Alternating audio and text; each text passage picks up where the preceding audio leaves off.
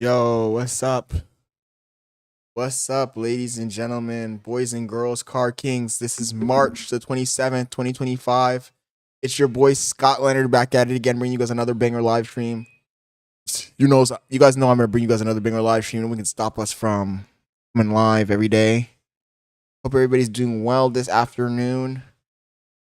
Oh, we've been going through a content drought. Today I didn't do much, to be honest.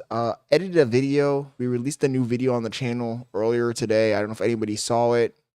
If you haven't watched the video already, go ahead and check that out. It was pretty good. It's actually about streaming, so it's a little bit of a meta. You know, breaking the fourth wall here. But other than that, we didn't do much today. I chilled. Got some work done with the career.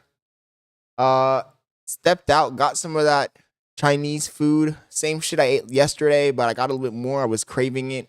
Don't know why, but it was pretty good. Took a nap. Damn, actually, now that I think about it, I really didn't do much at all today. Oh, we went to the supermarket today as well. Shit. And I thought to myself, like, damn, if I had brought my camera with me. You guys know I want to do a freaking Walmart stream. You guys know I want to do the Walmart. I've been talking about this for a while. I want to do a Walmart stream. Bailey's in the background screaming no. So you guys know sooner or later we're going to be doing our Walmart stream. I just need to remember to bring the camera with me next time. Other than that, I slept. Pretty lazy day. I just took my painkillers. I didn't take any hydrocodone, but I was tempted to take some. Tonight we need to get our viewership up. Tonight we need to blow up. So if you guys are joining the stream, please make sure you subscribe. Please make sure you subscribe. We've been going through a content drought. I think what I'm going to do is start off the stream by reacting to Sneeko. Sneeko's live right now on Party App. We'll watch a little bit of Sneeko. And after that, we'll jump into the content playlist. Let's go. Let's see what this guy's up to. I think he's still in Saudi Arabia. If it's boring, we'll jump out of it, though.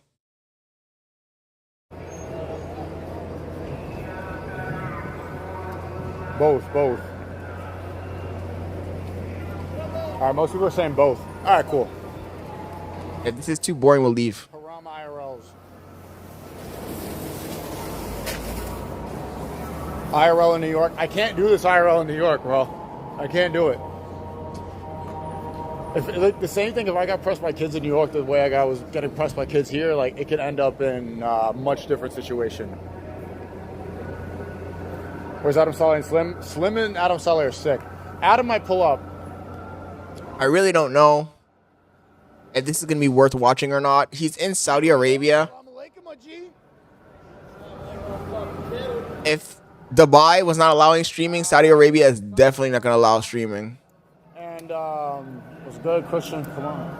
What up? We're going to Magic Cuba. Yeah, sure. Where are you from? UK. From the UK, innit? Nah. From the UK. Australians say that, not the UK. No, London people from London say that. Yeah, watching Sneeko participate in his cult, not for me. No offense to any Muslims in the chat.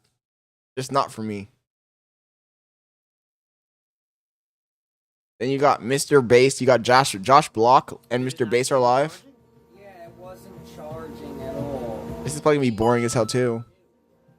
Max donated $500. Just kidding. It sent $15. Josh, why don't we get some liquor going to take the edge off of having $12,000 handed to you after having $3,000 handed to you for being... Nah. No, don't play stupid. Technology doesn't just break for no reason. What are you talking about? Can you imagine if he was faking it? This thing wouldn't charge. It doesn't just stop working for no reason. Maybe we plugged in the wrong... You know this apartment has cockroaches. You don't understand. Technology doesn't just malfunction That- for no reason. You know this apartment has cockroaches, and probably rats too. New York? You're saying I might have done it on purpose? You did something. Why would I do it? I want you... Shut the fuck up, bitch! Nah. If I yell, Josh feels that he That's doesn't it. have to I'm yell. throwing out my. No, I yelled for you. You can't do that. Didn't Degenerates. I'm done with TikTok. I'm done with Instagram. I'm throwing my phone away and working at Burger King. Finally, he found his goal, his purpose in life. It's my only difference. What if they get my? He says, I have to. It's my only. How am I gonna That's go? funny. Do you know how many people are unhappy in their lives and the only happiness they get is watching you? That's cap. Obligation to all the people What if out he there. finds out where I'm staying and they get my passport? How am I gonna go to Costa Rica? I spent so much money to go there. I know, you're gonna be fine. You're gonna be good. So much cap. You wanna reset your teeth? Now I remember why I don't watch these guys, because the music. They always have music in the background. If I lose Type that shit. passport, I can never travel ever again. What am I gonna If I use that password, I can never travel. I shouldn't make fun of his voice, to be honest. live in America to be bound to America for life? It's a death sentence. Man, this nigga talking crazy for real. If I get my passport taken. I didn't realize. I knew he's autistic. I thought he was like, autistic. Okay, let me Maybe he's like- read what Ed Bass messaged. He has Asperger's, maybe. I don't know. He's sent $15. Hey Ed Basemaster, if you was smart you would get away from piece of shit Mr. Based cause he's going to ruin your reputation, man. Yeah, I am wasting $15 twice on this deadbeat. What do I do if I lose my passport? I can never travel again. We go to the Empire State Building and they have an agency takes in the lobby. years to get Takes a new 2 days. passport. 2 days for $300. Homies, takes years to get a new passport. It takes years. Did you read what Ed said? Yes, it's not that simple. It's All these guys do is drink, smoke, and yap. But I don't know. I don't feel like watching this right now. I should probably stick to one thing and just watch. But I don't know. Lately, we've been going through a dry spell. And I kind of don't feel like watching restreaming. Because that's essentially what we're going to be doing if we watch this fool is restreaming. I don't really have that much commentary. And I don't want to sit here and just kind of, watch and repeat what I'm seeing. So if you guys are joining the broadcast, we're trying to figure out what we're going to watch tonight. I have a playlist. I think I'm just going to jump right into the playlist. I was hoping that Jack Doherty would be live. We have never reacted to Jack Doherty live, to be honest. Even though, admittedly, his streams are pretty boring when you're actually watching the stream. Watching highlights versus watching stream are two different things. The highlights always have the best parts. The streams are usually ass.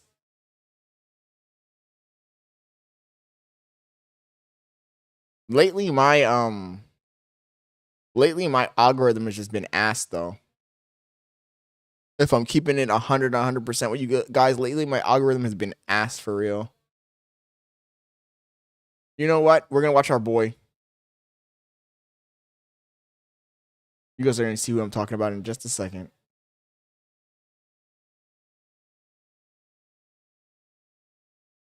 There's so much things on here. My algorithm is so dead. If you guys are joining the stream, how you doing? Hope everybody's having a great afternoon. We're gonna watch our boy Kurt. And Kurt better not copyright us. Latina Madness at Rio Carnival. That's the name of the stream. Latina Madness at Rio Carnival. Kurt's Kaz. I used to watch this guy all the time. This guy is such a degenerate. Every country he goes to, he gets a bitch. Every country he goes to, he gets a bitch. Let's see. He's in Brazil. Brazil. Tá no Brasil. Caralho.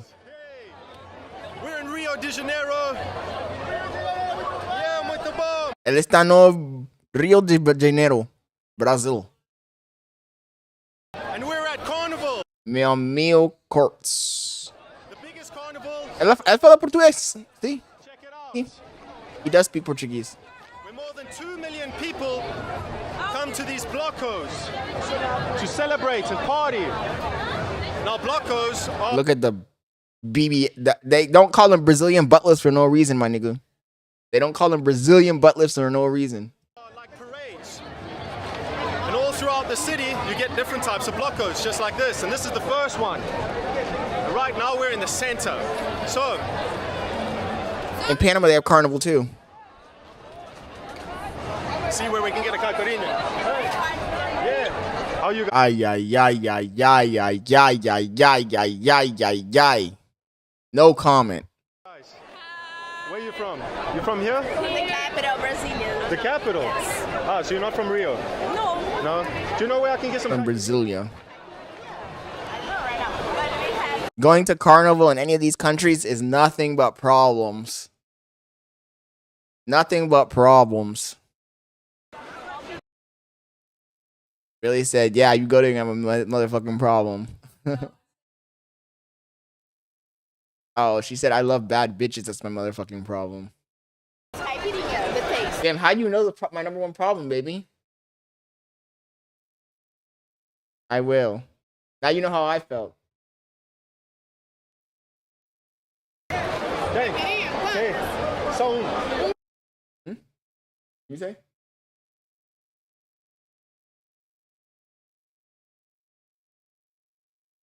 I was thirsty. She just asked me why am I drinking her ginger ale. Her gin juice. Thank you. Let me get another one actually.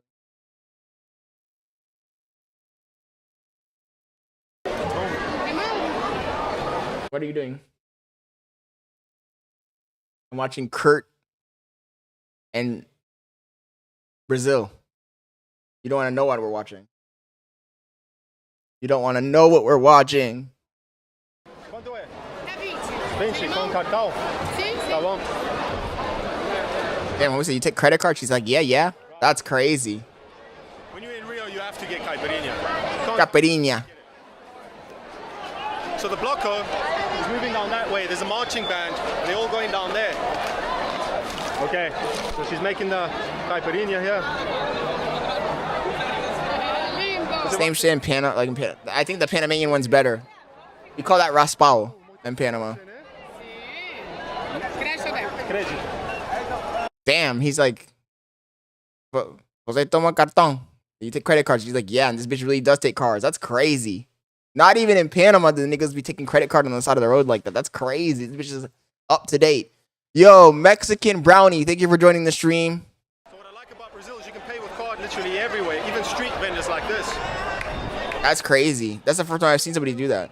Ciao, ciao. You can get a pic. Yes, bro. Yeah. Just take one. What's your name again? Kurt. Kurt, of course. Oh. Let's go. Kurt is a player from the Himalaya. German. I think he's German. Yes, man. Okay, cutscenes. Right.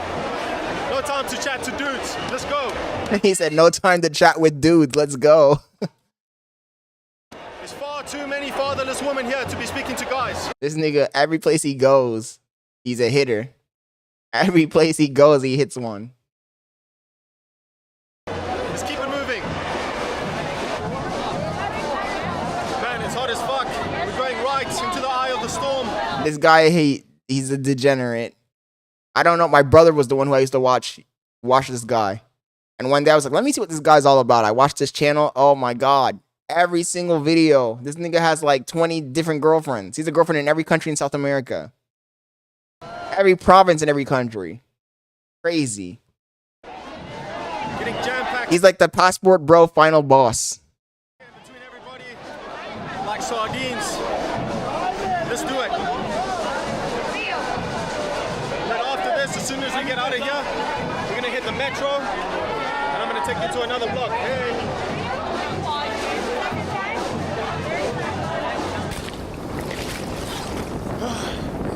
This video is sponsored by Rich.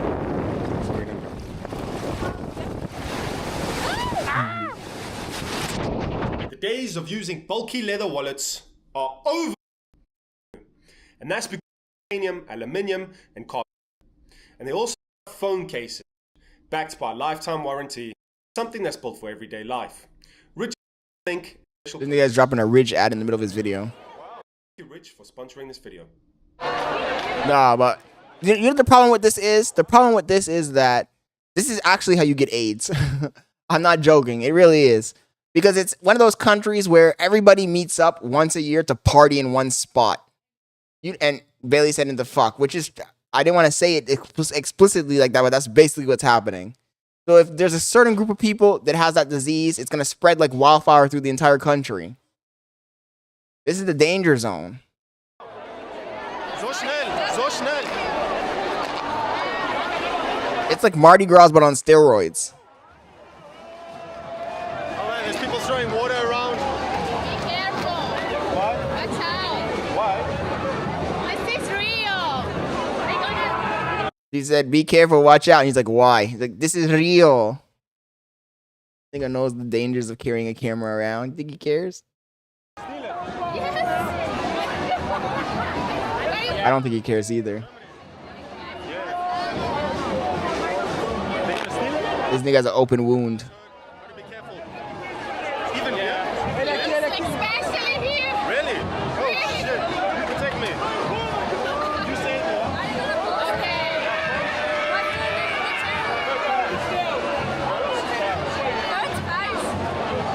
Nah. I'm surprised this Kurtz guy doesn't live stream. I feel like he'd be cut out for to be a really good IRL live streamer. Oh man, gotta hold on tight to this damn camera. All the vendedores trying to get through. Oh, it is fucking chaos. Whoa. What I don't understand with this is the difference between Carnival in Brazil versus Carnival in other countries. For example, in Panama, when they have the Carnival, there's water like everywhere. Like there would be water trucks shooting water at these people. There'd be water like flying from the balconies and shit. Like these guys are just walking. They're having like a procession in the sun with no water, just sweat. It's just sweat. It is disgusting. It's like there's literally no. How are they even keeping cool? It's probably like 90 degrees there. No, what am I talking about? 90. It's probably like 100 degrees. It's February. Carnival is in February. If somebody try to steal, you punch them, right? Right. Listen, I'm from Rio. You can from steal Rio. from my German friend. That's it. Right? That's it. Oh, she knows who he is. Or does everybody just knows niggas German? What is the name of this block? Love songs. Love songs? Yes, literally. But there really is no water. Like, what the fuck is going on? Fucking boiling. Fucking boiling, mate. I haven't had any breakfast. This is the first thing of the day. This looks like torture to me.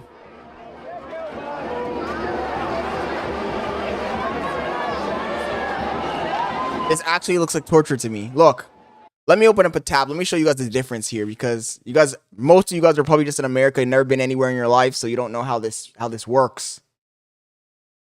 But if we go to YouTube, we go to Carnival and put Panama, you'll see the difference. Like this, Bailey said she takes offense to that. Look at this. Carnival, Panama.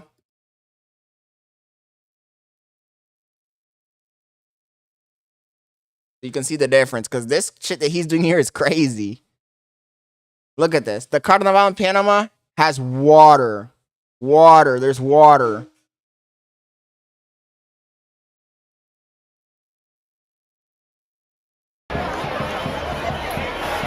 I'm not sure. What? We have ants. We have out on. What kind? Can you do me a favor and can you watch those? Okay, don't. I'll just turn the water for me then and put it in the sink. Well, they can because there's food in the sink. Like.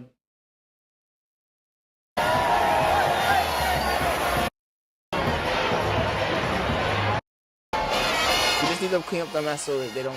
Oh, I'll clean it up. Just turn the water on for me and turn on the water in the sink. You guys see the difference? There's water. They're splashing the people with water. See the water.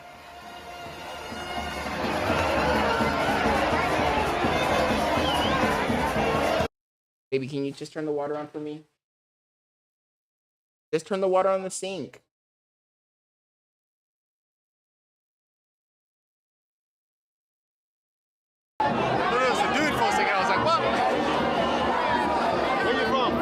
Oi? De onde é você? Daqui mesmo, do Rio. Rio de Janeiro. É.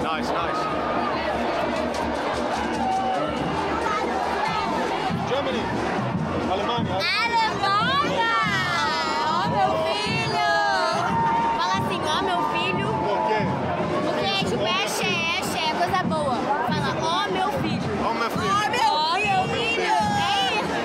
Ô, meu filho. Why are they saying that? All they're saying is, "Oh my son, oh my son." Like, what does? I don't understand what the. Somebody's watching me. Why that was funny. How many girls you kissed here? How many girls you've kissed here? She asks. I don't know. I just got here. The VIP man doesn't kiss anything. Too slow. Too slow. Yeah. The VIP man only kisses tens. This is crazy, actually. How many boys have you kissed? You could be the first. I could be the first. Nah, she tripping. Nah, this guy's on demon time for real. For real, for real. Gave in. Fuck. 3 minutes in. Already folded. Guys. Damn, chat. Let me go wash these dishes really quick. I'll be right back. Let me just pause the stream. Give me a second.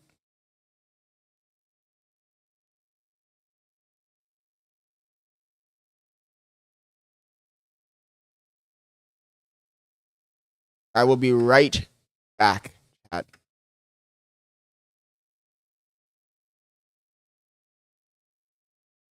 Let me just check my description here. Make sure we're good. And if we are, I will be right back.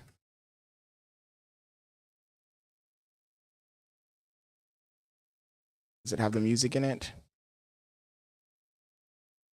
It does not have it in here. Give me a sec. Let me just add something to my description. I'm going to pause the video for just a second. I'll be right back. I just got to go wash some dishes really quick. Throw it in right here.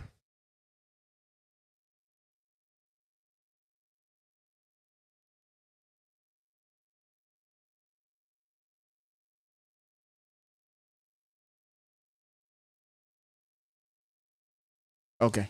Be right back, guys.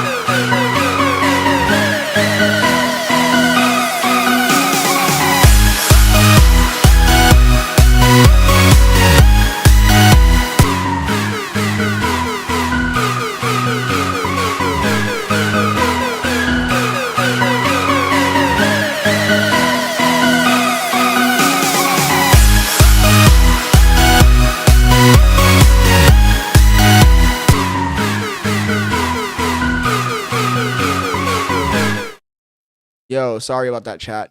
I had to go wash some dishes because they've been sitting in the thing for like a whole day. Anyways, back to the video. Yo, Phantom, thank you for joining, bro. This guy, you know who this guy is, Phantom? This guy's a menace, bro. He's a menace. What the fuck? Guys, when I thought of carnival, I thought of hot chicks, hot Brazilian girls dancing around to samba. But nah, half the people here are dudes in dresses. Half the people here are part of the LGTV community. He said half the people here are part of the LGBT community. You know, it's crazy though. He's right. I'm looking at the background. I was like, what the hell? They've definitely taken over this shit. Phantom's a straight IRL goon. For real, bro. This nigga I was saying has a girlfriend in every freaking province of Central America. Oh, fuck, sorry. Not every country of Central America, every province. He has multiple girlfriends per country. Let's get to the metro. So we made it out of the carnival. Also, I don't understand how Carnival in Brazil has no water. Did you see the video I pulled up at Panama? Panama celebrates Carnival too, and their Carnival has water. This shit that he just showed us was crazy. These niggas were dancing in their own sweat. We'll watch where we go, because it gets quite dodgy. Let's get to the metro, and then from there, we're gonna go down south, because there's more blocos. There was no water there.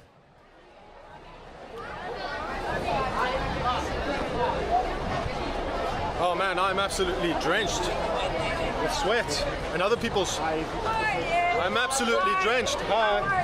Fine, and you? You're in a vlog. Yeah, you're in a vlog now. You came into the vlog. Wow. Over here we have Shakira. No, that's crazy. Can you imagine? This guy's probably like what? 35, 40, the guy with the wig. He's 8 months pregnant. That's crazy. And Sir Henry Morgan. Wow.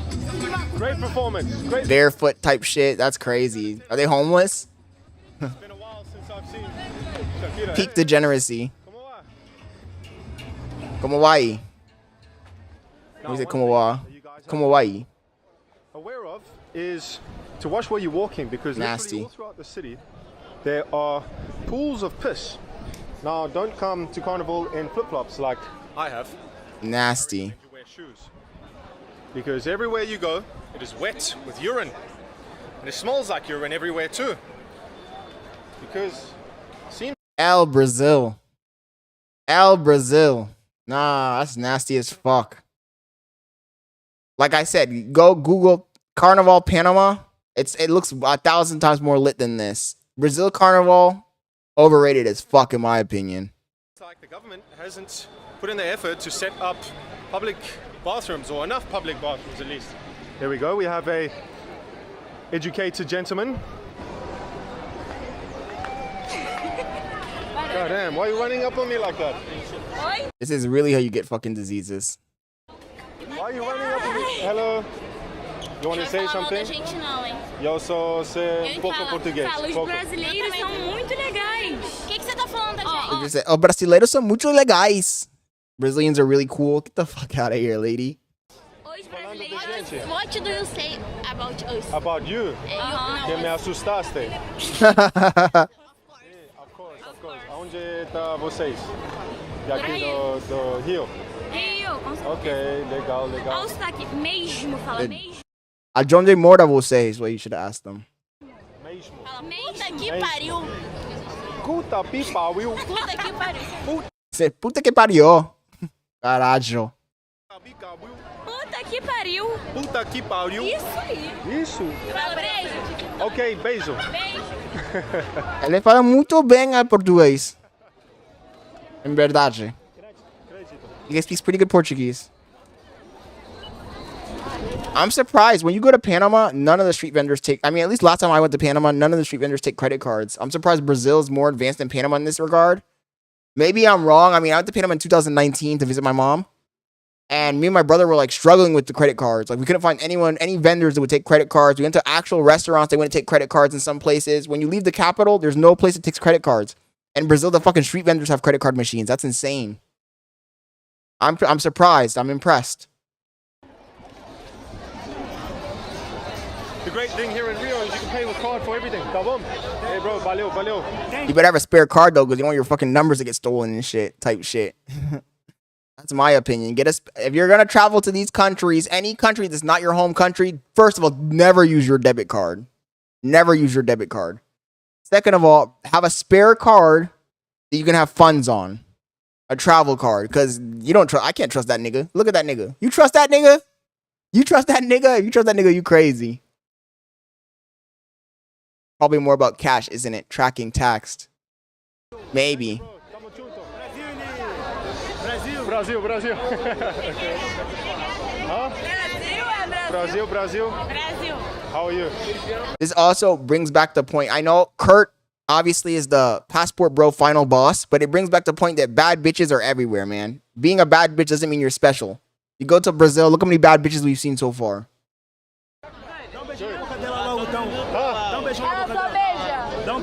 Oh yeah, the fees, Phantom. And overseas, there's hella fees. What do you say? Basic. I'm allergic. Allergic. Say that. Bitch said beso. He's like, I'm allergic. I'm allergic to whores. Nah. No. I don't want. VIP man only kisses tens, bro. I'm gonna say VIP man only kisses tens. VIP man only kisses tens. This nigga ain't tripping. He tripping for real. Literally everywhere. People just crowding up. Ain't you that guy from the YouTube channel? It's my lookalike, man. It's not really me. It's not really you? It's not really me. From South Africa? I'm from Sweden. You're from Sweden? Nice meeting you. See, bro. Right, so we made it to some. He does look. There is another guy from South Africa. He looks like him. I can't remember the guy's name. We have an elf over here. Mega Passport Bros. Yo, great. How you doing, bro? Hope you're having a good afternoon, man. We're watching a little bit of Kurt. Latina Madness and Rio Carnival. This Rio Carnival looks like hell on earth. I'm not gonna lie. There's no water anywhere. What the fuck? You know, growing up in Central America, living in Panama, I thought the carnival was celebrated similarly in all the countries. But now I'm seeing it's not celebrated the same way. In Panama, there's like giant trucks that shoot water at the people while they're standing around and shit. Brazil, it looks like you just stand around in the heat. They're just standing around in the heat. No water. This is crazy. There's no water. There's no water trucks. There's nothing. They're just in the sun. The fuck? You know how hot it is? Probably it's this carnival is celebrated in February, at the end of February, February 27th, 28th, that week. That's summertime in these fucking countries, bro. It's probably hot as balls. It's probably 110 degrees there. Nah. That's wild work. A lot of pickpockets is here that come to take advantage of the carnival, right? Take advantage of all the drunk people. We have to really keep an eye on our bag here. And if you come... Yo, Grim, thank you for joining the stream, man. Hope you're having a good afternoon, bro. Make sure that you use one of these bags. We're watching the Passport Bro final boss here. Keys, etc. Because, yeah, if you keep it in your pockets, you can easily just get snatched out of there. I'm not gonna lie, I've been seeing a lot of nice booties, though. A lot of nice ass, bro. Let's keep it a buck. Brazil looks lit. But at the same time, like, you don't want to be in one of these countries where every year there's a congregation of people, because that's how diseases run rampant, bro. Every year the entire country celebrates. They're all getting drunk and fucking. Nah. This seems like a good place to speak to some females. Yeah, that's disgusting. And then it's like the homosexuals took over the fucking carnival from what I can see. What the fuck? Right, guys. We're in the metro. Great way to fucking catch AIDS. Yeah, Grim, this guy is the Passport Bro final boss. He's the Passport Bro final boss. Everywhere he goes, he gets a bitch. Okay, here we go. We're going to the south of the city. Man, there's our train. Let's go. Oh, shit. That train looks lacking. Fuck, we missed it. Fucking hell. That train looks lacking. For real, that train looks lacking. We're going to Copacabana, the most Yo, Static, thank you for joining the stream, bro. We're watching Kirk. What's this guy's username? His full name. Kirk Kaz. The name of the video is Latina Madness at Rio Carnival. This guy is the Password Bro final boss. Popular neighborhood in Rio. And then we're gonna go to Ipanema. Check it out. It's a metro station. Nice. But a fairly empty train. After this video, we should probably watch Carnival Panama so you guys can see the difference between Panama Carnival and Brazil Carnival. Because I didn't even know that shit was different. I'm just gonna speak Spanish here. Can't be arsed speaking Portuguese. You better hold that camera tight because this is where you get your shit robbed. This is where you get your shit robbed. Right, you're boarding the fucking train. The train's about to leave. A nigga just jumps on, grabs that shit from your hand, and jumps out. This is where you get robbed.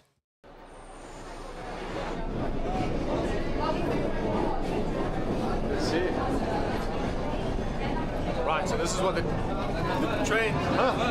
Static says all the tribal girls amazed over blonde hair, blue eyes. For real though, this nigga thinks he's a conquistador. This nigga on that conquistador fucking vibe. Right, guys, this is our stop. Where everybody else is getting out. Nigga said he's about to colonize. Nah, that shit was horrible. Right, guys. Hell on earth. Degeneracy, peak degeneracy. The south side of the city. The whole vibe has changed. There's a lot more, younger people. The typical. Bro thinks he's like King Charles or something. For real. Crowd, right? This nigga thinks he's Vasco Nuez de Balboa. Watch out when you direct something here because they're stealing. They're stealing. Yeah, because someone can rob you. Really? Yeah. Yeah. Okay. Like so many people have told them the same fucking thing. Someone's gonna rob you. Just warning. Thank you, bro. Where's the bloco, man? Bloco? Where is it? Promoción, salgo y refresco. $9, 9 reales. Okay. See you guys, huh?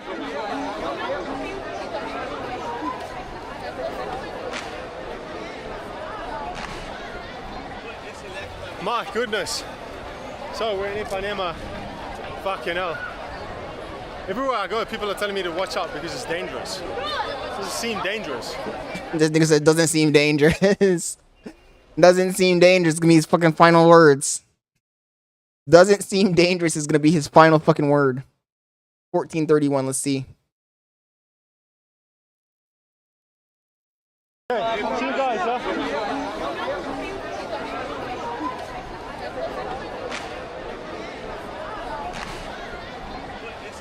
My goodness. And this nigga be going to like the most remote parts of the country too. Like the border with Colombia and shit, the border with Peru and shit. So we're in Ipanema. Fucking hell. Everywhere I go, people are telling me to watch out because it's dangerous. It doesn't seem dangerous. Seems okay to me. Wait. No matter how drunk I am, you'll never convince me to put on a dress or a skirt. Ever. I'll never do such a thing. What's up, man? No fucking water. Where's the bloco, bro? Left to right. Right? Okay. All right. Damn. Stretching out. Stretching out. Okay. And this shit's during the day. Imagine at night. At night is when it really gets crazy. So apparently the bloco is starting over here. Let's see. Man, see, it seems alright so far, hey? Seems alright. Still seems like a bit of a parade. There's some beauties. Shit parade. Hi, how are you? What's your name? Carajo. No, vem cá, Kyle. Hey, bro, what's up? What's up? You like it? Nigga's mad skinny, bro. Look at this shit. Kurtz. Yeah, Vem cá, Kurtz. Yeah, bro, what's up? Hey. Kurtz. Nice, man. Thank you, bro. Enjoy Carnaval in Rio de Janeiro. Thank you, man. Where you guys going? Aonde vai vocês? Onde tem bloco? Ipanema. Ipanema? Onde estamos agora? Ipanema. Ipanema. Seu Okay. Instagram. Oh, Instagram, see. Raising up the chocolate beauties, bro. That's crazy. This nigga's living life on easy mode. How greedy. This nigga's living life on easy mode, bro. Like, this nigga just lands and bitches be like, here's my Instagram. Here's my number. Jesus fucking Christ. Passport bro, final boss over here. Fucking Conquistador fucking Andy over here. Let's go. That's me. O que vai fazer mais tarde? Eu vou caminhar por ali. Okay, obrigado, eh? Ciao. Man, gotta be careful here. I don't know if there was a fucking chick with a dick or... Homie said, I don't know if that was a chick with the dick or what. That's crazy. This nigga's crazy as hell. Gotta be careful. Lots of transformers around here, bruv. Yeah. He said, lots of transformers around here, bro. Hey. You famous? A little bit. You very seguidores. Como se fala seguidores em inglês? Gostei. Damn. We're famous Que você tem muchos seguidores, what they wanted to say. in Rio, bro. Yes, bro. Yes, bro. He has a lot of fucking followers in Brazil, which is crazy. Beach? Okay. That way? Okay. Very longe. Freedom of speech, they're on another level. I mean, who's gonna enforce it? Who's gonna enforce the law there? Nobody. You can do whatever you want, basically. Just don't get caught. We just need some ladies to recognize us now. Let's go. Let's go. Let's go. Just don't get caught, that's all.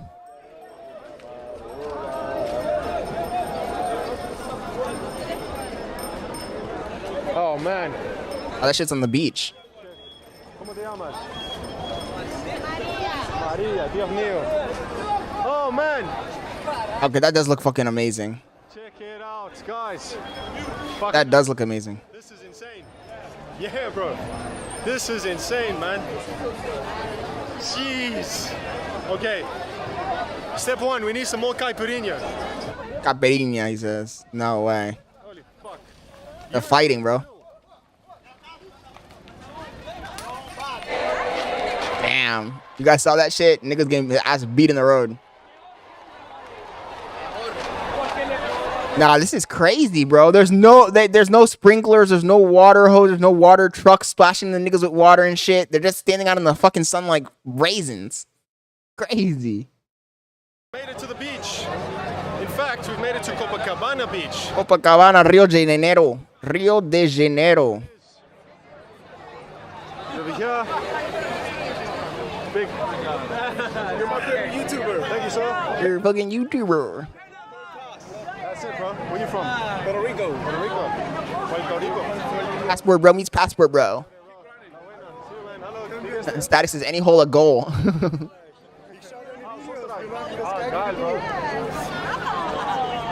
Go, man. Let's go to the beach. Yeah, this guy's on another level, Kanai. If they lay these pipes out, they got little holes in them. I don't know if you can see. I don't want to go too close, so it's going to wet my camera. They got little holes in them to spray the sand, to keep the sand wet. That's smart. Walk along the beach without flip-flops, so that the sand doesn't burn your feet because the sand's really hot. So, Finally, some fucking water. this is Copacabana. We're pretty much in the beginning. Hello. Tudo bem? De onde você? De aqui, Rio? Sim, do Rio. Ah, que legal, legal. He speaks good Portuguese, but he could use some work. Right. Chocolate lady's checking me out. I'm too afraid to speak. Anyways, He said, "Você mora aqui no Rio?" That's what you should ask them. Do you live here in Rio? hey mate. But he asked him, "Where are you from?" Holy smokes. It is absolutely packed. That is fucking beautiful, bro. My goodness. Melios. That's fucking beautiful. So what we'll do, Waste of water, donate it. and then we'll get a chair or something. We'll get a chair to sit. That is beautiful. We'll actually enjoy the beach for a change. Hey bro, valeu, valeu. Except that the water's not like crystal clear or anything.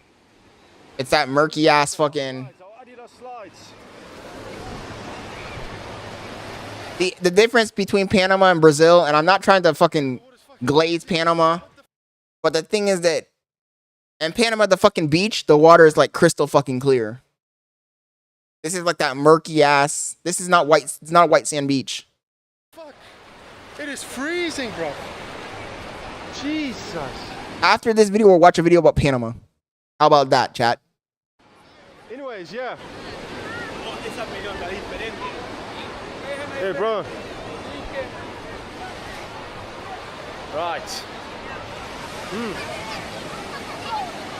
The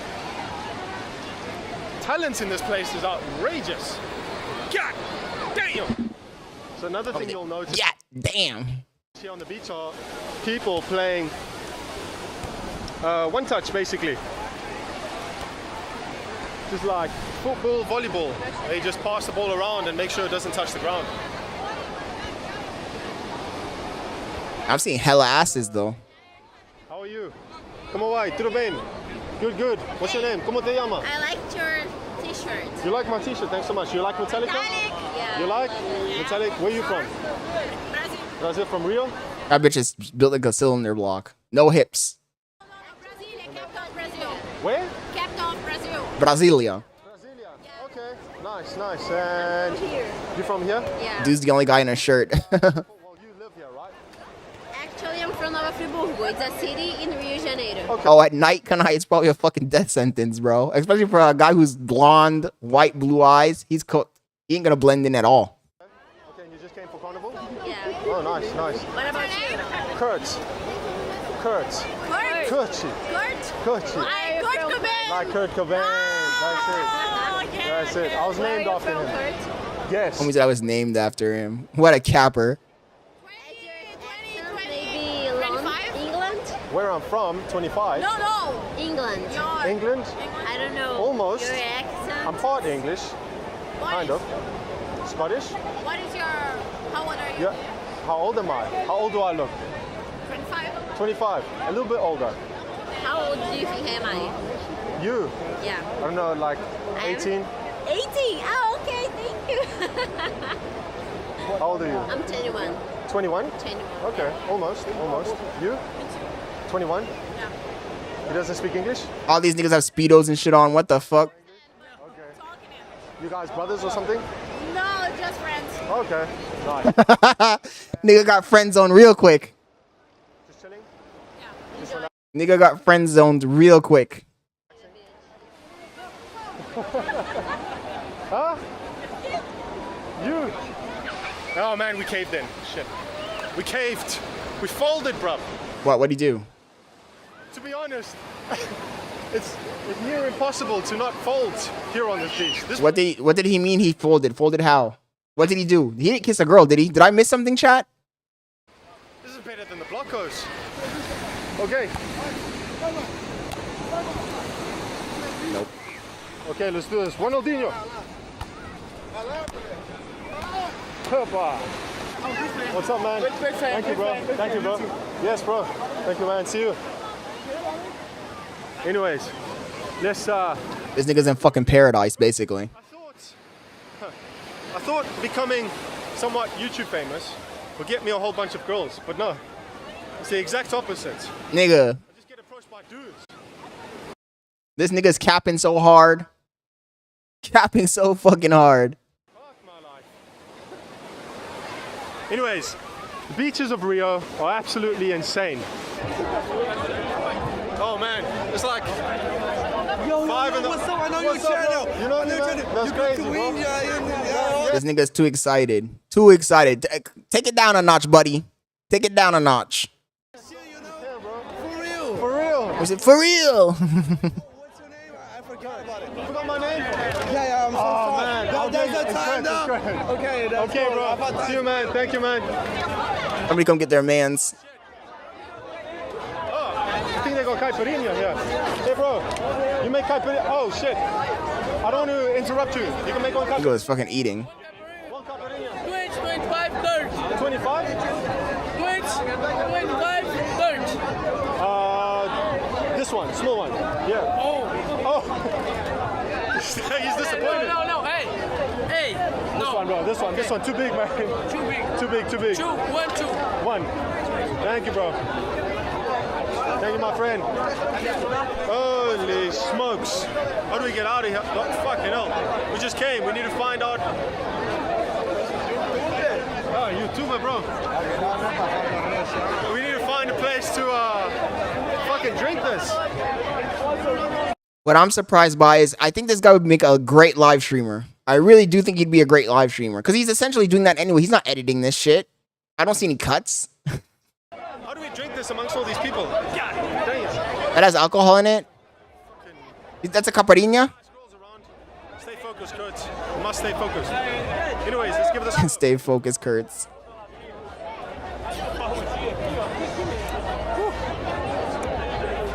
Pretty strong. Holy smokes. Hella people. Holy shit. Oh man, it smells like ass. Homie said it smells like ass. Made it to the beach. Hella people, bro. It's a beautiful landscape. I just think that the ocean here is not like, it's not like prime frickin' crystal clear water or anything. Like the Bahamas or the Caribbean. But it's the landscape itself looks fucking amazing. With the mountains in the background type shit. It is absolutely jam-packed. This must be the craziest beach I've ever seen in my life. In my life. Why is my chat not? Okay. Let me see something.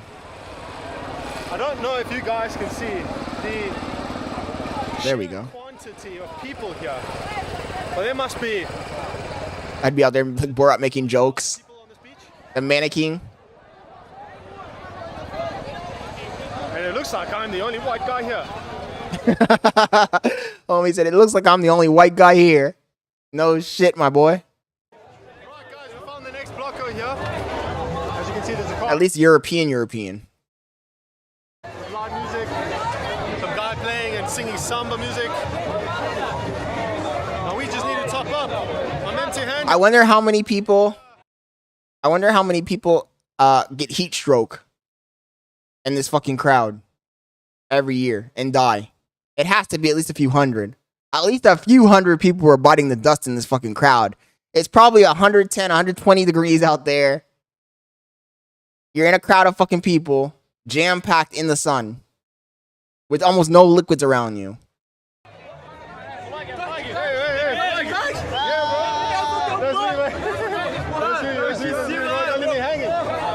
I wonder how many got the clap.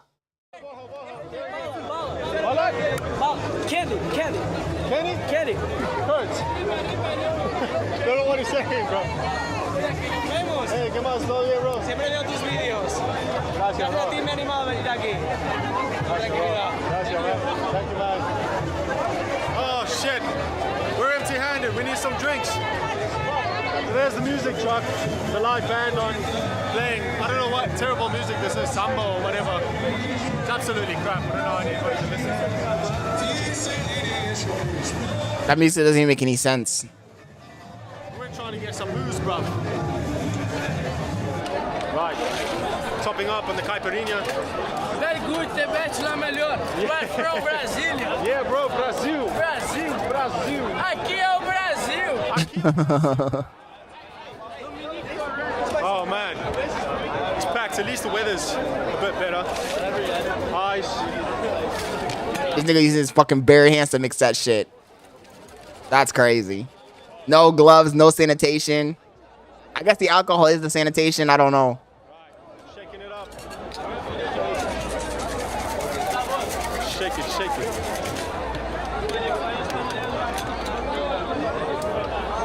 Posso pagar com cartão, né? Everybody takes cards. Ah, this is the big one, man. Big one, man. Yeah, he got me the big one. Everybody takes cards. Right. Grims is probably itching his ass and all. Dude's hustling. Yeah, homie, Kurtz asked him for the medium-sized one. He still gave him the big one. Get got. Come into this little side alley here. Not the side alley. Gotta get the nicotine fix in. Hello, tudo bem? Tudo bem. Opa. Tá fazendo vlog? Sim, vlog. Tá fazendo bloque. Fucking Brasilia accent. Oi. Oi, que mais, que mais? Só beijo. Que mais tem que falar? Is it just one kiss? What do you want to talk about? Okay, bye guys. Sua primeira vez no Rio? This is your first time in Brazil? My primeira vez no carnaval. This is his first time in Carnival. Sim, tá bom. Você é muito bonito. Oh my god, this nigga can't. Somebody stop this nigga. Somebody stop this nigga. The bitch is like, you're really pretty. You're really pretty. No fucking way. I mean, that bitch is ugly anyway, but still. You like any carnival, bro? Quick pumping thumbs. This nigga got some mad bitches coming up to him talking about, hey, você é muito bonito. You're very pretty. That's fucking crazy. I'm from Paris. Paris? Paris, Okay, bro. I follow you in the worst. Yeah, like right. when you went to the worst place in Colombia, I was like, man, I have to do this. And now I'm there, you know. And I'm going Up the lamppost. next month. This guy inspiring, you know, man. This nigga's a mini passport, bro. Talking about this nigga's inspiring. I'm from Paris. Follow this guy, man. Vive la France! Yeah, vive la France, bro. Long live Germany, man. Long live Germany. I'm like We 10% got to stand French, together, man, We have to especially stand- in this time, yeah, bro. In this time, the West Yeah. needs to come together. That's Yeah, right. yeah, Wow, yeah. that's a hot blonde Long girl live over Europe, there. you know, man. If that's Yeah, it, bro. fuck yeah, Long yeah, live that's Europe. it, That's man. it. Make Europe great Have a again, nice bro. day, bro. See you, Cheers. man. All the Bye. best. I have folded today way too many times. I'm a beaten soldier. We said I'm a beating soldier. I've given in. Cigarettes. Whatever the hell that was. Chaos. Right, we're gonna hang out over here. The smell of marijuana in the air, once again, is like the public air freshener here. W Sunset. Let's see. What's up, man? God damn. Wow. The amount of chocolate beauties around here is insane. The thing is, every time they make a move, I gotta put the camera away. Else I'm gonna get fucked up by one of my girlfriends.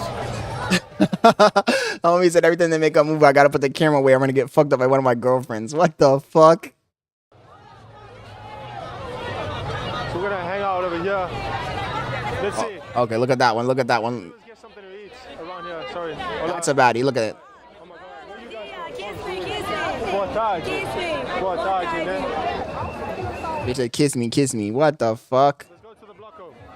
Oh man, I'm gonna get eaten up alive by one of my girlfriends if they see this. I'm a dead man. Nah, this nigga got 3 baddies following him. What the fuck?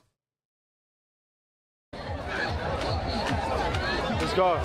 Yo, Batusai, thank you for joining the stream. Grim says, fuck the sunset. Want to get some buns wet? We must stay focused, brothers. We must stay focused. We have a task at hand. Oh, porra. This is good, man. You good? You good? What's up, man? You good? Oh man, it's working, guys. For a change, having some YouTube fame is actually working in my favor. These girls are, yeah, now they're following me now. This nigga has four baddies following him.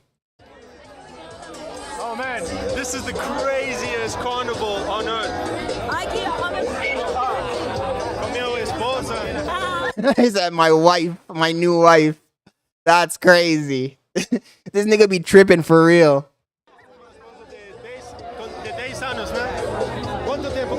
He said, how long have we been married? 10 years? Nah, this nigga be tripping, bro.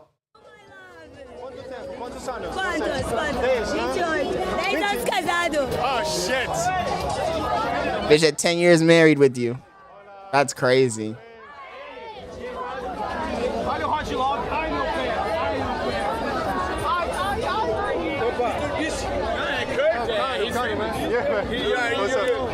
That's right, man. Que famoso! Eu quero como você tem internet, que porra! Oh shit, now she knows he's famous and shit.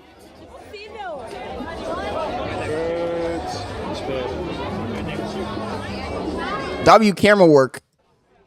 Right, over there we have 2 traps. You have to be careful. You have to know what Kurt got global motion. you're doing. Or she might kiss a chick with a dick, bro. Unless that's the way you swing, but. Homie said you gotta know what you're doing. You might kiss a chick with a dick. That's crazy. Kissing what bitches at random bitches in Carnival be insane, bro. No way. Don't do that shit. You're risking your life. You're risking getting fucking herpes, mouth herpes. I don't know, man. You have to be careful. You have to know. So, we're in another crowd. This whole fucking beach from Copacabana to Ipanema, to the end of Ipanema, is just packed. Ah, desculpa, né? Have you noticed no one else is recording? No one else is recording. Ok, você então. Você fala. Porque você é melhor. Olá, pessoal. Não, que isso? Se direto, agora. Olá, pessoal. Da onde? Na câmera, não Mas para mim. aonde? Você é da onde? De todo mundo. Oi, pessoas de todo mundo. Estamos aqui. That was a flex. That was a flex. She's like, where are you from? Where are you from? And he's like, everywhere, the whole world.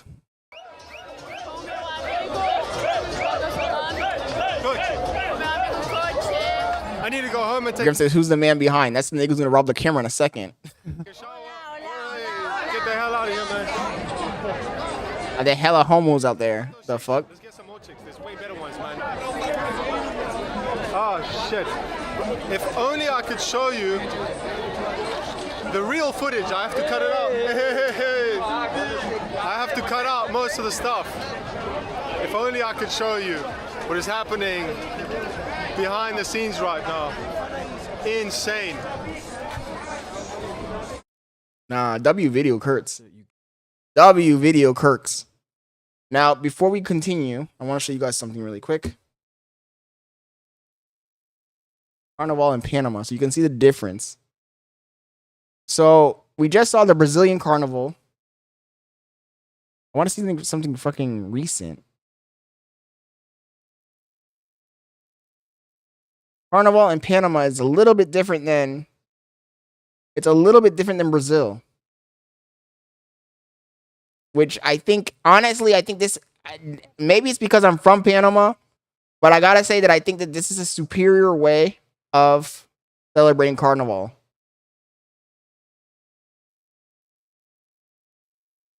Check it out. Hopefully I don't get copyright strike from this video. Carnival in Panama. Me pareció increíble ver cómo la multitud y las propias reinas se podían decir cosas como pobre, gorda, fea. La belleza de las carrozas es difícil de describir. Let me see if I can find a video of the actual... La experiencia del carnaval panameño. ¿Qué es Las Tablas? Las Tablas es un pequeño pueblito Las Tablas is the place where they celebrate the most. queda ubicado a 200 Here. reina alrededor de todo el parque y siempre van acompañados de música. In Panama, when they do the carnival processions, they always have water. You're not standing out here in the fucking sun with no goddamn water. Look.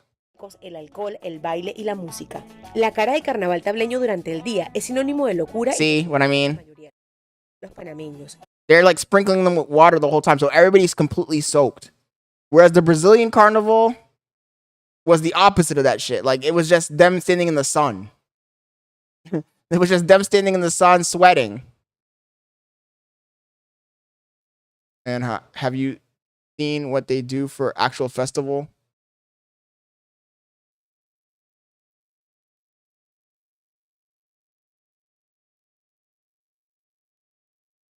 Yeah, they have floats and shit. But my point was that in Brazil, when they were walking around, it was just, there was no water. Like, they were just standing in the sun. The whole time they were standing in the sun.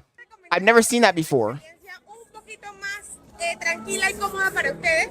I didn't realize that in Brazil, the carnival was celebrated that way. I'm trying to find the fucking good clip of Panama. You guys can see.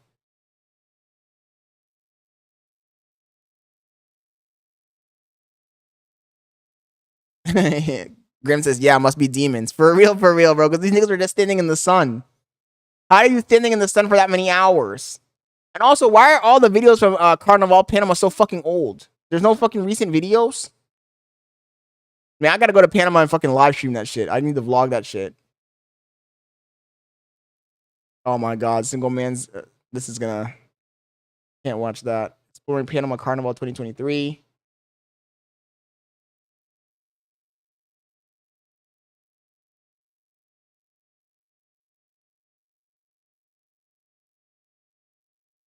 Carnival in Ecuador. Even Ecuador has water involved.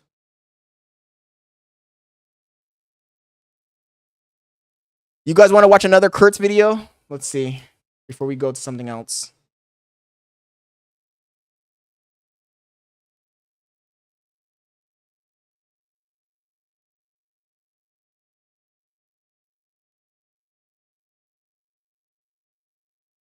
Colombia, most dangerous city. I want to find something else. It's Jamaica. First of all, this is his channel. Let's go to his channel. This nigga has 3 million subscribers. Jesus. Venice. Oh, he went to Venezuela? Okay, let's watch this one.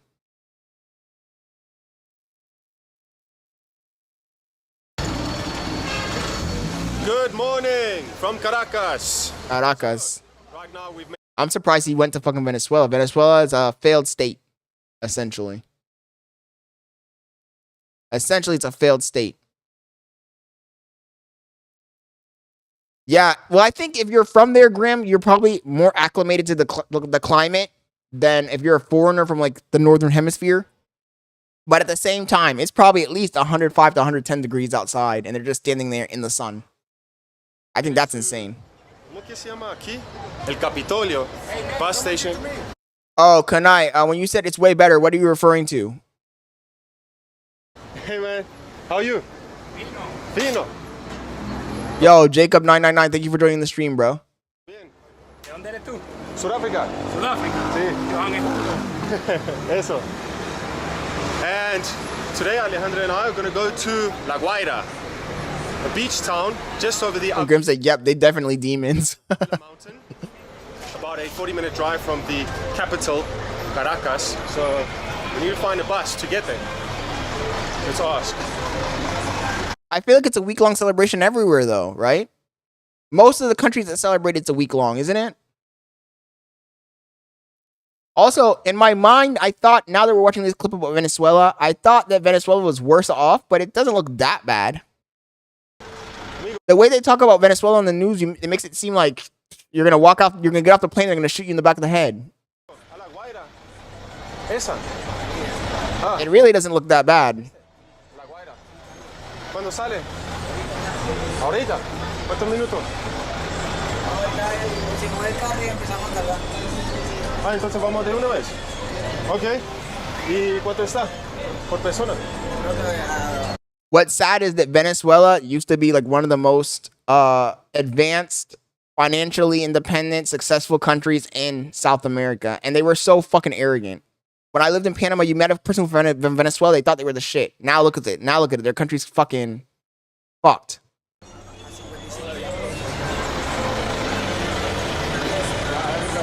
O este. Este. Okay. Creo que este, pero él... You never know. Definitely added 45 for him. What's happening? One bus operator wants you to go with him, and the next ones, they only leave in 20 minutes. And there's a bus that's leaving now, but they don't want you to go with them because they're taking your clients. Yeah, it's complicated. ¿Cuándo van a salir? Ahora. Ahora, ¿van a salir? It's crazy when a society collapses, though. You go from being one of the most advanced cities to being a shithole, basically. En este no hay espacio. ¿Qué parte vamos a ver? En La Guaira. ¿Qué parte? La playa principal, el pueblo principal, para ir a la playa, ¿cuál es? A la playa, este. Okay. You see, one guy wants business, but then the next one takes it. So we're going in this bus. ¿Ah? Sí, Dos. Tres. Justamente tres. Muchas gracias, amigo. Let's go. Right. So, bus is full. Damn, it's jam-packed. Quiero una Venezuela hermosa, activa y carismática que como principio hablar de cosas que los que son venezolanos en esta bella tarde y entre todos y para todos nos regalemos las buenas tardes. The world's fastest speaker. Buenas tardes. Ya, mi gente, que ustedes me pueden dar la buena tarde con más ánimo y más alegría. El que no me dé la buena tarde bien fuerte es más... I hate these fucking guys. They have these motherfuckers in Panama, too.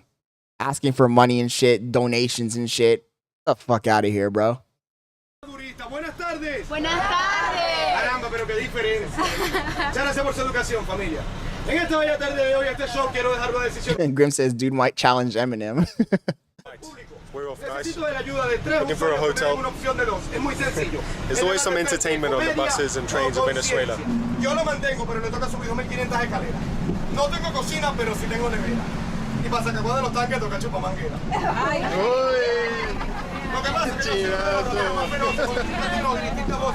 yo soy ese rapero que salió del closet. Oh my god, a gay rapper? No fucking way. Yeah, I can speak Spanish. Yo hablo español y tambón eu falo portugués. Improvisando siempre me desplazo sacando sonrisa por donde paso. Bon, estoy aprendiendo a hablar portugués. Pero sí hablo español. Nigga said, hola, Scott. Homie said, ¿dónde está la biblioteca? Regáleme un pequeño aplauso. Right, so passing the Avila, that little community up there on the mountain is called Galipan. And now we're on the highway. Grim says, why he don't have her tongue him? Better moves. Making our way to La Guaira, different states. Is that a tunnel?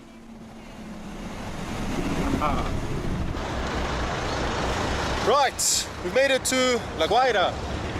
Doesn't look that bad. Just need to go to the hotel. We found one. Venezuela's most dangerous beach. Roads look desolate though. Close park, yeah. Oh. He looks mad young, I'm not gonna lie.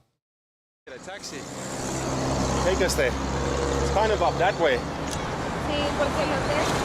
Damn, the last time I was here, it was all abandoned and quiet, and now there's a lot of movement going on. There's a lot of cars and people and buildings.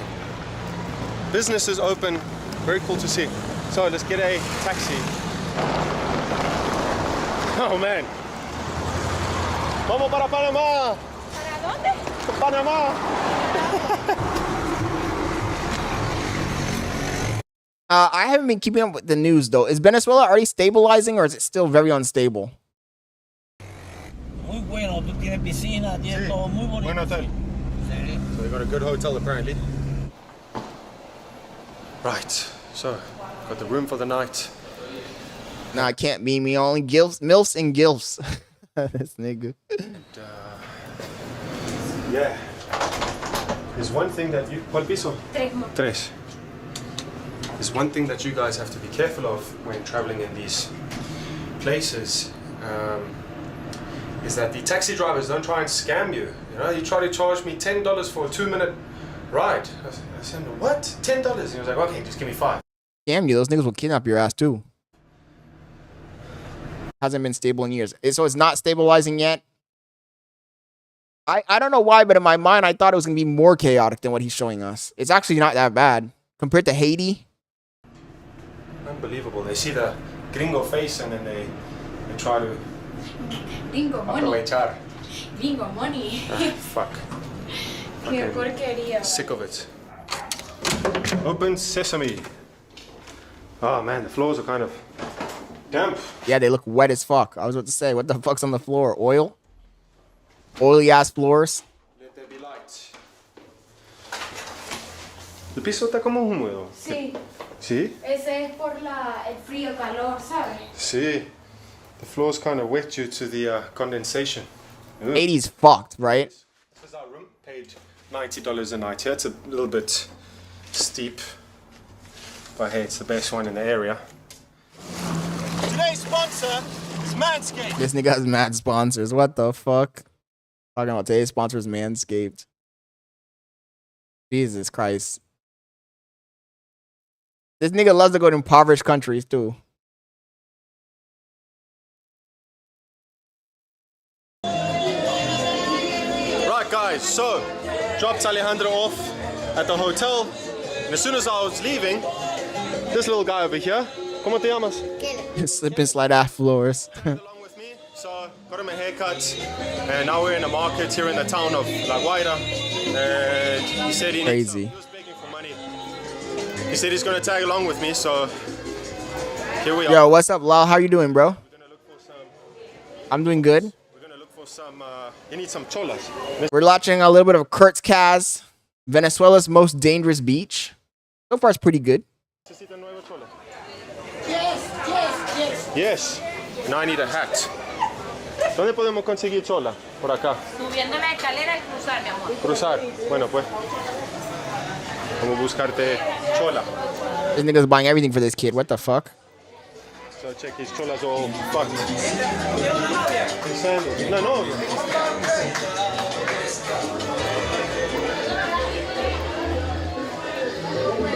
Looking for some sandals. Well, this guy, it's hot as fuck. ¿Qué más? ¿Todo bien? So, wait, get your sub? What do you mean? Get your sub wired up? What do you mean by that? I watch this guy actually. Yeah, everybody watches this guy. This guy's passport bro numero uno. Showing me around, and he hinted that he needed some new sandals and a haircut. So Grim says that smile saying he going back there when the cam's off.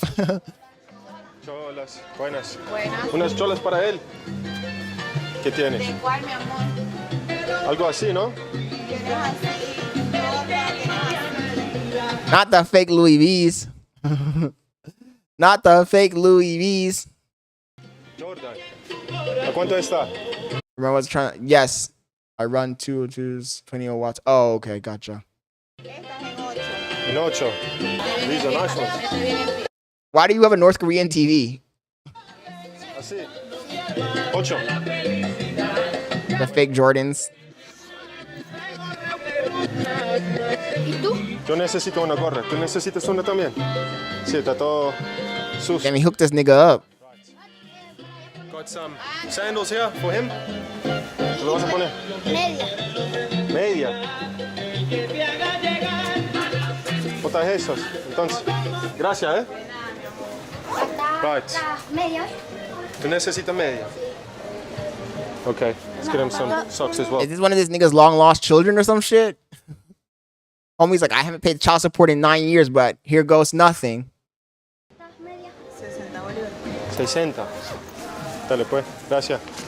Vamos. So he's got some socks, some cholas, some new flip-flops. Vamos a buscar una gorra. KC Kurt Kaz. ¿Qué pasó, familia? Okay, this one. ¿Cuánto sale eso? Dale $5. 5. Dale, esa para mí. Okay, como mi nombre. The case. Ain't no way that shit costs $5. Customized just for me. ¿Tú quieres esa? ¿Cuánto está? 5 también. 5. Probably one of his village kids. For real, because this nigga's giving him too much. For Kurt Kaz. Perfect. Eso es mi nombre. Kurt Kaz. Sí. Sí. ¿Te gusta esa? Daffy Duck. Okay. Nah, he hooked that kid up. Okay, muchas gracias, eh? Right, so I got my Kurt Kaz hat. He's got his Daffy Duck hat. And now I'm gonna go up into the hood to show you guys. So, check it out. This is the community of La Guaira. This is like the center. You can see up here. Nah. All of these neighborhoods and these barrios that are built on the hill of La Guaira used to be extremely dangerous. This nigga's in the favela. ¿Lo vas a poner? This nigga ain't have socks in his whole life, probably. The fuck? Who the fuck wears socks with chanclas? Como en el barrio donde hay una vista al mar. No entendí. ¿Qué dijo? Who the fuck wears socks with chanclas? This nigga ain't wear a sock in his entire life. Homie's excited to put in the socks. He's living large now.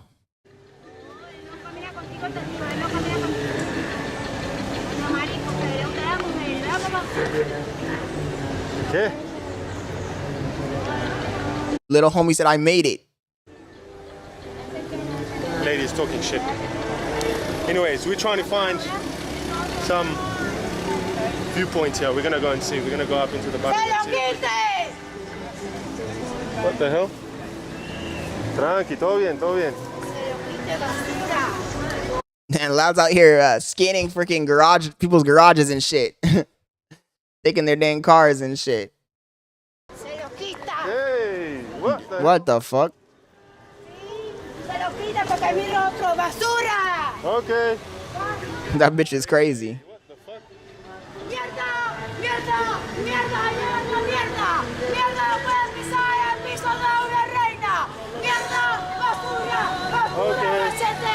So walk behind. Look how she's trying to hit me. Yeah. See, okay. Yeah. Nah, that bitch is crazy. Crazy bitch. Insane. What the fuck is wrong with her?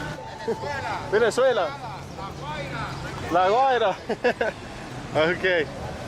So, got a little plaza over here where they're all hanging out. I think it should be illegal for them to sell that flipper fucking device. That shit's crazy. Grim says at least get the same color socks as the shirt. Yeah. So I want to get to this viewpoint and I'm going to leave this chicky bugger. My favorite dessert? Oh, he's got to leave me alone so I can go. My favorite dessert, I'm going to say New York cheesecake. New York cheesecake. How come? So, two. That's how you get robbed. Yay. That's how you get robbed. Two chicky buggers walking around the hoods of La Guaira.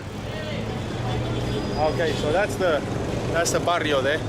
You see a car going slow like that, pacing you? Nah, no, thank you, nigga.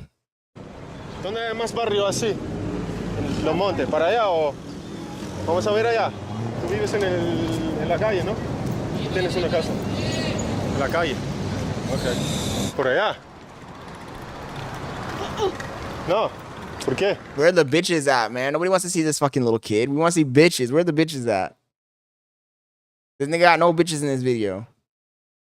What the hell? Nah, first time. Okay, maybe there might be. Let's go here. I thought to say this nigga had no bitches in the video because almost every video this guy has, there's bitches. This is the first time I'm seeing him have a video with no bitches. The fuck? Nah, the rappers, beach rappers. En un 6-9 trancado en su almohada. Él por fin gana su corazón. Sabe que esta noche te ama en el colchón. Y de todo. No puedes. Oh, okay, puedes. Nah, this bitch is like 16. This nigga's crazy. That bitch is not of age. The thing is that the age of consent in Venezuela is like 15 or something crazy like that. So, fuck. This nigga's out here doing some crazy shit. The fourth one. He does not look like an adult. Or am I capping, chat? Y yo tengo sangre alemán. Eso para mí es como agua. Animal. Bueno, nos vemos. This nigga said, what's the age of consent in Venezuela? Bet. Hold my beer. Literally. Okay. So, literally. Check out the rest of the beaches here. There's one more over there to go and see. Let's go and take a look. Maybe we'll take a quick curd dips. Whew.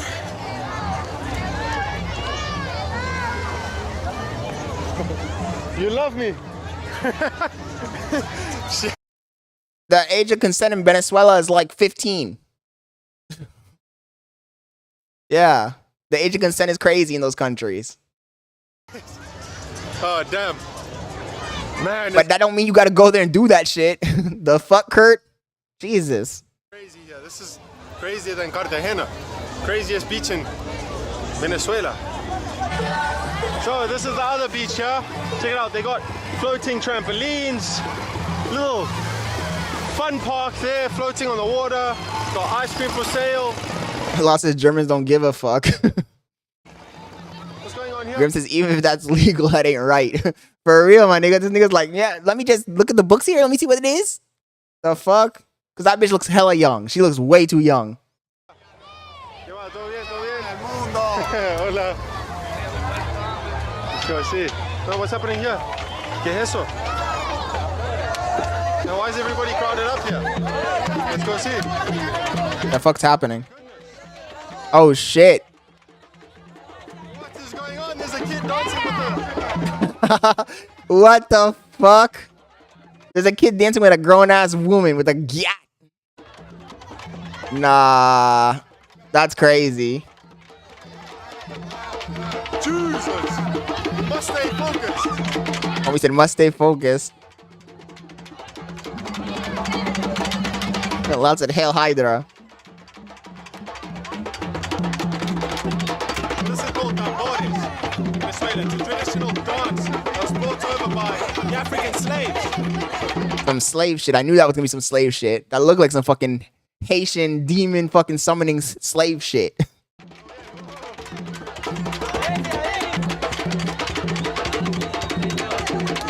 Brought over by the African slaves, and the way they danced was because of the chains that were chained to their feet. Hello, hello, hello.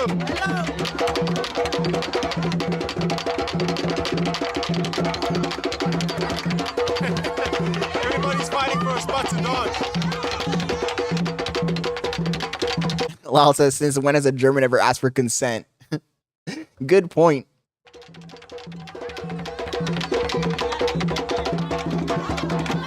Oh, they're fighting for the position to go.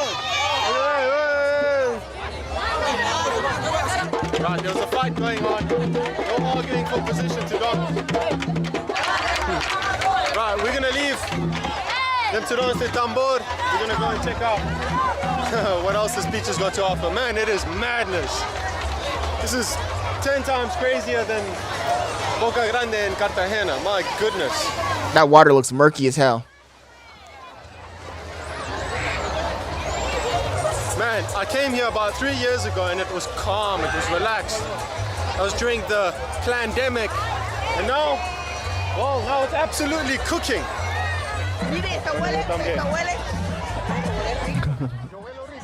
Lal says they're like, oh, I can take over your house and fuck your wife, bet.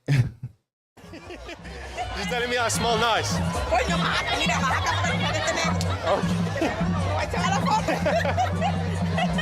right, one photo. Come on, they take a photo, I take a photo too. Or video. I wonder what the elevation is here.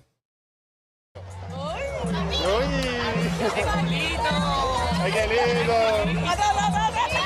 Otro, otro.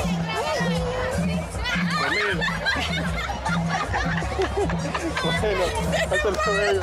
¿Hay más playas para allá? No, ¿verdad? Solo para ella. Bueno, gracias. Kurt. K-U-R-T. Damn. Let's carry on over here. Man, everybody's calling me over for a photo. ¿Qué más? ¿Quieres tomar una foto conmigo? Okay, vamos a tomar una. Man, everybody wants to take a photo with me. It's so funny. I feel like a celebrity. Ah, bueno, bueno. I don't know what temperature it is there, because it's not even sunny in there in the beach, and nobody looks cold. They all got babies as well. Yeah, everybody wants a photo with the gringos. I'm the only white guy here. Check it out. Niggas, I'm the only white guy here. Check it out. That's a crazy statement. That's an insane statement. Bueno, voy a una foto. Okay, bien, hasta luego. All right, adding the lemon on. Free pickings. So Alejandro is getting some. ¿Tienen cambio por 20? No, hermano. ¿Tienes pago móvil, amigo? No, no tenemos. Oh, bueno, gusto. Right, you got some funky seafood, yeah? Ceviche. Ceviche, tipo así. ¿Te gusta? Wow, provecho. Camarones. ¿Qué trae? Camarones. Lal said the oldest girl I saw on that beach looked 14. No, but this bitch really does look young. Look at her. Look at her face. Look at her under her eyes. Cebolla. Eso es como limón, ¿no? So it's like seafood cooked in lime and stuff. Oh, yeah, cooked in lime, you can say so. It's like a ceviche. Ceviche, ¿no? Buen provecho. Ah, esos son muslos. No, eso es pepitona, creo. Cangrejo. Doesn't even know what she's eating. No sé, pero es rico. Es rico. Ah, bueno, eso es lo que cuenta. We're going for Kurt dips over here. Oh my goodness. That water looks murky, man. Water's kind of chilly. Oh, let's get behind the waves. not the cleanest of beaches. Yeah, this is not the cleanest of beaches. You can tell. That shit looks murky as hell.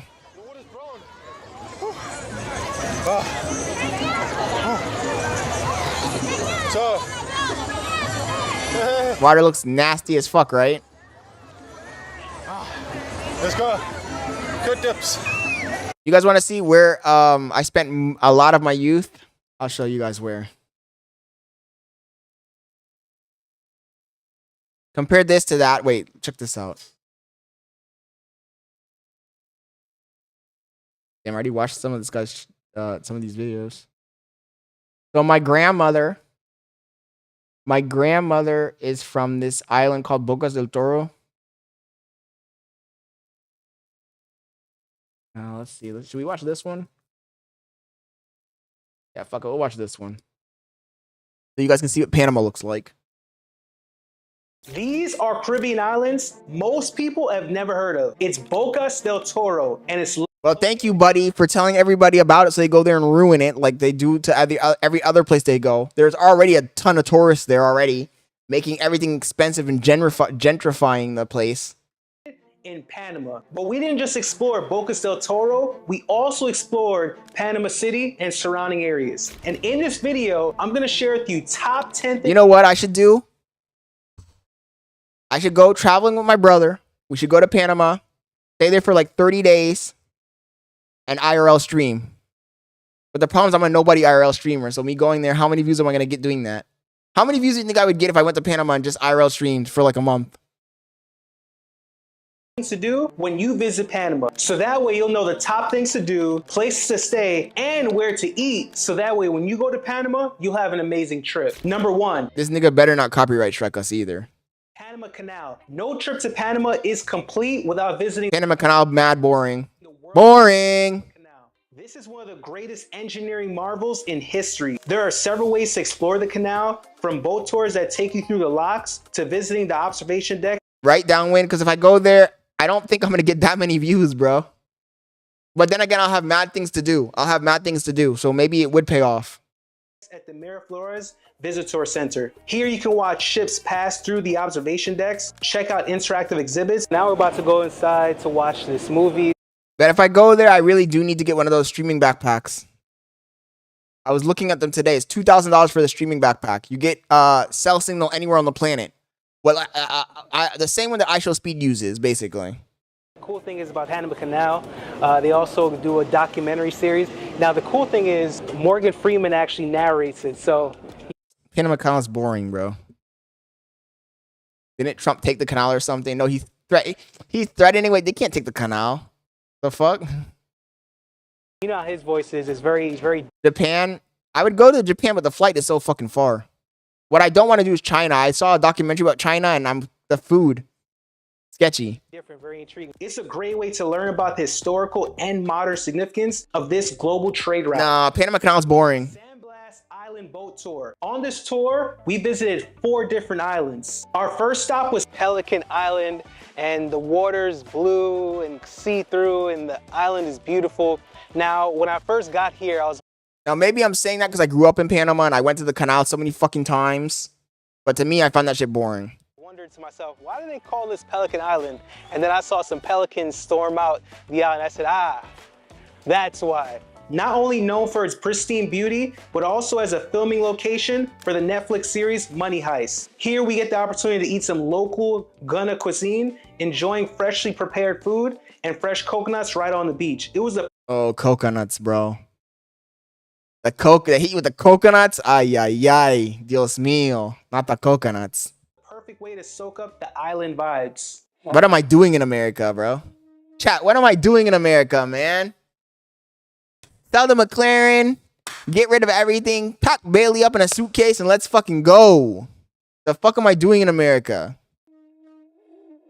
Next, we explored the Mora Kadub community. This is where you get to experience the Ghana Yellow culture. Ay, ay, ay. Not these indigenous people.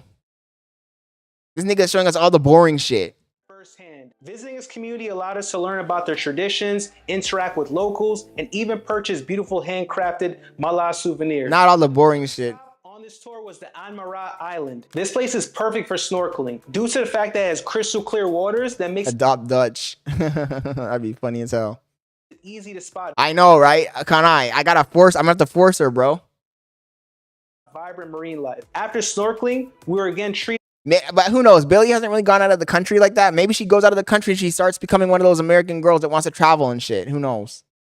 To fresh coconuts. Hey, listen, this is what Panama's all about, right? Good coconuts, good beaches, good vibes. Finally, we stopped at the natural pool. This is the 4th stop on this tour. The beautiful Look at this thing shit. about this is it's like, number one, if you No can't waves. swim, you're good here, right? Because literally we're in the middle of nowhere, but the water's like just above my knees, right? And then the There's lots of places like that in Panama, though. water is just crystal clear. You got several islands out there behind us, and this is Go to just Russia. Nah, no thank you. Not Russia. And when you come to Panama, you have to come to this natural pool. So if you don't know how to swim, this place is perfect for you. Number 3, Monkey Island Tour. Get ready for an amazing adventure with the Eco The Tour spider monkeys and shit. and the Panama Canal. This tour takes you through some of Panama's most stunning landscapes, giving you a chance to see the incredible wildlife that thrives in this rich ecosystem. As we cruise through Lake Gatun, you'll be surrounded by lush jungles and the I sounds said Gatan. It's Gatun, bro. El Lago Gatun. Gatun. Gatan. We go through Lake Gatan. The real highlight of Nigga. the tour is Monkey Island. You get the opportunity to get really up close to different species of monkeys, with some even hopping onto your boat for a visit. It's a fantastic opportunity. The thing is that this thing he's showing right now, this Lago Gatun, is like 15 minutes away from the city. So in Panama, the city, you can have both. You can have both. The city is really close to like all this shit, actually. Interact with these curious creatures and snap some unforgettable photos. Winter Soldier, Scots, in need of Sweden or Poland. Oh yeah, yeah. Don't tempt me, bro. Don't tempt me with the Scandinavians. Along the way, you get to explore That Scandinavian pussy hits different. the side of the Panama Canal that you wouldn't see being at the Miraflores Visitor That Scandinavian pussy hits different. Don't tempt me. Center. Number 4, Savaje Restaurant. This place is a must visit, especially if you like good food and good vibes. Man, this nigga is making me tempted, bro. Feel the energy of this place. The mix of modern decor and natural elements makes it a vibe. The food is incredible, featuring fresh seafood, sushi, grilled meats, and even tasty vegetarian options. Make sure to try their signature dishes that highlight Panama's flavors. The best part about this restaurant, they put on a show every hour with dancing, fire performances, making your dining experience even more special. I took my mom here for her Nah, this is making me want to pack my bags, my boy, and go home. Pack my bags and go home. birthday, and she absolutely loved it. Number 5, we have Casa Costco. This is definitely one of the top places that you want to go Casa to. Costco. When you're hungry, you want some good foods, and you This is in want Casco Viejo, Panama. some good vibes because there's a rooftop here. I think I ate here before. Right, you got 2 restaurants, and you also have a nice rooftop. I'm gonna show you inside. Let's get it. Located in Casa Vieja. Yeah, I ate here before. Costco offers a great views of the city skyline and the water. The decor is a mix of modern and historic, giving it a cool vibe. The menu features a variety of tasty Food dishes. is bussin'. Bussin'. No cap, man. If you've never gone to Panama, you gotta go to Panama, bro. Shit is bussin' over there. From local favorites to international cuisine. And don't forget to Fucking check out snapper. the drinks. There's a great selection of cocktails and local beers. The rooftop is the highlight of this place, especially at sunset. It's a fantastic Nah, me and my brother went there at night. That was like the first night we went back to visit my mom. place to relax, enjoy a drink, and take in the It was bussin', though, I'm not gonna lie. lively atmosphere and good food. Casa The Costco patacones. absolutely got you. Ay, ay, ay. The Embera Village Tour. This was one of my favorite experiences. This nigga did too many indigenous shit, man. Wow. That shit, leave that shit for the white people, bro. Leave that shit for the white people, my boy. Visiting indigenous tribes and type shit. Nah. Better get some indigenous pussy.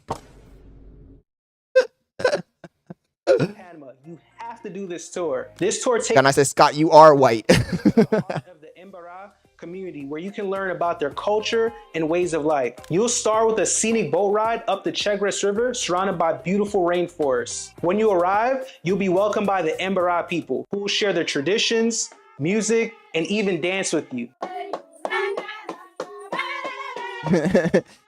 Man, you gotta put on a show for the fucking bucks. See how they make make crafts, and even try some local foods. All right, guys, so they're literally serving us food here in the village. They wrapped it in banana leaves. They have some tilapia and plantain for us, which is really my favorite combination. I love me some fish and plantain, so there.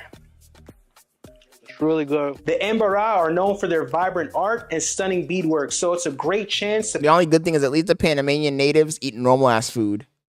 I mean, fish, patacones, shit like that. Like, they're not eating any crazy shit. Like, when you go to Africa, those tribes be, like, spitting the food and shit. Doing some crazy shit. Nah. Pick up unique souvenirs. They're pretty chill. This tour is a fantastic way to connect with the local culture and gain a deeper appreciation for the Embarra people. If you want an authentic experience in Panama, don't miss this tour. And if you're looking for a good... Grim says, nah, he lying. Lying. He wants something else. Hotel recommendation while in This nigga wants a cholita. City, I have a place for you. It's the JW Marriott. This is a luxurious waterfront hotel located in the heart of Panama City. It's a 5-star property offering stunning views of the Pacific Ocean and the skyline, making it ideal. Scott, is your dad from Nigeria or Ghana? Yeah. Scott's on his Nigerian Prince arc. For those looking for both elegance and convenience. All right, guys, so we checked into the hotel. Now it's time to show you the room, starting here with the bathroom, okay? I'm going to be honest with you guys. If you're a single man and you're going to Panama or any country in Central America, don't stay at a fucking hotel. Stay at a hostel. You want to get pussy? Stay at a hostel. Believe me. The hostel's where there's more action. Going to the hotel is nice, luxurious type shit, but we ain't trying to get no luxurious type shit. You feel me? You know what we're trying to get. We on demon time. Don't stay at the hotel. Go to a hostel. Trust me. Spacious. You got just make sure your shit's in the locker and doesn't get stolen. Double sink situation here. You also have the bathtub. If you just want to just vibe, soak, and just catch a vibe. Then you also have the standing shower here, which is also ample room. All right, you got a shower. You want to be fresh and clean. Niggas gonna have a fake hostile scenario. You have the nice tea and coffee section here. Right, if you want to have yourself a nice morning brew or afternoon brew, however you want to get down. You have some overpriced snacks and drinks. The bed I find to be very comfortable. I'm going to be getting a lot of good sleep on this bed. Yes. All right, works for me. Then you have a nice sized TV if you want to watch Netflix and chill. The biggest mistake you can do as a young man going to another country, if you're solo dolo and you're trying to get box, is go to a fucking hotel. Because in the hotel, it's going to be too sophisticated. Go to a hostel where it's just like one room with the bump beds. Oh, and there's gonna be hella fucking foreign girls like from like Europe, European bitches, other American bitches. Niggas gonna be drunk. They're gonna be high. It's gonna be a crazy shit, bro. Just trust me. If you go to any country that's in a third world country, stay at a hostel. Find the hostel where all the tourists go. Stay there. I promise you're gonna get some play. You got the desk if you want to handle some work and some business. My favorite part. Kinda says, yeah, nah, that's how you catch something. Hey, I didn't say you weren't gonna catch something now. I didn't say you were gonna, I can't promise you're not gonna get some sort of disease, but you're gonna get some pussy too. Which is the balcony. Then you also just have the nice ocean view from the balcony. And this hotel easily has one of the best infinity pools. I'm talking too reckless. My girl's mom watches the streams. My girl's mom watches the streams and I'm talking reckless. I'm just giving advice for the single young men, you know, the single young men. My days of doing that kind of shit is over, you know? You gotta visit Bocas del Toro. Bocas del Toro is a beautiful group of islands on Panama's Caribbean coast. This destination is perfect for stunning beaches, vibrant culture, and outdoor adventures. To get there from Panama City... My family's from Bocas del Toro. That's where they're originally from. We have land there and everything. You have a couple of options. The most popular way is to take a short flight, which is only about $100 one way, depending on when you purchase your flight ticket. Another way... Don't take the bus. Don't take the bus. Chat. Do not take the bus. Do not... If you're not from Central America and you take this fucking bus to Bocas del Toro, you are gonna fucking have a panic attack. Do not take the bus. Do not take the bus. Believe me. Trust me. Do not take the bus. Take the flight or rent a car. Do not take the bus. If you don't want to fucking be panicking the whole way there, do not take the fucking bus. is you could take a bus and a boat, which is gonna cost you around $30, and it's gonna take about 8 hours. 12 hours. The bus goes, first of all, Bocas del Toro is like 8 hours from the capital, and you have to go through the mountains to get there, and that bus is gonna be hauling after those fucking mountains. And that shit's like, you look over the edge and you can see a fucking cliff, that if that bus goes off the cliff, you're donezo. You're gonna be panicking the whole time. Do not take the bus. 8, Cayo Zapatayo. I'm from there. When I took the bus, I was scared out of my fucking mind. The reason why this is called... Me and my brother ended up renting a car the last time we went there. We drove to Boca del Toro. It took us like 8 hours, basically 9 hours. But you don't want to take the fucking bus. Trust me, the bus is horrible. Zapatillas because it's shaped like a I want to feel like a local. You're gonna be terrified downwind. You're gonna be terrified. I'm telling you. And that nigga be going like 80 miles an hour, 80 miles an hour with the cliff right there, spinning that shit, drifting and shit. Nah, no, thank you. Apparently, the word zapatilla means shoe. Okay, so that's why this beach. I'll pass on that one. This is one of the most beautiful spots in Bocas del Toro. This small island is known for its stunning beaches and crystal clear waters, making it the perfect place to relax and enjoy nature. To get there, you could take a boat from Bocas Town, which usually costs... Let's see if this nigga talks about Red Frog. Red Frog is the best beach in Boca del Toro. Costs around $15 to $25 for a round trip. This ride takes about 30 minutes. You'll enjoy great views along the way. Once you arrive at Cayo Zapatilla, you can find... lap that's in it. Palm trees swaying in the breeze. This nigga's wild.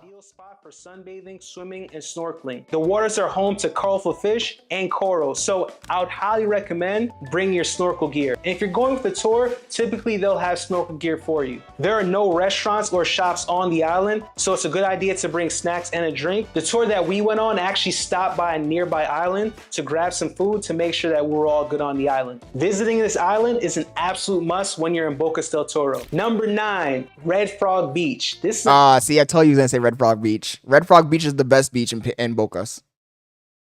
another must stop when you're in Bocas del Toro. The best beach in Bocas. It's famous for its beautiful scenery, soft sand, and vibrant wildlife. To get there, you could take a boat from Bocas Town for about $5 to $10, or if you prefer, you can hike through the island for... Or you could just go to Isla Carañera, which is like the one right in front of Bocas Town, which is also pretty good. More adventurous route. Once you arrive, you'll find plenty of space to relax under the sun or take a dip in the warm waters. The beach is named after the tiny red frogs that live in the area, so keep an eye out for them as you explore. There are also fun activities available like snorkeling, surfing, and kayaking. And if you get hungry, there are a few beachside restaurants where you can grab... This is new. Damn, bro. These niggas took over the country, my nigga. Almost all of the businesses like this, when they're fancy like this, they're not even Panamanians that own this shit. It's like people from like Europe, Germans, Americans that come there, buy land, and start building fucking crazy restaurants and shit. Like I said, gentrification is crazy. And then they got all the locals basically fucking struggling because everything's like super expensive. Bites, eat, and enjoy the stunning views. Whether you want to chill on the sand or get active in the I guess that's capitalism for you. Is a perfect spot to enjoy a day in paradise. Number 10, we have Polo Beach. Such a beautiful beach. And I came here and I thought to myself, why do they call this beach Polo? Like, do they play water? I've never went to this one, Polo Beach. I've never heard of this one before. The fuck? This nigga's discovering new lands? Yo, Vin, thank you for joining the stream. But I was told that the person that lives on this beach, his name is actually Polo. And he's so famous that they named an entire beach after him. Isn't that dope? I wish one day there's a Kamoy beach, so we'll see. But come on, let's take a walk. Oh, he just renamed it. I was about to say, I never heard of this fucking beach in my life. The beach is a bit more secluded, offering a peaceful atmosphere for those looking to escape the crowds. To get there, you can hike from Red Frog Beach or take a boat ride. The journey is worth it for the stunning views and tranquility you'll find at Polo Beach. The soft sand and clear waters make it ideal for swimming, sunbathing, and enjoying the natural beauty around you. You might also see... I was about to say Polo Beach. I lived there. I lived in Panama my whole fucking life, essentially. And I spent years in Boca del Toro. Years. At least, I'm going to say 6-7 years. And I ain't never heard of no goddamn Polo Beach. I was like, Polo Beach? What the fuck is this nigga talking about? Polo Beach. The fuck? Crabs or various bird species. There are many facilities here, so if you know that you want some food or drinks, I would highly recommend that you bring that with you. This beach is perfect. Nah, but this shit's actually making me feel homesick, bro. The only downfall, look, okay, first of all, one of my aunts owns a restaurant and a hotel in Boca del Toro. But she's not, she married my uncle. She's actually Canadian. Like I said, almost everybody, the trick that these fucking people do is they move to the country, right? And they marry a local. And then that gives them the right to buy land and shit. And they end up buying a bunch of land and opening businesses and running the locals away from the fucking place that the locals were there all. The locals enjoyed the beach and shit, but they weren't trying to capitalize on it, you know? If they were smart, they would have done. If they were smart, the government would have fucking capitalized on it. But they didn't. So then fucking foreigners come in, foreigners eye that shit up and say, yeah, man, this shit looks like we can make a buck. They start buying up the land, tearing down the trees, building fucking resorts and shit. For relaxing, taking photos, and enjoying just a stunning. When I was a kid growing up there, everything was dirt cheap, bro. I came back with my brother in 2019. I was shocked. That shit was expensive. Sunsets that you'll experience out It's there. kind of sad. If you're visiting Boca del Toro and you're trying to figure out where you should stay, I have a recommendation for you. Hotel Eclipse de Mar. Look at this shit. Eco-friendly property located in Boca's Town, featuring comfortable bungalows. That's new. That offer fantastic ocean views. So it kind of gives you that Maldives vibe, but a lot more. That's new. Each bungalow provides a cozy retreat surrounded by nature. The hotel has a swimming and owns a hotel. He means by his cleaning hotel. Nah, these niggas have money, bro. Vin. That lady, she has like millions. This bitch, it's called Treehouse Hotel. And the fucking lodges are in the fucking, like, it's like literally like tree houses. This bitch has money, bro. You know how much money it costs to build something like that? First of all the lumber, all of the shit has to be shipped in. This bitch is fucking mad bread. So my point is that these niggas, they marry motherfuckers. I mean, my cousins are cool. I guess. I can't lie. But did she really marry my uncle because she loved him, or did she marry him because she wanted to get in the country so she could buy land so she could do that shit? This bitch has like 5 businesses. Heather. The crazy thing is that I was telling my mom a few days ago, because my mom called me. My mom still lives in Panama, obviously. She doesn't have a green card, so she can't move to America. And I was showing Bailey, was talking to my mom, and I was telling my mom, Bailey looks like this fucking bitch. But Bailey, I don't know if Bailey likes traveling or not. She really hasn't traveled yet, so maybe this will be her first trip out of the country. Maybe she might like it, who knows? Because I would like to move. Watching this shit makes me want to move. Pool and a restaurant serving delicious local dishes. I had the whole snapper at this hotel, and who needs a McLaren when you're living in paradise? It was amazing. All right, guys, so I checked into the property. Now, I'm about to show you guys the room. Come on, let me show you. You have an amazing bungalow here, very spacious living room right here. If you just want to kick it, just vibe, hang out. Then, if you look right here, you have this. Oh, Vin, wait, who said that? Grim, we stayed there before. Me and my brother stayed there before. Just, you can literally see right into the water. We got this amazing spacious bedroom here, right? After a long day of swimming through blue turquoise waters, you could just kick it here. Then you have a nice desk area right here if you want to. And this just makes me reevaluate my life, bro. No, Bailey looks like Heather, the lady who owns the hotels. The aunt, half aunt. What's it called? Aunt-in-law. Like they have the same kind of face, the same kind of like blue eyes type shit. Black hair, blue eyes. The same look essentially.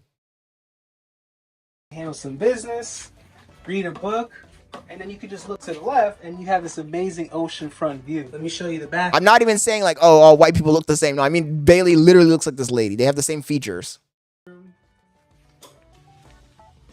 Very spacious. Standing shower. You could probably fit like 8 people in here. That's where you could just come out. Honestly, with the amount of money I make, if I move to Panama, if I move to Bocas, I could buy some fucking land and do some shit. In America, it's just too much of a grind, bro. It's too much of a fucking grind. Catch a nice view. Like, are you really living life? This hotel is a great choice for your stay. You'll have easy access to nearby beaches and a variety of activities, from snorkeling to exploring different islands. Whether you want to relax by the pool or take part in adventures, Hotel Eclipse is a perfect spot to experience the natural beauty of Boca del Toro. And this is why you should visit Panama. If you plan on going to Panama, I actually created a free guide. I have to talk to my brother. I kind of do want to do an IRL in Panama. Now I kind of really want to do an IRL in Panama, for real, for real. You can click in the description to grab it. I don't know if it's gonna get views, but at least we can try. Enjoy this video, hit the like button. Let me know in the comments if you plan on going to Panama. And also, if you want to see more content like this, subscribe to the channel, and I'll see you guys on the next one. Let's go. Okay, we gotta give this guy a shout out. So shout out top 10 things to do in Panama, Panama City, Boca del Toro travel guide. Hanoi Martin. W video, bro. W video. I feel like I could do a better video though, honestly, if I went there, because I know more people. I know more spots. That's like I should do some shit, bro. I don't know what I'm doing. I'm sleeping at the wheel. When I watch it like that, it makes me realize that I'm sleeping at the wheel. I could be doing so much more than sitting in America grinding to fucking what? Have a fucking supercar, show off, and then die. Like zero experiences. You're basically I'm basically a fucking mind slave out here. The amount of money I pay every month for the McLaren car payment insurance, I could literally buy a plane ticket anywhere on the planet every month. When you really think about it. The amount of money I'm spending on the car, I could literally buy a plane ticket and go anywhere I want every single month. So what the fuck am I doing? Think about that for a sec. It's like such a giant waste of money. For what? To flex? So, I don't know, bro. But then again, it feels so goddamn good having it and driving it and being out there. But at the same time, like, what's the point? What's the fucking point? What's the point? Right? What do you guys think, chat? What do you guys think? What's the real point?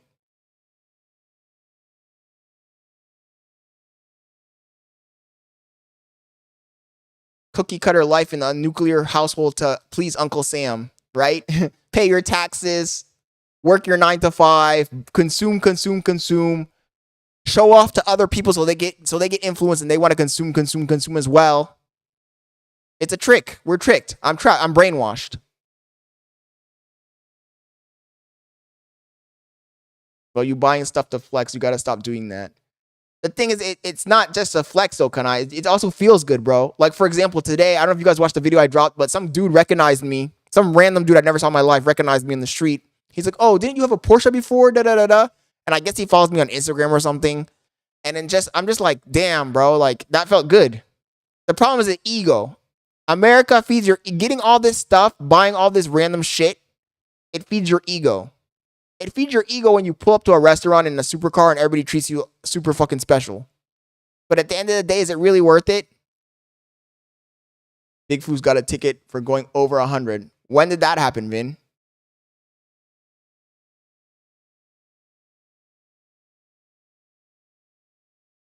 So I think I'm tricked. I think I'm literally brainwashed. And then you're afraid all the time. Like, oh shit. Oh, what do I need to do to get high? More stuff. Oh, what are people going to think about us? Oh, it's like, what the fuck am I doing, bro? What am I doing? The crazy thing is, like, when I lived overseas, I had no stress. Honestly, though, at this point, I don't have that much stress anymore either. I used to have stress before I got the better salary and all that stuff. And I thought I was going to fucking die from some sort of stress attack or something. When you have money, a lot of the stress will go away because you don't have to worry about your bills anymore. But at the same time, like, fuck, bro. What am I doing with life? Grinding out here trying to be the next Wes Watson. He was trying to pay and couldn't figure it out. Yo, hey, man, thank you for joining the stream, bro. How you been, man? I feel like a lot of people got thrown off, too. We changed the streaming schedule. We're only streaming one time a day now. We're starting our streams at, like, 6:37, and we're going off until, like, 11 p.m., basically, essentially. Lal says, I sold my apartment at 19 just to hit the road for like a year. Best time of my life. Yeah, I'm wasting time, bro. I don't know what I'm doing. I'm lost. When I watch something like this, it gives me existential crisis and I realize that I'm lost. Like, what am I doing with my life? Paying paying rent in an overpriced apartment, driving a fucking car I don't need to feel better about myself, associating with a bunch of fake people that only care about material things, grinding, working like a fucking, well, I don't want to say like a slave because you guys have been watching me for the past 4 months. I guess if you guys watched me for the past 4 months, you guys kind of know I don't work that hard, but I'm still working a lot, being a fucking brain slave, and then streaming what? How many hours do I stream? 8 hours a day? For what? I could still stream overseas. I could still stream having fun outside of the country.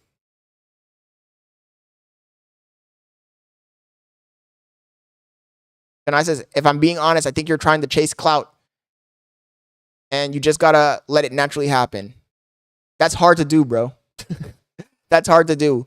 Like, for example, right now I'm streaming to you guys. I'm not looking at the I don't have OBS. I have it on another screen. I'm not looking at OBS. I'm not looking at my view counter. I'm not looking at the likes. I haven't looked at any of that stuff. I'm just looking at chat. I have chat open on one screen and I have the content I'm watching on the other screen. So I'm trying not to be a clout chaser, but it's hard, bro. Lol said Bailey for your queen. You got Bailey though. I need to convince Bailey to move. She can't. The problem is Bailey's allergic to everything, so we can't even move to like. Panama's expensive. We can't even move to another country. I'm like thinking like Thailand, Bali, someplace in fucking Korea, Japan. But she'd probably fucking die if we moved there because she can't eat nuts. She can't eat a bunch of shit. Vince is questioning your whole life. For real, dude. I really am.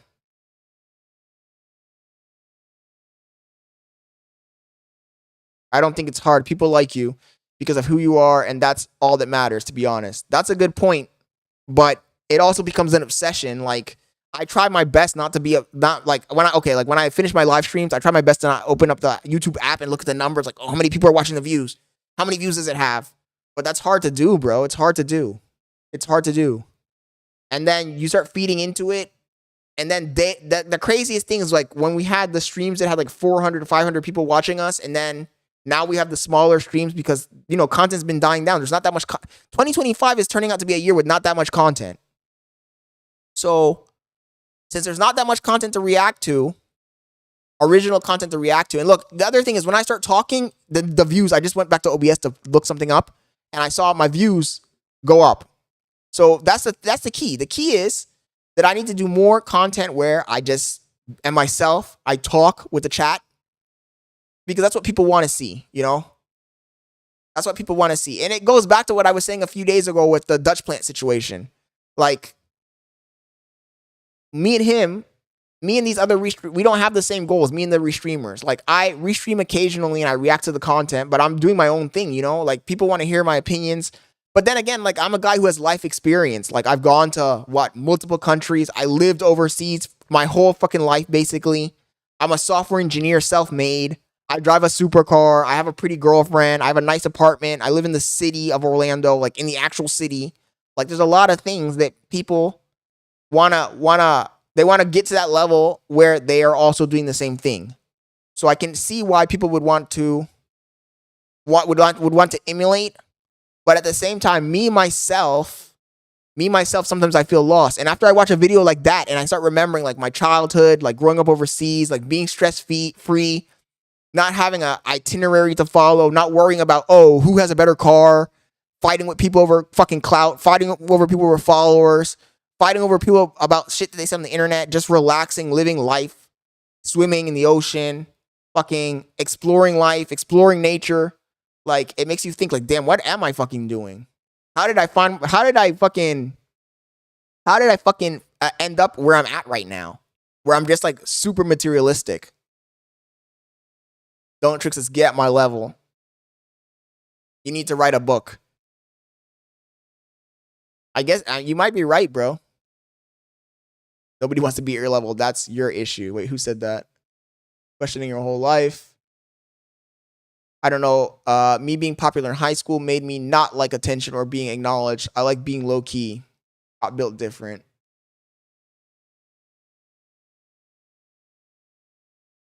Nobody. Oh, that was don't tricks and don't. Nobody wants to be at your level. That's your issue.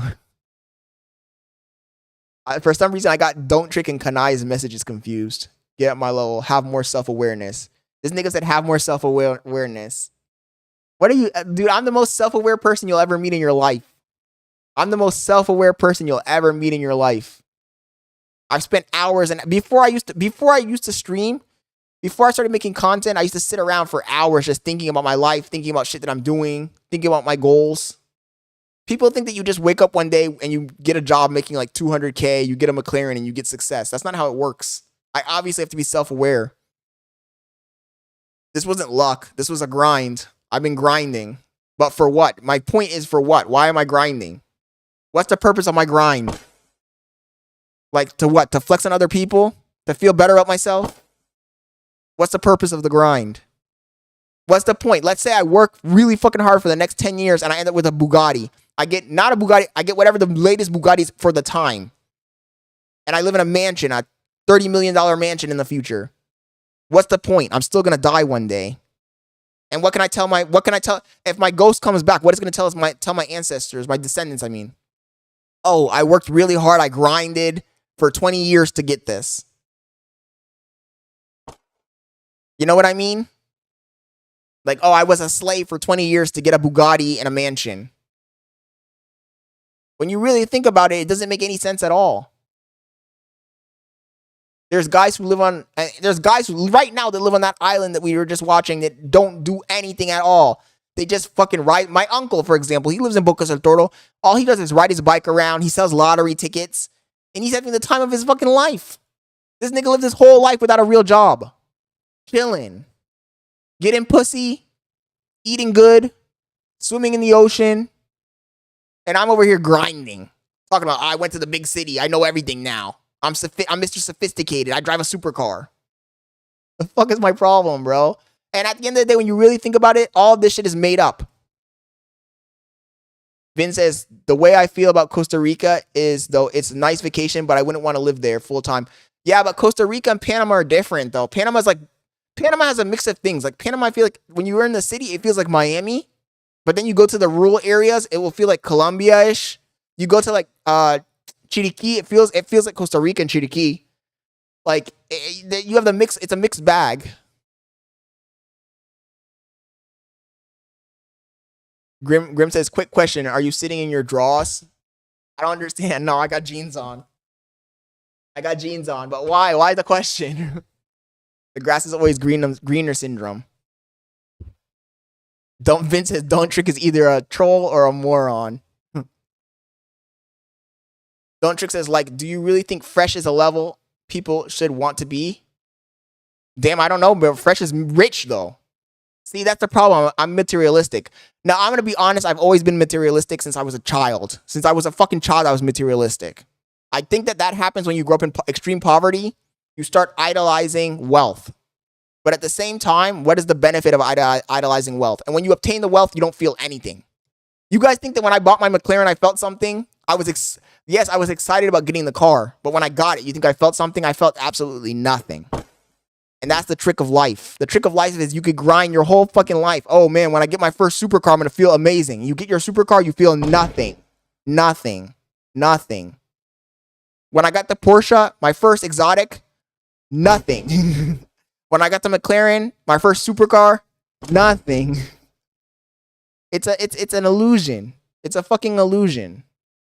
You're always going to be chasing the next thing, and when you get it, you're going to feel absolutely nothing. When I got my McLaren, I was like, man, maybe I should save up my money and get an Aventador. But I thought to myself, if I go get an Aventador, what am I going to feel? Nothing.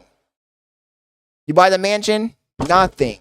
The yacht? Nothing. The private jet? Nothing. You fuck a bunch of bitches, what are you going to feel after you fuck them? Nothing. It's a trick. It's a trick. Life is about suffering. Don't Trick says, is Fresh better than Scott?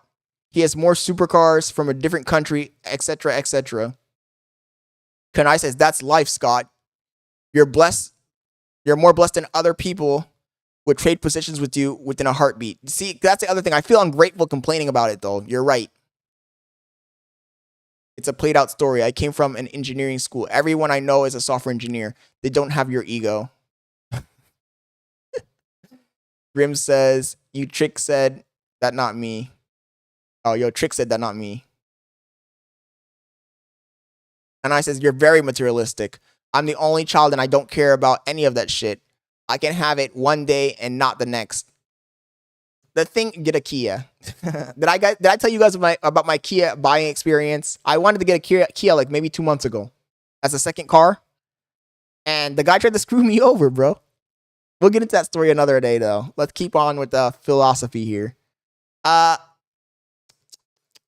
Don't trick. Don't trick. Don't trick. Don't trick is a troll. He has to be trolling. He has to be trolling.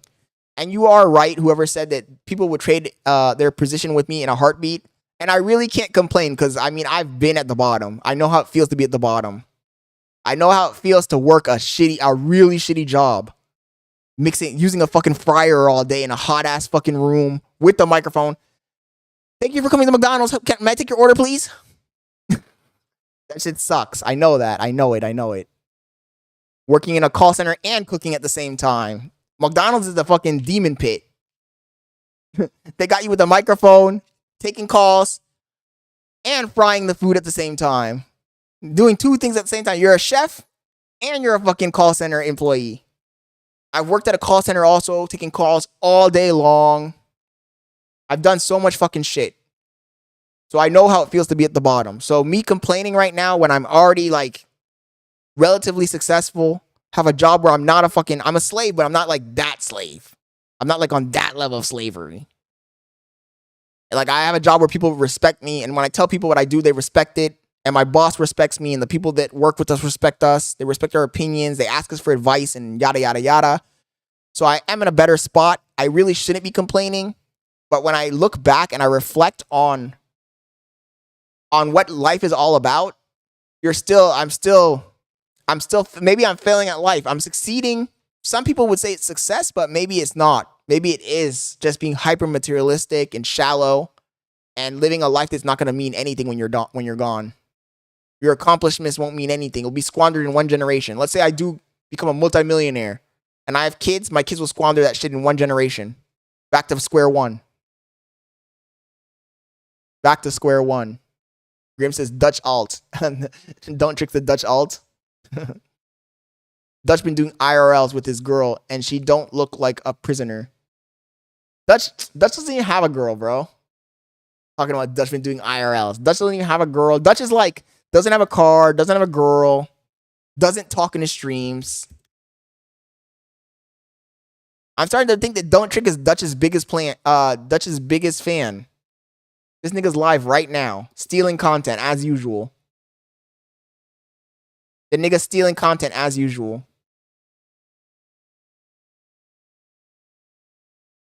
With how many viewers?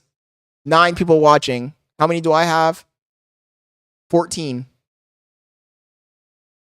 You guys think I'm bluffing? Look.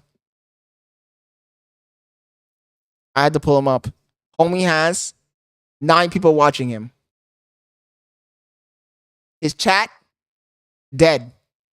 Dead ass chat. He's been streaming for how long? Oh, he's been streaming for 8 minutes. Okay. Huh. Not that bad, but still. This nigga has nobody watching him. Anyways, back to what I was saying. Today I dropped a video. One of Dutch's plants' roots. He really is. This nigga be glazing Dutch too much. First of all, today I talked with Content Planet. And Content Planet literally told me to leave Dutch alone at this point. Content's Planet said Dutch ain't gonna respond. Dutch ain't about it. Leave Dutch alone. We had a pretty good conversation about it, actually. Lal says, that's why if you have money and give it to your kids, you put it in a federal trust. Yeah, because those kids will squander that shit.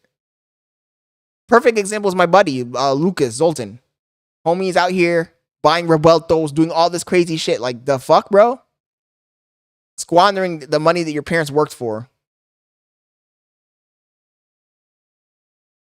He was playing basketball with his girl. They were at the forest yesterday. Where's the video, Don't Trick? Dutch is G7 as fuck. He's G8. Dutch is G8. Content thief. Literal content thief. I don't know if you guys saw, I dropped a video today too. Yeah, this guy doesn't even have videos on his channel. What are you talking about? He was in the forest. Dutch don't got a girl and Dutch don't even make videos. He literally has no videos on his channel. Actual videos. Content dropped a video on Sammy, bro. Oh, we gotta react to content's video too. I almost forgot. Before we do that though, let's go to my channel. I want to watch my video with you guys. It's short, it's only like 8 minutes. And then we'll watch content's video. Damn, and you know what's crazy? I talked all this shit just now about being materialistic, yada yada yada. Nah, you're gonna hate me for this one. Look at my thumbnail for the video I dropped today. Monetization as a new live streamer. Vlogging and video essays are dead. First 90 days. That thumbnail is disgusting. The car, the Rolex watch. Peak materialism. I'm such a fucking hypocrite sometimes. Anyways, you guys want to watch this video? Let's go ahead and watch it on stream. But what I need you guys to do, it's just me yapping. It's one of the yapping videos. What I need you guys to do really quick is I need you all, please, guys, please. If you're watching the stream right now, I need you all to go.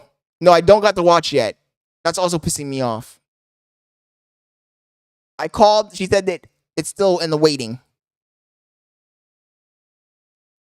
What I need you guys to do is I need everybody to go to that video and leave a like on the video for me. Please, guys. Please. Just drop a like on the video. Let's go ahead and drop into it. Let's watch it. It's pretty short. Don't Trick says both are true. He doesn't save stolen content because that's how you get strikes. Also, he does clips of the streamers he watches, and the clips have no talking over it. Streamers, positive. Thanks, Grim. I appreciate you watching it, man.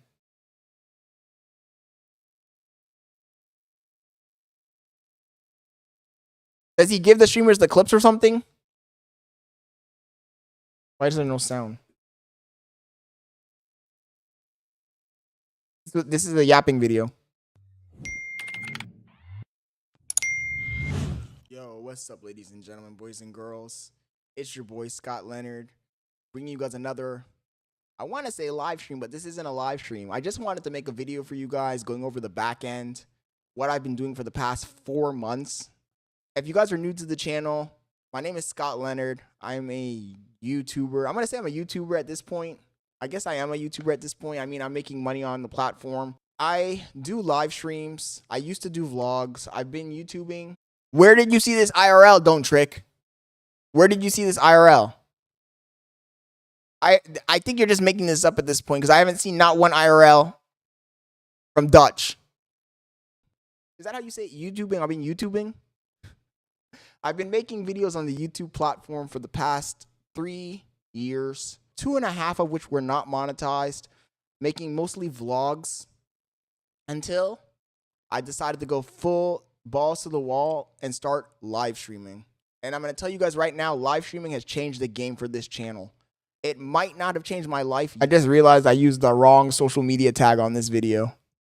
But I see the potential. I used the one that has the kick in the Twitch. I got monetized somewhere in January. We'll cut to the clip of me talking about the monetization and the monetization strategy. My point here is that live streaming is the future, guys. If you are a YouTube content creator and you don't live stream, you're missing out on a lot of opportunities. You're missing out on an opportunity to grow a real community that you can talk to, engage with on a daily basis. People love. I doubt that's true, Don't Trick, because where's the video? Where's the video? To engage with content creators. I think that the old method of making a video, posting it, and then waiting for the comments is outdated. Since I started live streaming, I've seen my community grow, my Discord grow, the engagement go up. So I'm going to keep this short and sweet. I have a whole nother clip where I talked about all this stuff. I'm going to sync this in with that clip, so it's probably not going to even match up. If you're a vlogger, if you're a video essay channel, I am recommending you start. Hey, RWD Editor, thank you for joining the stream. How you doing, man? Hope you're having a great night. Thank you for joining. Live streaming right now while we're still in the beginning stages. Anyways, enjoy the video. for the most part, I think if you want to become monetized on this platform, the best route to go is live streaming. If you're just watching one of my videos back, I posted this video today. So if you guys want to do me a favor, go in there and smash the like button on that video. It would really help me, guys. I'm going to show you guys why. First of all, when I started live streaming, I only had about 2,000 subscribers. We can go into the analytics here. Let's go roll this back 90 days so you guys can see the progress on the channel. Let's change this so that it shows custom. I know these are pennies. I do know these are pennies, but at the same point in time, I wanted to show you guys how many subscribers we got in the last 90 days and how much revenue the channel's generated. Full transparency. And let's start from November. So I'm going to say I started streaming probably on November the 10th. Until now, apply. I thought I had 2,000 subscribers flat. I must have had maybe 2,500. Don't Trick says you're forcing me to watch the video I skipped. Something? And Don't Trick be hating for real. What? 4 months, I've racked up 561 new subscribers, 188,000 views, $668. And this is what I really want to focus on. So you guys can see I got monetized. Yo, Kanai, what's crazy? Sorry. What's crazy? On January. Yo, what's up, RWD? 3 months, I've racked up $668. I know that's not a lot of money, but I think that if I was just making normal vlogs, if I was just making normal YouTube videos, I would still not be monetized. I think that English or Spanish, cualquiera de los dos, ¿por qué? For you to be monetized. Yeah, Don't Trick's hating, bro. Jack, thank you for joining, bro. How are you doing? Momentum. 2 nipples in a pickup truck. Where you can make a video every day. If you're not able to create the kind of content you can post every single day, I don't think it will be easy for you to become monetized unless the content you're posting is extremely viral. I don't think that would be easy unless every video you post is viral, and the chances of that happening are very slim. It's really hard to get a viral video. 188,005. What are you talking about, Don't Trick? I literally said the opposite. I think I didn't make it. Me saying I think I'm a YouTuber now because I made money on the platform is me being sarcastic, bro. Like, I don't know if you're... Chat. This guy's gonna make me crash out tonight. He's really gonna make me crash out tonight. Did that not come off as sarcasm? When I said, oh, I guess I'm a YouTuber now because I made money on the platform, did that not come off as sarcasm? I was being sarcastic. Like, I think it's obvious, bro. The fuck? Oh, that was cool, Jack. That was cool. We got to see the new Temerario reveal. That video is only, that's like a 1 minute video though. I heard Mr. B say this in the past. He said if you're not able to get a viral video that gets 50,000, 100,000 views, at least have several videos that the sum of the amount of the views adds up to that. Monetization is tricky too, especially if you're You know what's also crazy? That this video that we're watching right now is not an entertainment video. It's a video that actually has like actual information for if somebody wants to become a live streamer and they're not a live streamer yet and they're wondering how much money you can make in the first 90 days realistically, if they're wondering how to start, if they're wondering the basics, this is a video that you'd want to watch. And I feel like people don't value that. Like, people want to just watch like entertainment. They want to watch entertainment. If I was like screaming on here, like if I was like a neon crashing out, fuck you, motherfucker, this and that, crashing out, they'd be like, oh, this is so entertaining. Clip that, share it, blah, blah, blah, blah, and it'd be going viral. But when it's a video of you just trying to explain something to help the community out, to inspire other people, people don't want to watch it. They don't want to watch it. They're like, no, this is boring. It's like when we do the coding sessions on Sundays, and like there's like 2 people watching the coding session. It's like, dude, this is actual information that might change your life, you know? You do monetize because there's so many weird rules. There's so many copyrights. No, Don't Trick, you're misunderstanding, because it's also good for a small channel to show what they are making realistically so other small channels can get a perspective on what's happening. It's not only big channels that are going to do a video like this. And in fact, I would say that a big channel doing a video like this is unrelatable. Whereas a small channel, I only made $600. It shows somebody what realistically you can accomplish in 3 months of live streaming. It's the opposite. If I go to my actual content, you'll see that under the live streams, there's so many that aren't monetized. Look at this. Limited.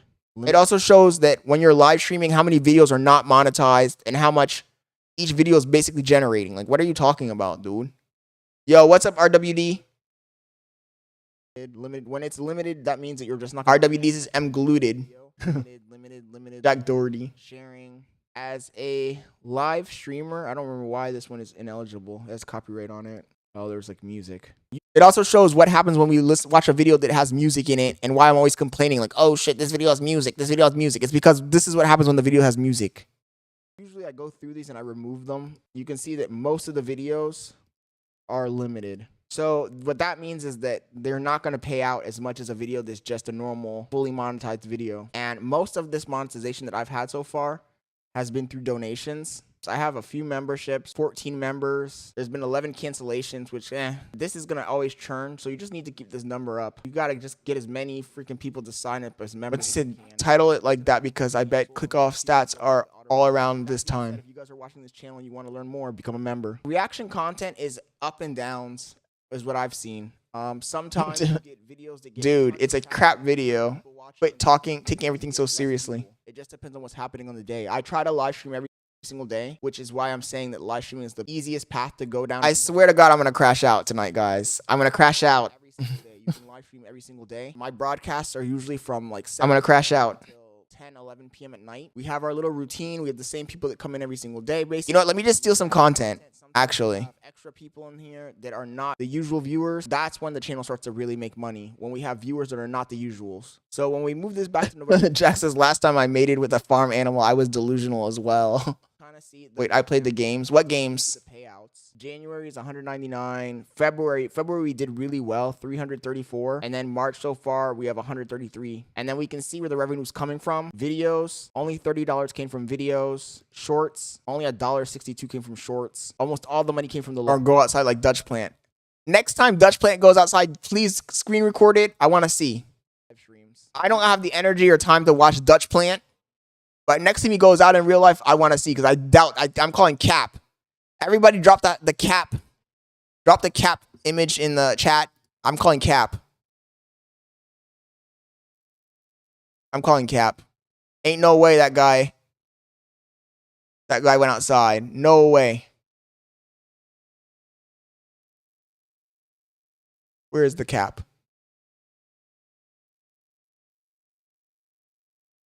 Cap. I already know he didn't go outside. There's no way he went outside. Homie can't go outside. With his girlfriend, he says. $71, $63, $46. And then here's the breakdown. Watch page ads. We made $429 from ads. The moment you said with his girlfriend, I knew you were trolling. And we made $204 from donations. That nigga don't got a girlfriend. And then the memberships made us $32. A big portion of this is coming from supers and gifts because, like I said, most of those videos are not fully monetized. This one right here. This is a 10-hour video. Holy crap. If you go to the analytics on this video, you'll see that we had 1,800 messages. Everybody dropping the cap symbol. We all know that shit's cap. With his girlfriend, he says. For 10 hours, that's like nothing, to be honest. 5 subscribers, but if we go to lifetime, we got 56 subscribers from this video. Lifetime just includes from the moment the video, well, it was live and after it got published. Because remember that the video doesn't count as being published until after the live stream. During the live stream, we got 51 subscribers. And after the live stream, we got 5 additional subscribers who watched the video afterwards. And this was actual, real reactions, by the way, chat. This was not like us just Sean Trick says, the way you're talking now is an example of how you just randomly hate. This nigga acts like I'm a random hate generator. The easiest route is to do the live streaming. We've been building a decent community with our live streams. We have our Discord. We have daily conversations. We have polls. We have people who drop content in here for us to react. Insulting, bro. I mean, it's a much better experience than just doing straight YouTube. It's a different experience than the normal YouTube experience. The normal YouTube experience is you watch your favorite content creator post their video's almost over, by the way. Then we're gonna watch Content's Universe's new video. But when you're live streaming, you know, you're kind of having a more intimate situation with the content creator. And I think that it hasn't changed my life yet, but I think that if I continue down the path, continue creating content for the people, I think that it has the potential to do so in the future. Next time, don't trick. There's an easy solution for this. Next time he's live streaming, screenshot it for me, send it to me on the Discord, and I'll believe you. Because I know that guy doesn't come out of his house, bro. Come on, that was the most unbelievable thing I've ever heard in my life. So I know he doesn't come out. You guys some insight into my channel, insight into the analytics. If you guys enjoyed the video, if you thought it was helpful or at least inspires you to go ahead and start creating your own content, make sure you hit the subscribe button. Anyways, I made this video to shed some light on the back end of being a content reaction channel. I hope that this video sheds some insight, maybe inspires you to start creating your own content. My progress in the last 90 days, how much revenue I've made, the reasons why you should become a live streamer. And it's not going to be easy. Everybody wants to go take the easy path. It's not going to be easy. I was telling somebody yesterday that becoming a YouTuber, becoming a live streamer has Nah, you're crazy. Homie said, or you could subscribe to his channel. You're on his nuts more than me. I haven't seen him in months and you made a whole video about him. What do you No, dude, you are glazing him. You're offended because I talked about your I'm going to say about your daddy at this point. Cuz before we started covering Dutch Plant, you would troll occasionally, but it wouldn't be like extreme trolling. But now that we hit Dutch Plant, you've been trolling like hardcore. So I know I hit a nerve. This nigga's out here defending his mans. That's crazy. Tried to accomplish in my defending your mans is crazy. Makes 200K a year. Grim says that's definitely Dutch's mans. For real. YouTube for me has been the hardest thing I've ever tried doing. So don't think, dude, you're a troll account for Dutch. No. It's gonna be worth it. Ay. Today I got recognized. Today I went to go get a shake. I got recognized by some random. And my channel is small as hell. I only have 3,000 subscribers on YouTube and like 8,000 followers on Instagram. And that's a great feeling. It's a great feeling to be out in the streets and have a random you've never seen in your entire life recognize you. So my challenge to you is, if you want to be a content... This nigga said I'm a troll account for Dutch. You don't need the most fancy camera. You don't need to even know what you're going to do. Half the time, I don't even know what I'm going to do on a live stream. I'm working on starting to make a schedule. But for the most part, I just kind of go with the flow. Go where my audience wants. And I've seen more progress doing live streams and reaction content than I saw in 2 years of doing vlogs. If I bleed, I would die.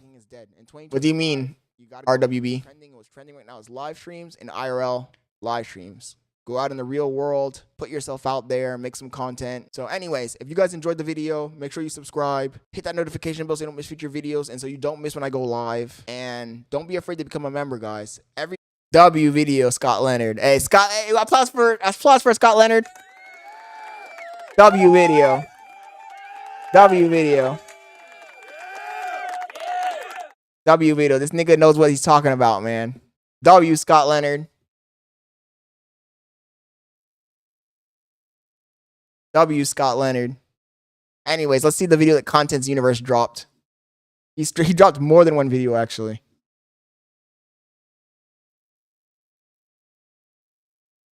Because he dropped one about Fousey's crackhead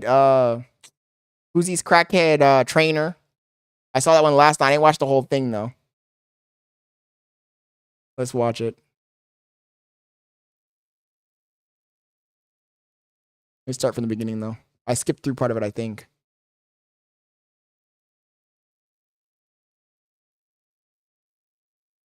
So now you tell me I'm gonna be a rapper, right? And everybody my whole life has laughed at me. Oh, you never met Dre. The title of the video is Fousey's Biggest Glazer Walking by Contents Universe.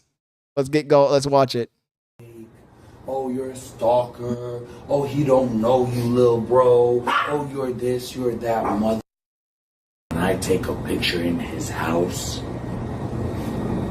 One, you're not gonna be able to see it because you're blocked. You're gonna be on a burner. This nigga said he's gonna take a picture in Drake's house.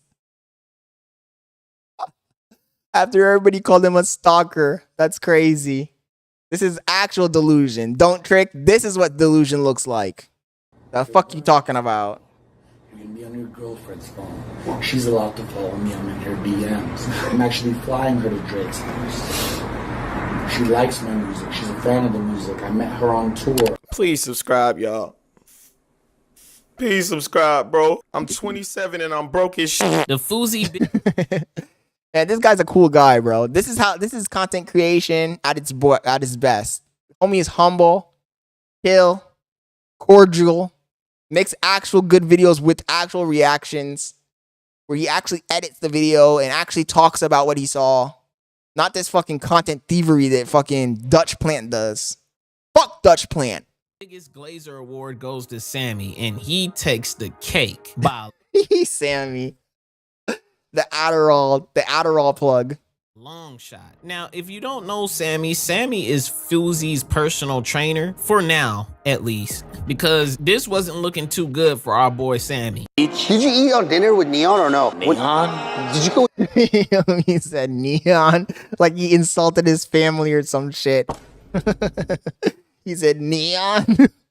Dinner with someone or no? When? I don't know, because people were saying, oh no, Fousey's not on a fast. We saw him at dinner with Neon. I'm like, what? When? How? Where? I haven't seen Neon in I don't know how long. Really? Okay. I don't know who said it. And I've been live 24/7 by myself. For reals? What the? This exposes Sammy as not an actual Fousey viewer. Right now, Fousey's thinking like, this motherfucker doesn't watch my fucking live stream. The fuck? I don't Fake know. glaze. No, some people, bro. It's just, but please don't fall into this. No, I don't. Shit. He called them a regard to his face. That's crazy. Lau, I didn't see it, bro. Where did you send me? On Discord? Fousey G7, yes, man. Don't prove to me, because if I start thinking, I kind of got off that Fousey train because this isn't, nobody cares about Fousey anymore. Fousey fell off. The death of Fousey really did happen. I'm gonna have to be like deuces. Nah. Neon eating dinner, like that was the most dumbest shit I've ever heard in my life. Bro, people say so much stupid shit, but I don't. Oh, I think I did see you saying it in chat, but we were watching something else. It's because sometimes I don't feel like watching Fousey, to be honest. Like I feel like he fell off. I don't find him that interesting anymore. I feel like it's like a pity party at this point. So I probably didn't want to jump over there, to be honest. I think I find Ice Poseidon more interesting than Fousey. Even listen to that shit. You obviously do if you literally just thought, oh, did you eat with Neon? And No, because if someone says some shit, I'm not gonna go and. All right, you're. RWD says Cristiano Ronaldo, more like Craciano Ronaldo. On like. I watched Ice Poseidon today, and he was manipulating Mando. So Mando went over to Johnny Somali's camp to do a documentary about Johnny Somali, and Ice Poseidon freaked the fuck out. He called Mando, he harassed him, he threatened him. He told him, if you're going to be hanging out with Johnny Somali, I don't want to see you again. Anything I've given you, I want to take it back. Anything I promised you in the future, you're not going to get unless you go up to Johnny Somali's crew and you completely disavow them. You drop the documentary, you don't help them film, you call them out, and you destroy them publicly. Don't come back to me. You're going to be excommunicated. And then after he got off the phone with Mando, he called... What's the name of the other fucking minion? He called one of the other minions and he threatened that guy too. And he was just threatening people back to back. I actually have if you watch my last live stream, the one from this morning, you'll see it has the whole video. He was just going crazy on those niggas. I don't understand why people let Ice Poseidon, Paul Danino, manipulate them so much. Like, how does he have so much power over these people? Can you react to Danny Duncan and not get a strike? I think we were reacting to Dana Duncan before and it got taken down. I think it got taken down. We can try. I saw you posted a video on Discord. We can try to watch it, but I think it got taken down. Because I watched something else. He was doing some other stupid shit. That guy, Dana Duncan, is like he's like Whistle and Diesel, right? Basically. We were watching one of the other stunts he was doing or something and it got taken down. So I'm not really sure. We can try. If I get a copyright strike, I'm going to crash out, though, for real. Because if I get a copyright strike while streaming, then I can't stream for 7 days. I think that the best bait for reaction content when you're live streaming is doing the video essays. The channels that do video essays, for the most part, aren't going to copyright strike you. Anyways, yeah, Ice Poseidon, he's a real manipulator.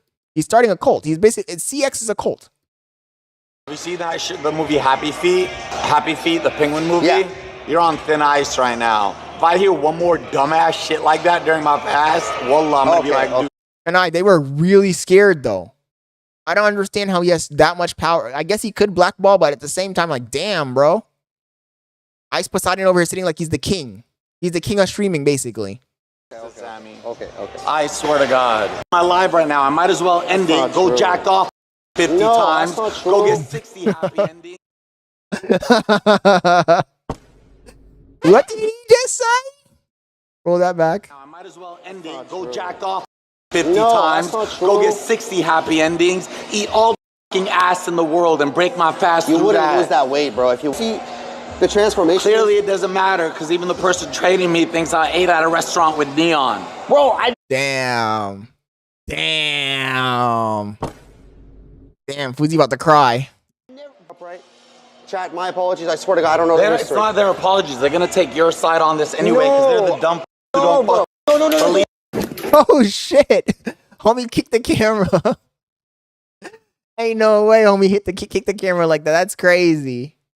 Man, you guys are trying to make me go back on a Fousey binge. We finally got rid of the Fousey binge, and you guys are trying to make me go back. Fuck that. Don't Tricks as well. During your reaction, you were also hating on him, saying you're not really sure why people even watch him. I'm gonna watch one more minute and see if it gets better. Because it was boring, Don't Trick. What do you want me to say? IRL streams, for the most part, are boring if nothing happens. Vin says he. Don't Trick says Dana Duncan. Oh, Dana Duncan? I don't like Dana Duncan. But I got, he took the stream down when we were watching it. He made a video where he sat in a throne and made Andes carry him around LA. No fucking way. Are you serious, Vin? I suppose I don't be doing too much. Bro, this shit was way too funny. RWD editor says, am I gay now? Wait, what happened? RWD editor, what happened? That's the Fousey we want. Why don't you like, because I don't like Whistle and Diesel. I don't like guys that do crazy shit, like destroy fucking, like they get a fucking brand new Ferrari and catch it on fire and like do shit. Like it just, I feel like it's just reprehensible behavior. Don't Trick says, well, no shit. You weren't a reaction channel. It was a hater. It was a hater one from that moment. Oh my God. But you like Neon? But Neon doesn't like buy new stuff and destroy it. Neon just screams. Neon spazzes out. And also, I don't like Neon, old school Neon. I hated old school Neon. The new Neon, I'm kind of liking a little bit. I'm kind of liking the Neon with the David Blunts, the Neon with the music, the Neon who's like collaborating with people. That's the Neon I like. I didn't like the old Neon. Vin says Ice got investigators. Oh, investors. I thought you investigators. Ice got investors to pay for him to have DJ Mustard's old mansion, and he got evicted in months because of swatting. That's crazy. Hell no, man. It seems fake and forced. I feel like the new streams feel like Aiden Ross, dude. When you watch Aiden Ross, do you feel like Aiden Ross is forced, can I? Because that's what he's essentially trying to go for. He's trying to go for an Aiden Ross.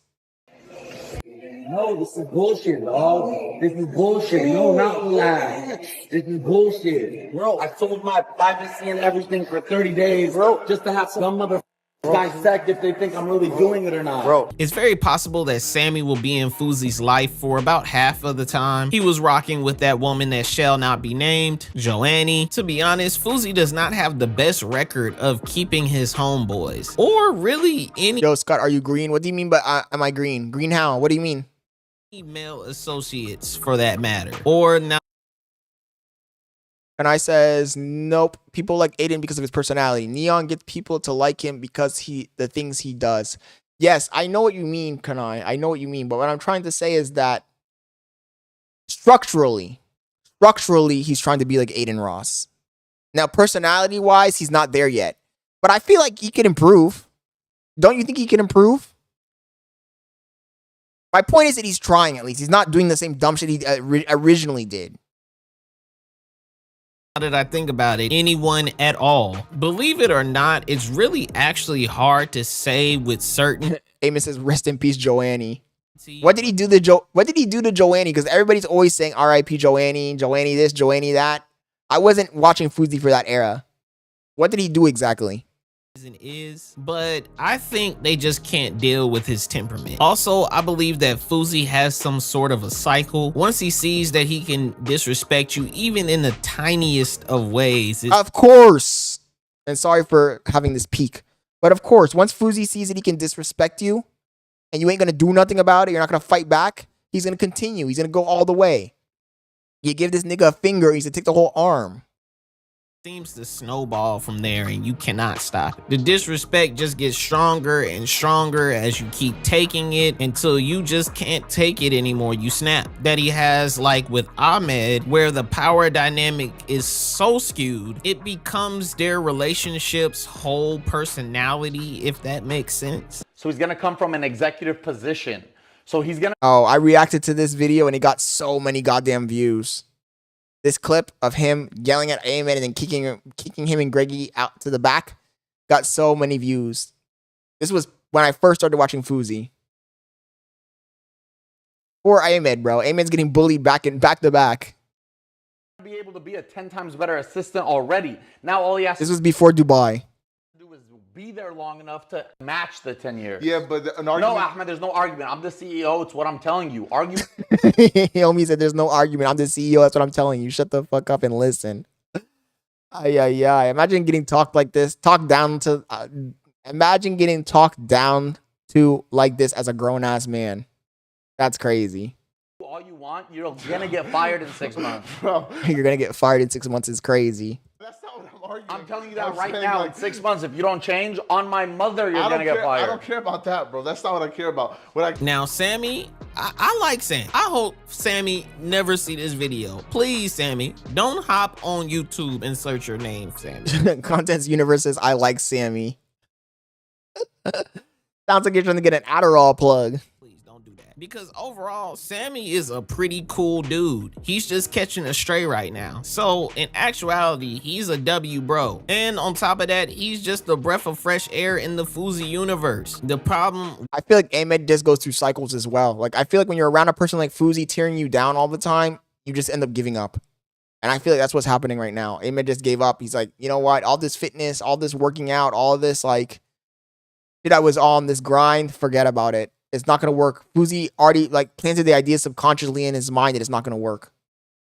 once again, is that Fousey don't keep nobody around. Like, Kumi streams were god tier. The streams with Polly were fire. His relationship arc, you know, that was pretty decent too. And Ahmed and Greg plus Fousey were top tier at— Oh, if he's like that on camera, Kanai, I can't imagine the abuse, the bullying, the insults, the demeaning, the shitting on, the yelling at that Ahmed takes off camera.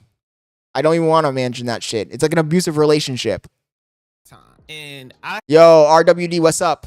I have no idea what Fousey did to Ahmed. But if you're paying attention, Ahmed is just treading very, very light nowadays. He done banished that boy to the shadow realm. Homie said that he banished him to the shadow realms. That's crazy.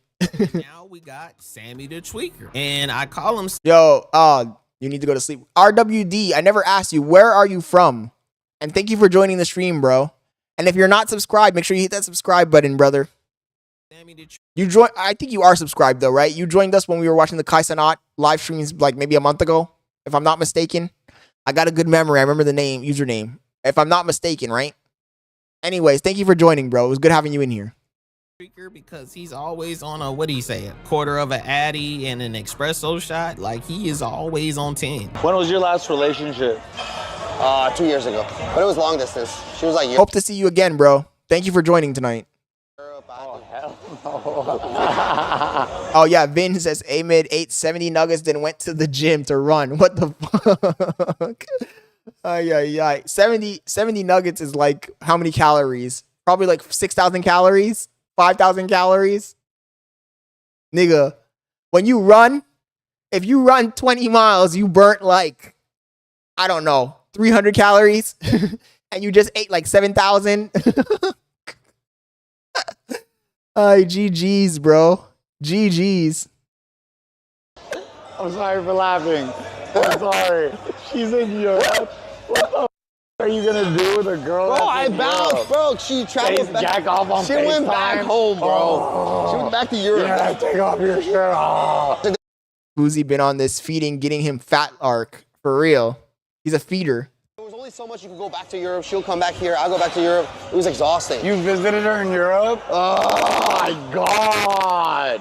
And if you put all that Fousey glaze to the side, you know, he's actually really entertaining. When I'm watching him, it'd be like, bro, like, what are you talking about? Now, back to the topic of this video, Sammy be glazing on Fousey hard too. For real, Sammy almost glazes Fousey as much as the Glaze twins.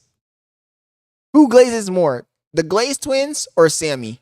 Chat, let me know in the chat what you guys think. Sammy, if you think Sammy glazes Fousey the most, spam ones. If you think the Glaze twins glaze him more, spam 2. Like an uncomfortable degree to a point where I have to make a video about it because I've been on live and we've been talking about Sammy, and every time Sammy come up, he start glazing Fousey. We got to stop the live and just talk about Sammy. It's getting ridiculous. Sammy, I gotta make a video about you. Check out some moments that I've tried my best to collect just so y'all can get a taste of the Sammy world. Bro, I'm not even kidding. I'm the same way as you. Like when I was like cutting my cars, or I was like, yo, I just want to have a crazy 6-pack. I went like 20 days no carbs. Nice. Feels good, huh? It feels good, huh? And ain't it, buddy? Change your lingo. Also, last night, before we closed the stream, we watched Fousey for like a few minutes when he was in the gym, and he was lifting literally 2 pounds. He was like, with 2 pounds, and Sammy was glazing him. And I was like, what the fuck? This nigga's lifting literal 2 pound weights. I can see it. Chat, this is why we say go light. This is why we say go light, he said. Love chat, by the way. And bro, people don't understand, like, I have one of the, I'll say it, I have one of the greatest transformations that anybody does online consistently. I do. And I don't need a trainer, now I do, but I never used to use a trainer. That's I never crazy. used to do nothing. Damn, bro, I'm such an honor, My last bro. physique, you know the one with the stick video? 102 million% natty. Oh. Content universe is diabolical for that zoom in. Content universe, you bad for that one, my boy. You diabolical for that one. I mean, that video was very hard. 1,000,000% natty. Oh. I mean, that video was very hard too. And that was my greatest physique. That zoom in was diabolical, I ain't gonna lie. That shit was uncalled for. And that was natty. Whoa. That was a machine. Machine, I remember that. Like that video was just all aura, because it was just like, he was like showed up and it was like. this straight. Have sex. You can't just go straight in. You gotta. Yeah, you can't be having too much caffeine. You can't. No, you can't I'm just pop saying, Addy. before you go in, you gotta like. Yes, you gotta polish it up. Polish it up. Get it loose. Polish it up. This nigga's a virgin. This nigga said before you go in, you gotta polish it up. The fuck is this shit, nigga? A window? Yeah. Mangala pangala, it begins. This nigga's never had sex. Confirmed. Hashtag virgin. What are you craving tonight for food? Roll that back. Roll that back. Oh my god. Fousey tried to give a sex analogy, and this guy. Yeah, you can't be having too much caffeine. You can't. No, you can't I'm just pop saying, Addy. before you go in, you gotta like. Yes, you gotta polish it up. Polish it up. Get it loose. Be Open like, it. hello, Wake and then up. pow. Yeah. Mangala pangala, it begins. What are you craving tonight for food? Manjagala Pangala, it begins is the last thing a bitch wants to hear. Karate Kid type shit. It'll be chicken and rice. I love that. I love that. My mind just keeps going. Where's a good spot here? Lava grill. Vin says he said he had a long distance relationship overseas. That's crazy. We're having a relationship overseas is insane. That's insane. You're down to go after? I'm down. I'm hungry. My brother. Oh, you can't have chicken. Oh yeah, you can't have anything. It's a water fast. Baby, look at that cheese smell. Wallahi, I almost did it. Wallahi, I almost did it. All right, take it. Wonderful, bro. Guys, look at the form, the stretch, the squeeze. So yeah. The fish, the squish, the squeeze, he says. My boy Sammy might as well open up a Krispy Kreme. Now, to be fair, it's hard to tell if he's scared or if he's just straight glazing or not, but from face value, my bro really is in love with him some Fousey. Spengala Pongala is what Orlando Brown would say. But don't get it twisted, he also scared as hell. Hanging with Fousey. Sammy's the type of guy who shows up at a date with a polishing rag. Talking about, I gotta polish it. Is really a good way for him to get his name out there. I'm not gonna lie to you guys, and he knows because he's watched Fousey's videos and streams in the past before, is that all it takes is one mistake and you up out of there. I mean, just earlier we saw a clip where he just brought up Neon in casual conversation, and Fousey basically told him like, you are on thin ice from here on out. Like, dang, I can't bring up something that the comment section said. That's wild. So maybe Sammy is just using glazing as a coping mechanism. Sure, we got the text battered wife syndrome. I think these guys glaze Fousey because they're trying to get the bag. How much do you think Fousey pays this guy to be a personal trainer?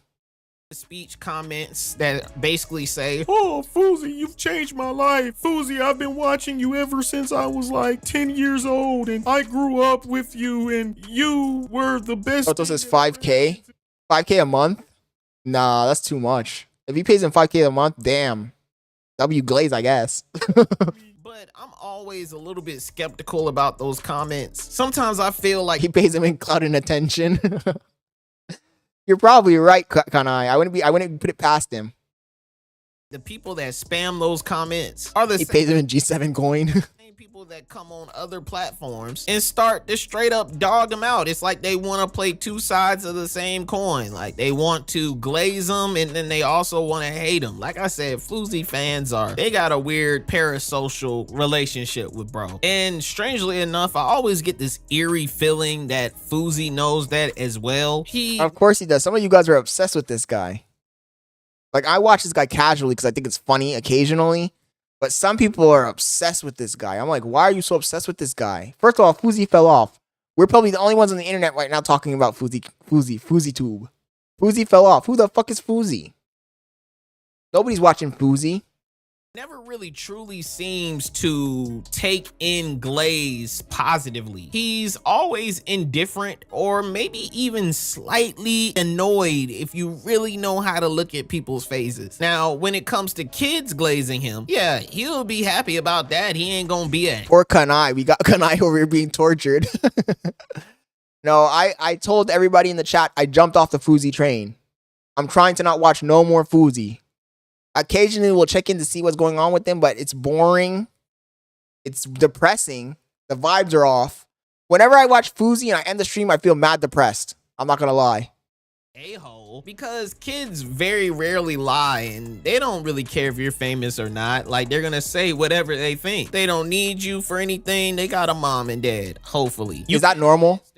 In any way, but for grown adults, I truly feel like Fousey is not a fan of glazing. He doesn't even like when people come up to ask him for an autograph. He don't like when people come up to ask him for a picture because in his head it's all fake. I mean, imagine being famous for that long. You know, you've seen the same people that love you turn hater on the internet. I can kind of see where he's coming from, but that's a Fousey thing. I don't think that he likes glaze from adult men.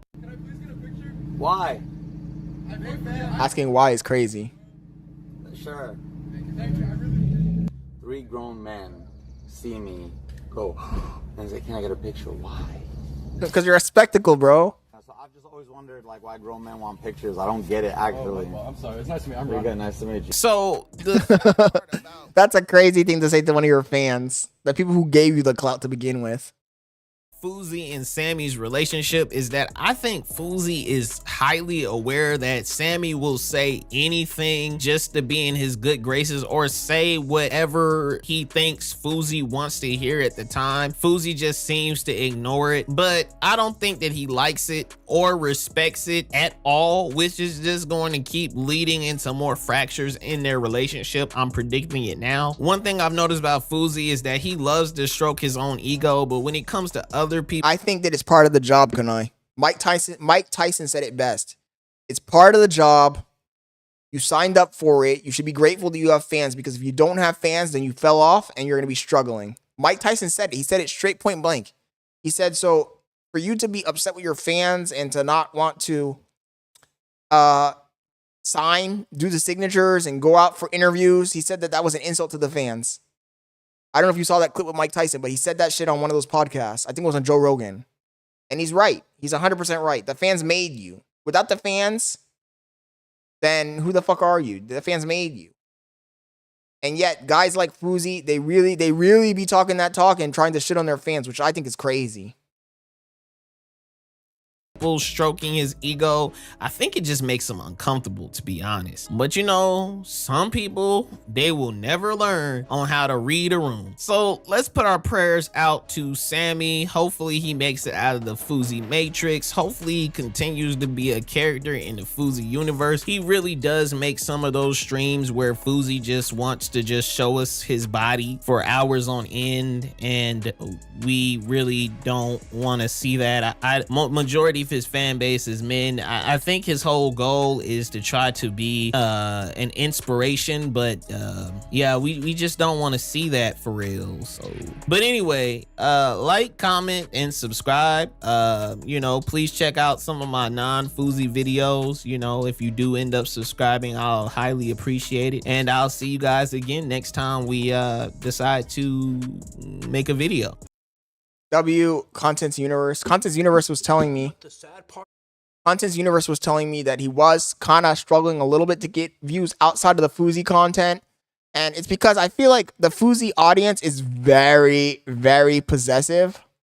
They're very possessive, and they don't watch anything other than Fousey. Like when we're watching Fousey, they jump in and start watching it. But if we're watching something else, they won't join. They won't watch.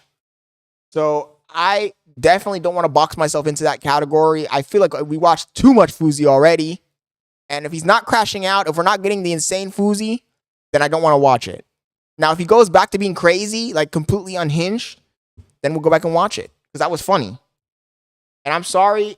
What am I even doing? That was funny. I know it's not the best thing to say or the best stance to have. Laughing at another person's downfall and mental illness, but I gotta admit it was funny. It was funny as hell. I enjoyed watching it, and at the end of the day, I mean, it's content. He's putting himself out there, so that's on him. That's on him. I was gonna ask you guys, Natalie Reynolds doesn't stream anymore? My favorites like Raul, Anuel. I'm gonna make a soup really quick because I'm trying to find something to just throw on while I go make the soup. Let's watch some dumb hoe for a second here. Maybe Sam Frank, she's live right now, actually. Oh, because I unsubscribed. I unfollowed her. He's playing some stupid game. Does she even talk when she plays a game? How many people does she have watching her? 1,000 viewers.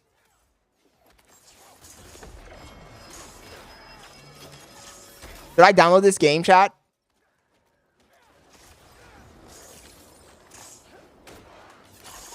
Chat, I'm going to go grab a soup really quick. I'll be right back. I'll be right back. Give me 2 minutes. Did I download this game? No, it's not. This bitch doesn't even talk. I mean, low-key, the best is to sit down at that place. Not gonna lie, that place was so delicioso. So delicioso.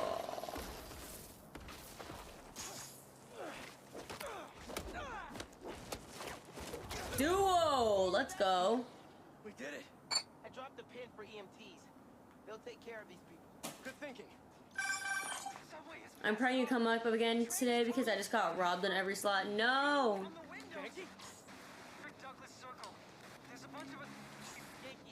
What the heck?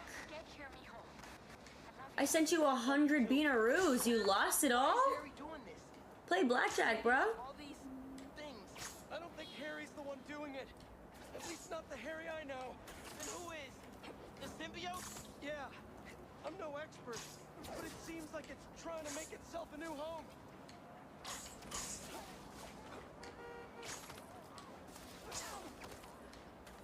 Why is it refreshing? Why is it moving?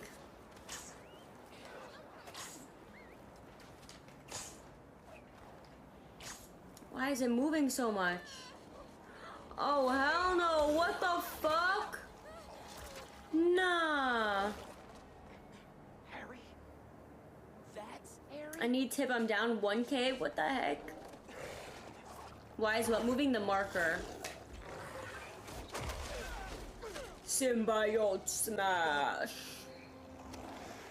Ew, they're yucky. Right now, we need to save your mom and Genki. Oh, that was the mom? Watch yourself! Harry looked a lot different than you did when you had the suit. I think that would have been me eventually, if you hadn't saved me. Gotta check in with mom and Genki. They're not answering. We gotta get in there. We will, as soon as we clear the area. What if they turned into one of these things? That did it.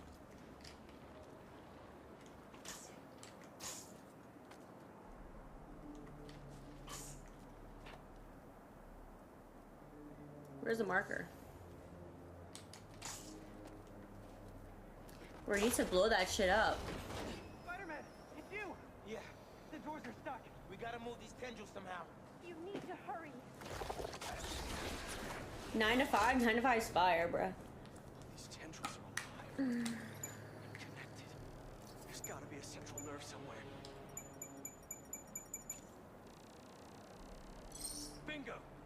Let's hit a nerve. Pulling back, but not enough.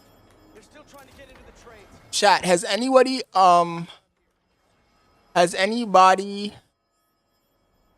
made the Campbell's soup beef broth? This is my first time having it, and it's just water. Like, what the fuck is that supposed to even be? Also, Schedule 1. Somebody else told me that same thing. Schedule 1. Streamers are playing it. Let me see if they have it for Mac. Because a buddy told me the same thing.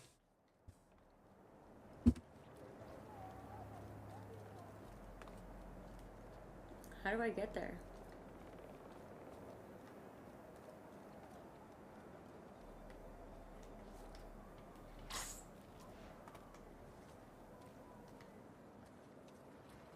How much time does it need? Bro, you hear that? How much time? A minute? Maybe a little more? Keep your spidey sense sharp. This might get wild. These things really don't want us here.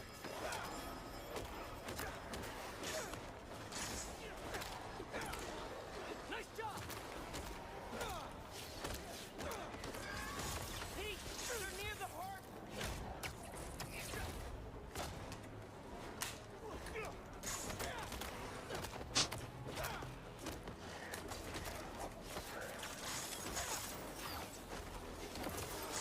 Nice.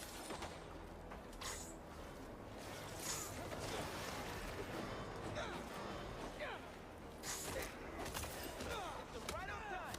They're getting close to the weapon. Good one.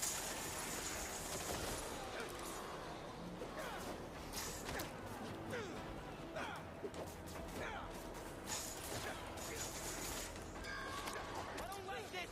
They're too close. That's good. They're shooting stuff at us. I know. Just keep moving.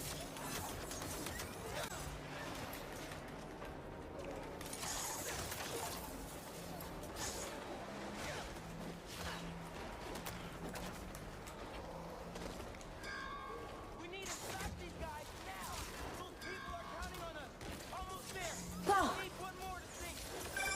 Miles, can you hear it? Tentacles coming in the window. Grabbing people. Just hang on. We see you. You can do it. Keep it up. Just a little longer. Locking your back. Come on.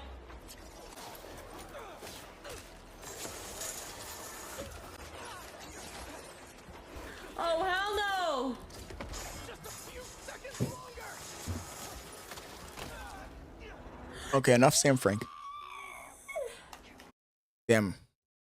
Sorry about that, guys. I had to put something on in the meantime. What I was going to say is that I think that the beef broth Campbell's soup is not made for eating by itself. I should have probably made some vegetables or something to put in this because it is plain as fuck. Plain as fuck. All it is water. It's like just beef water. So I don't think this is gonna really work for my dinner tonight. I'm gonna drink it, but I think I'm gonna be hungry still. Because it's literally just water. Kanai says, ew. I can't eat solids for 7 days. Yeah, I'm fucked. Earlier today, I went to the Japanese place, and I got those Japanese dumpling thingies. I ate those, and I ate the pork ones, and that was pretty good, but I didn't save any because I'm greedy. So now I'm forced to eat this nasty water. You can't have oatmeal. I don't remember. I gotta look at the list of foods. Anyways, Johnny Bravo dropped a video earlier today. Breaking: Wes Watson tries to attack another person in the gym right after his arrest. This is a 15-minute video from Johnny Bravo Films. Let's go ahead and watch it. What about that is, look how you and your buddies acted again. Aggressive, insecure, like babies. Live off my name. Hey, am I 5'8"? Am I 5'8"? Oh, this guy's a YouTuber.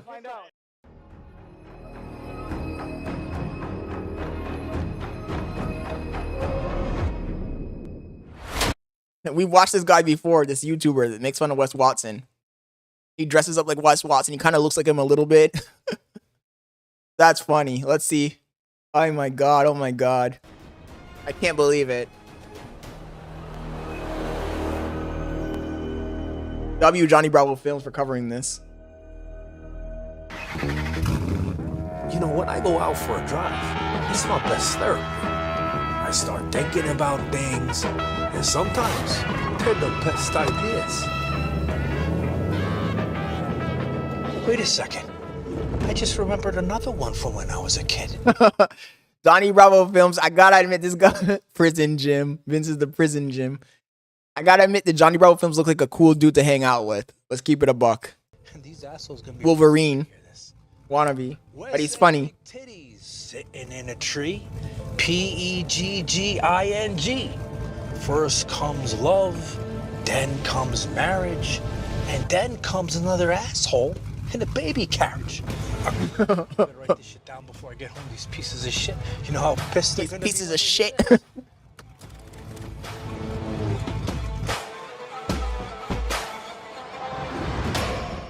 So by now, we all know what kind of liar this three-haired, comb-over, piece of shit pegged Watson is about everything in his life. But he goes so far as to try to hide his true height from the internet. And he messed up big time with that stupid-ass tattoo on the top of his head. all know he's not 6 foot like he claims, but he's a 5'8" munchkin. And we seen it many times. We caught him red-handed. We saw him with his bullshit high heels, high heels, running around town with a 2-3 inch lift, trying to pose next to people. Then the police arrest him. They put 5'8" down on his police report, and then they take him to jail and they want to take a picture of him and his height, and he denies it, says they're not allowed to because he doesn't want 5'8" with the Dior lift platform shoes is crazy. This nigga's probably like 5'6", 5'5". to get teased more online. No one can check my iron and take a picture of it, so you better quit saying I'm 5'4". Motherfucker say I'm 5'3" and shit. Online, they just be joking. They're like, you're 5'4". You know? Oh, they all the trolls and shit? Yeah, trolling. Yeah, they'll be happy about this, though. So we know this guy's a liar, and to be honest with you guys, I'm kind of sick of hearing this same old story and this bullshit. So I was hoping ex-convict Jin is gonna finally put an end to it. Now, I always thought this. Do you know how this asshole can put an end to all this teasing and harassment about his height online? All he has to do is get some asshole with a tape measure to come around, put it up next to him, put it online in a video, right? And it's done. You don't have to hear the shit anymore, right? You can't do that because it's not that high. You know why he can't do that? Because he can't manipulate it. So this is his way of manipulating things. Well, now we have Eric Kinevsky, and you guys know who he is. He runs around with a scale and a tape measure in his hand, and he goes up to people to ask them their height and weight to see if they're lying. So if you think about this is a match made in heaven. On one side, you got Pegged Watson, that three-haired munchkin conehead piece of shit, right? Lying about his height, doing everything he can to lie about it on one side. And then on the other side... What is that tattoo on the top of his head? Why'd he do that shit? Nigga already looked like a clown. He didn't have to go full clown on us. San Diego, the SD on the top of his head is crazy. You got Eric Kanevsky, the man, like I said, he walks around with the fucking scale and tape measure in his hand, going up to people. So if you think about it, what a great idea. Eric goes down to Miami, bring your little tape measure with you, go up to Wes and measure him. And how bad could it possibly be, right? So it didn't really go as planned. And now I'm going to show you. Now first, I want you guys to get a scope of what happened before I tell you the story, because the story's going to make you laugh. I'm already laughing. Here's a clip, a little one, and then I'll show you the full one of what happened when Eric went down there. Jesus fucking Christ. Look at this. Why? What's your name, man? My name is Wes. Actually, WW Dago. All the motherfuckers know that's Wes Watson from San Diego. This straight up stud over here. I made a story yesterday. I don't want to. So Eric, a couple months ago, right? Wes Watson made a story about Eric saying he watched his videos. He thought he was funny. Usually he's not a fan of this type of stuff, but he thought it was great, that he was a fan. If he sees him, he'll shake his hand. So Eric thought Wes liked him. I don't really watch spoof videos about me, but that one was fucking funny. If I saw that guy in person, I'd be like, dude, you are classic. Like, I really thought it was going to piss me off, and I liked the Wes thinks it's him. Wes thinks he's him.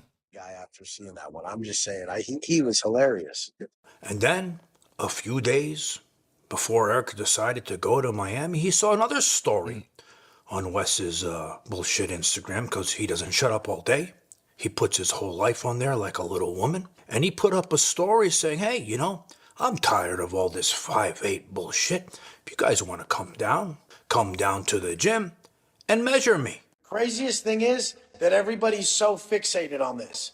Get the biggest fairy that you know that swears I'm not 6 foot. He's probably not even 6 foot. Have him come to where I go to the gym, and we'll just do a friendly stand by each other and take a picture. Get as many people as you can that are 5'8". Have them come stand next to me, take a picture, and just document it. I'm 6 foot, but I'm just going to play into your guys' game, because this is one of the most friendly things you guys have ever said about me, is that I'm short. So it's kind of like, you guys think you're hating on me, but it's kind of nice that you're just saying I'm short and you're wrong. Because a lot of the other stuff you say about me is pretty fucked up. So Eric saw Wes is so soft. For a guy who thinks he's so hard and so tough, he's so soft. He's so fucking soft. that story. He said, you know what? This asshole must be talking about me. He knows I do this shit, inviting people to come. I know he likes me. I know he wants to shake, because he got a little hand. I don't even know how much of a handshake he's going to do with Eric. He's going to shake my hand. He's a fan. How bad can it be? Now, let's get into what happened that day. So that morning, Wes and his cronies, or goons, or assholes that he's hanging around with, his minions. Wes and his minions. The clones of him. How do you get minions? Where can I get my minions at? Cat, where'd I get my minions at? They all decide they were going that morning to actually film a video. So that's probably why Wes was wearing heels that day, because he wants to appear taller in his video. So we know most of these guys because we've seen them in the videos with Wes, right? In the fight videos we've seen them. But two of them we know very, very well. This one is the fat pig. They all look like ex-convicts. I mean, they all are ex-convicts. Let's keep it a buck. The neck tattoos, the whole body sleeve. Remember I called him the fat pig? He's the one who went in there and he threw that kick at the monster on the ground. You need clout and minions who want the clout. That's actually true. You're right. That is what it is. Or money. And minions that want the money. I guess you're right. Those are only two ways to get it. You're right. And he wouldn't stop talking shit. Well, I was thinking, and I was looking at his face, and I'm like, what does he remind me of? And you know who he looks like, this asshole? He looks like Freddy Krueger if he was a tranny. His face reminds Homie said Freddy Krueger if he was a tranny. me of that. So tonight when I'm trying to sleep, I might be having nightmares on Elm Street because I'm going to be thinking about this asshole's face. And then we got the Chinese Fu Manchu Mafia, man. The guy, remember, we know him very well for having that dumbbell in his hand when he was trying to hit the monster with it. Now this asshole, you know who I first thought it was when I first saw him? You guys remember Joe Son? That UFC guy got punched in the balls 20 times, right? Lost the use of his balls. And then he was in this movie with Austin Powers. Well, I saw him with the shoe in his hand, and it reminded me of this asshole. But I remembered something, too, about Joe Son. Do you know where he is now? He's in prison for life for doing naughty, freaky things to women. Nah, for real? Right? And now he's getting pegged. Just like Wes is. So now Eric shows up with Tanner, his cameraman, and his other buddy, and they walk in to try. All ex-convicts. That's crazy. Wes low-key's running a gang. Try to measure the munchkin. Jesus f***ing Christ. Look at this stud over here. Dude, suck my dick for the f*** out of here. Why? What's your name, man? My name is Wes. Actually, WW Dago. All the motherfuckers know that's Wes Watson from San Diego. I can't talk to this straight up stud over here. I made a story yesterday. I don't want to. He's one of those f***s who try to live off my name. Hey, am I 5'8"? Am I 5'8"? Get the f*** out of here. That's what I want to find out. Get the f*** out of here, yo. So now notice, Eric didn't even get to bring up his height, and automatically the insecure bitch has to bring up the height, right? And then why does he care so much? You're a grown-ass man, bro. What does it matter if you're 5'8", 5'9", 6 feet, 5'5"? You're a grown-ass man, dude. This isn't high school. He also says, hey, it's obsession. Money off my name. Well, Wes, I hate to break it to you, but poor Eric, he's only made a couple videos on you. Maybe he made $250, right? But if you want to talk about somebody who's making money off your name, I gotta thank you very much because I'm probably the one who's made the most. And then you have the pig, the Freddy Krueger, the tranny-faced looking motherfucker, opening his mouth again on Eric saying, I'm gonna murk you, I'm gonna kill you. I will murk your bitch ass, yo. For what? Like you acting like a bitch, come up here starting problems. You made a story yesterday. I don't know who you are. Get out of here. Go. Get out of here. Get out of here.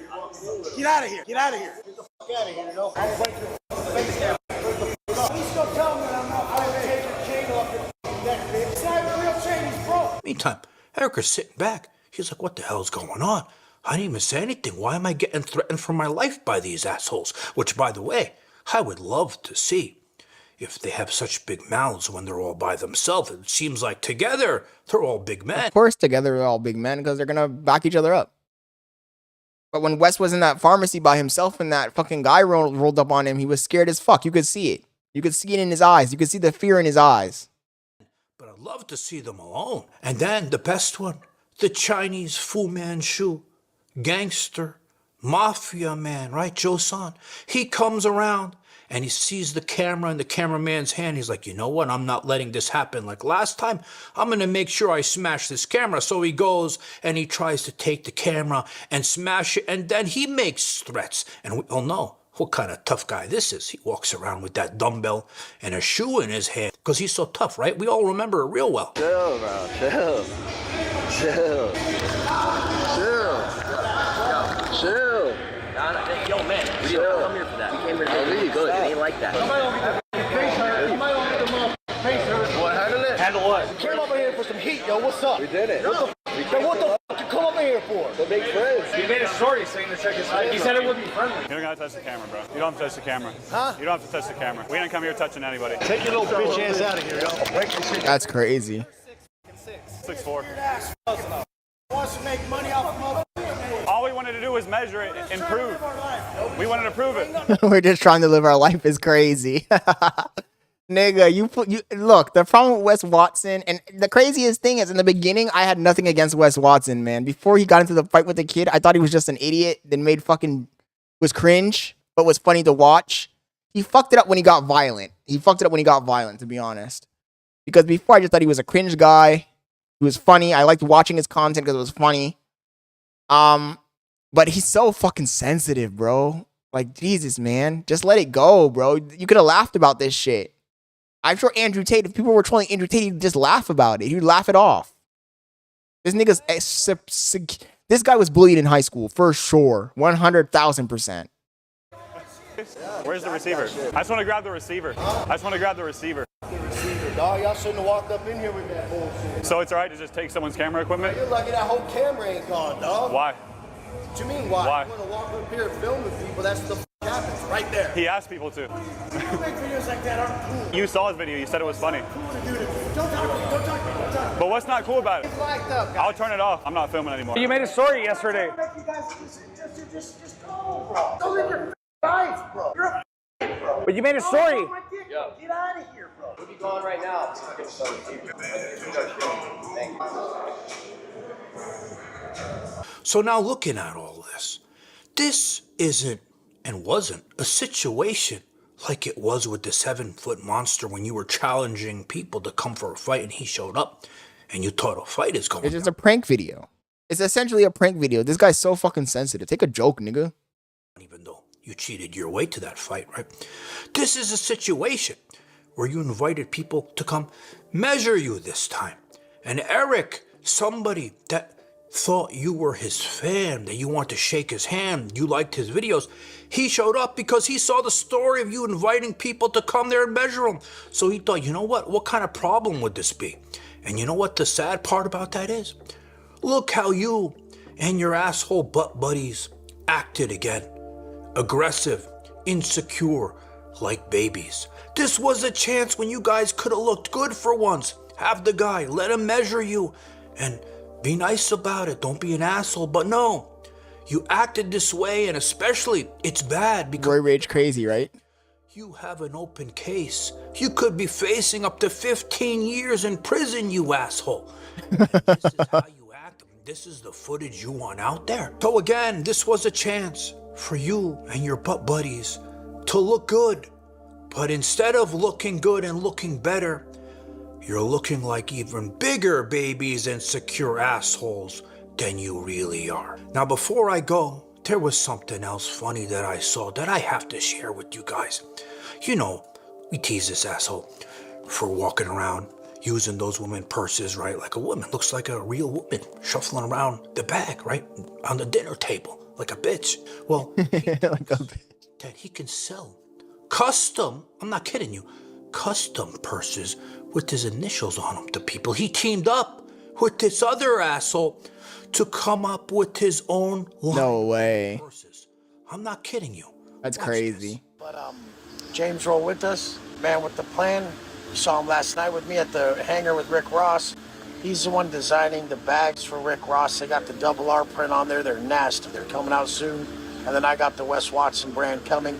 The price point is crazy. You're gonna have like a Goyard or Louis Vuitton looking bag that is $120 the price, coming in dope ass colors, different styles and everything, with that embossed double R Rick Ross print, that embossed Wes Watson W. It's nasty, like next level shit. Guys, thanks. Yeah, Wes Watson, what are you doing, my boy? Chats, W's in the chats. Wes Watson, what are you doing, my boy? Crazy fucking work. Crazy freaking work.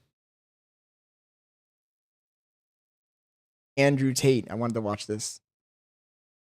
So if you want to talk to me anymore, you're going to have to get some money out of your... The top G.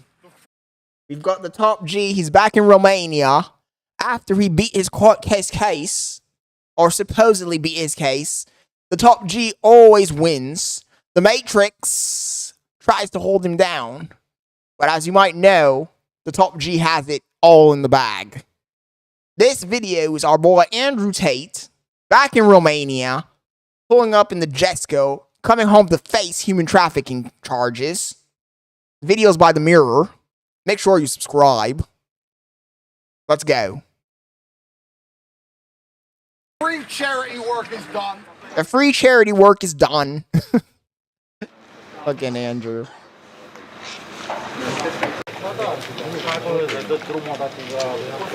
The Mirror. This is a news organization. There's a high chance we might get fucked, but let's watch a little bit of it anyway.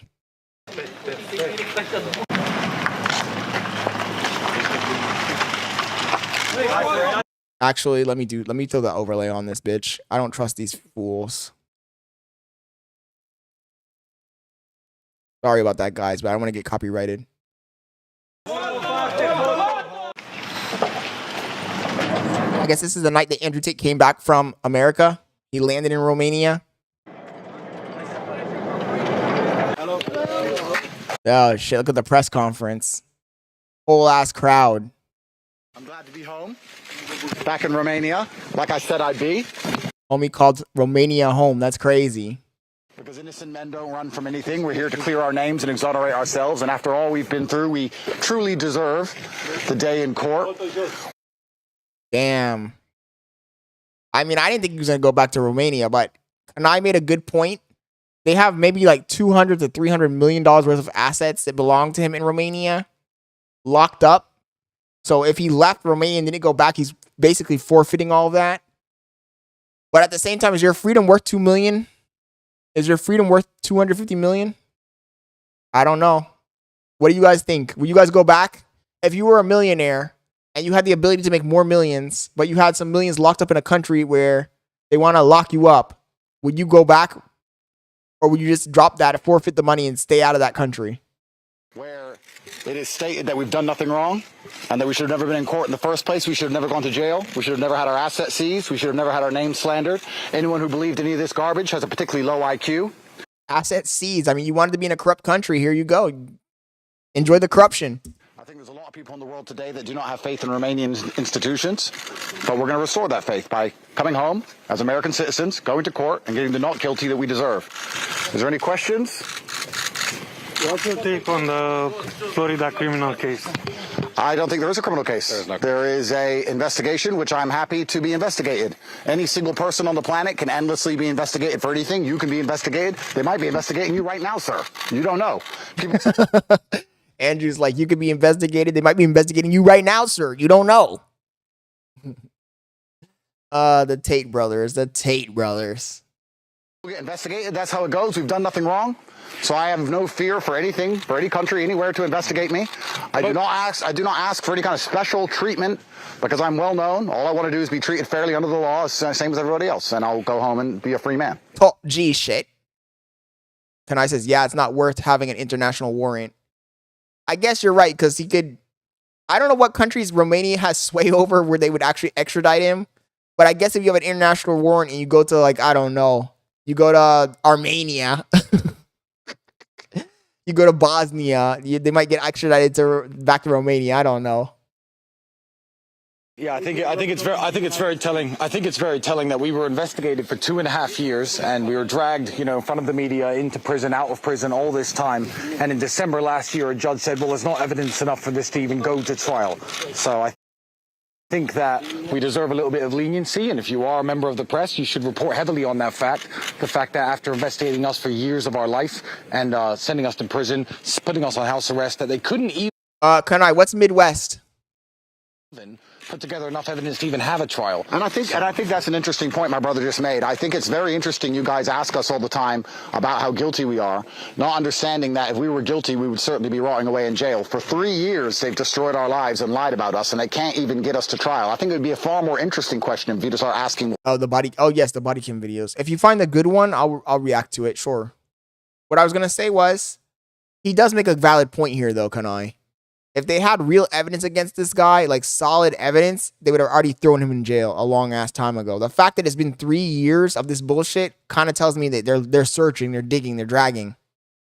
Why that is happening. If you want to be a good journalist, you should sit and say, why do they keep attacking these boys, but they don't have enough evidence to ever put them in trial or ever put them in jail, but they keep attacking them everywhere they go? Because when you start to actually talk about that, then you'll be doing real journalism, if you're allowed to do it, and then you'll be interested in the truth of the story. Because the truth of the story is not any of the garbage that you've been told thus far, or we would be in jail. It's definitely not an open closed case, for sure. because this has been taking forever, bro. Years and years and years and years and years and years and years and years for what? If he gets convicted of this charge, let's say he really beat up the woman, right? Isn't that just domestic violence? What's he gonna get? A year in prison? 2 years in prison? If anything, what he really should be worried about is the tax evasion charges. But that might not even be, that might be something that can be resolved civilly with a fine and paying what he owes. So I don't even know. I think this is a waste of time. It's a waste of time. In Romania, there's guys beating up their wives every fucking day. Anything else? That I have my American passport back in my hand. I can travel where I like. You know, if any authorities from any police force anywhere in the world wish to speak to me, they have my number. They will call me and I'll answer the phone. 44 times I went to court in Romania, not because there was a trial. Kanai says, well, it's not even Romania. It's the UK pressuring Romania and bad publicity. True. It's crazy because look, I'm not trying to condone violence against women, but I guarantee in Romania, there's guys all over the country beating their wives. Like, it's a Serbian country, right? Not Serbian, Slavic country. Like, there's women getting abused all over the place in this fucking country. There's women getting beat up all the time. So why is it so bad when Andrew Tate does it? It's a giant national case when Andrew Tate does it. But to see if I would be allowed to travel. And I told judges 44 times, I'm not a flight risk. Please return me my passport. Please don't keep me locked away from my family. So I know that when I left, there was some backlash. I know that when I left, people were being pressed about the controversial decision about two men who'd already had their case dismissed being able to travel and see their families again. Well, you know, here I am back in Romania, as I said I would be. So all 44 of those court hearings, including the ones that happened when I was taken from prison, were completely worthless. There was no point in doing any of them. And that's a very interesting point. Guys, let's actually analyze. They kept saying we're a flight risk. Homie said, let's analyze. Is he dumb? The media is not analyzing anything. Nobody's analyzing anything, bro. It's sensationalism. Most human beings are stupid. They just duck their heads and follow the rules. Because he is right. They said he was a flight risk. He left. He came back. Now what? After we came back. So all of these 3 years of imprisonment were a complete waste of time against innocent men who have never been tried. It is supposed to be innocent until proven guilty in a democracy. We have never been convicted of any crime anywhere on the planet ever. And as my brother said, we have our passports back. And just like you, anyone else here decides to take a trip, they're allowed to take a trip. We live in Romania. We love Romania. We're never going to leave Romania. We have a house in Romania. We have Romanian children. We're going to be in Romania all of the time. If we feel like a holiday, we'll take one. And if a court needs to speak to us, we'll be there because we are innocent. There are allegations that the U.S. government put some pressure on the Romanian authorities. We won the case on December 19th, 2024. That is when the appeal court said there's not enough evidence here to even have a trial.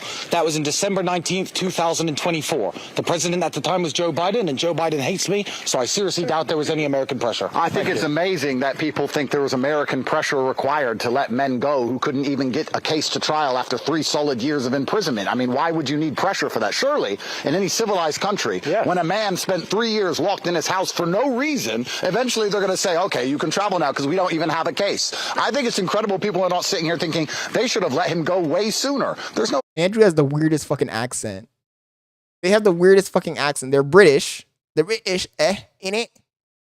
But they have the fucking weird ass, I don't know what accent this is. American pressure. There's just a rule of law. We're innocent men who have never been convicted. And because of that, we've come here to prove our innocence because we deserve our day in court.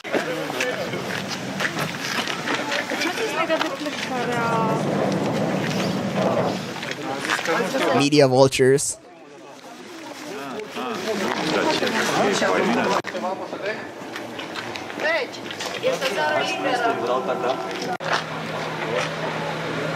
This nigga has a literal compound. This nigga has a literal compound in Romania. And given his assessment that President Trump really is a reliable ally, will his government request an urgent extradition of the Tate brothers? No, not the British, innit?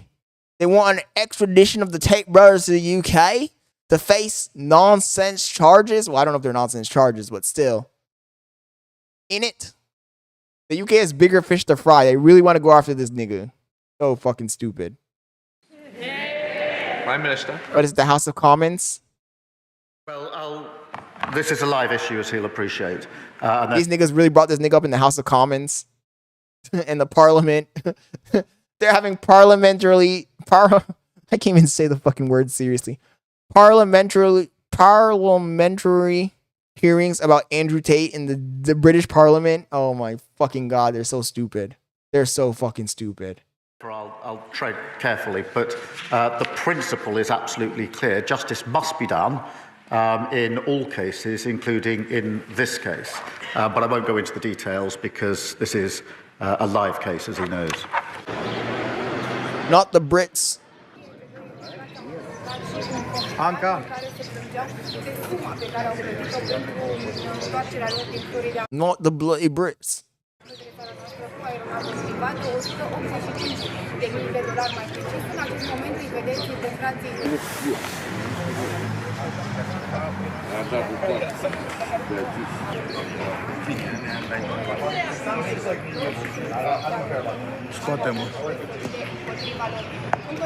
Well, you know, I'm not convicted of any crimes. I'm a free person who has not been convicted of anything, just as the same as you are or anyone else here.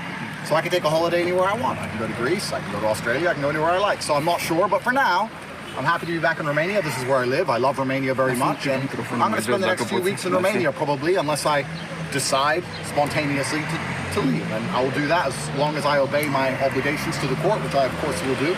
I'm allowed to go anywhere I like.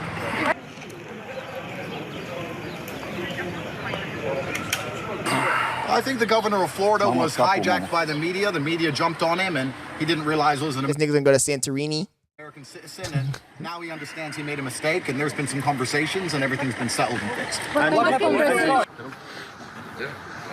And the media's just camping in front of his fucking compound. That's crazy. Well, the UK is my host nation. If they feel like they need to talk to me, I will comply with all judicial authorities. Of course, we all know that an accusation means nothing. I can accuse you of being an alien. Does that make you an alien? No. Are you an alien? I'm not. You're not an alien. I think she is. Put her in preventative detention. Put her in jail. Judicial control. So it doesn't matter what you're accused of. This guy with the big mouth, if he interrupts again, I'm going to end it for everybody. So it doesn't matter what you're accused of. It matters what you are proven guilty to have done in a fair court of law. Accusations mean nothing. It doesn't matter how many times they repeat an accusation on the news. That is garbage. I will comply with all judicial authorities everywhere around the world because I am completely innocent, as we all know. And for anybody here who wants to do honest journalism, you need to ask yourselves why there is this witch hunt. Why the Matrix is so desperate. The Matrix. He called them the Matrix. To try and convince the world I'm a bad person and put me in jail when I've clearly done nothing wrong. It's been 3 solid years. They can't even find enough evidence to take me to trial. Not the Matrix. It's a Matrix attack. If you want to talk to me anymore, you're going to have to get some money out of your pockets. The free charity work is done. Jesus Christ, the mob behind them. Matrix attack. Top G under attack by the Matrix. W Tate. Crazy work. Video by Mirror. And they better not copyright claim us. Okay, let's go ahead and see what Kanai dropped in the Discord. If anybody is joining the stream, first time, first viewer, we need clippers, by the way. We still need fucking clippers, chat. You guys are letting me down, man. We don't got clips. But anyways, if you're first time viewer of the live stream, you can join our Discord. Actually, Andrew can say it better. New top G Scott Leonard will punish you, and you will be another NDG. You're broke. You brokies better like and subscribe, or the new top G Scott Leonard will punish you, and you will be another NDG. Our Discord. This is the link for it. Feel free to join the Discord. And this is where we get the React content from, for the most part. So Kanai just dropped a video. Detective Williams, the craziest body cam moments of all time. Okay, let's see. Hopefully this doesn't get me copyright striked, bro.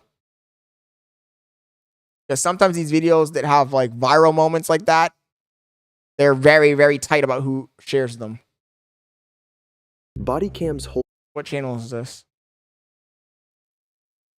Detective Williams. 2.5 million views. I don't know, bro. I'd rather react to the other channel you mentioned than this one.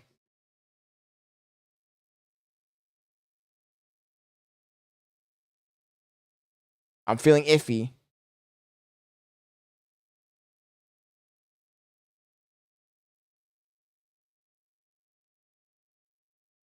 US.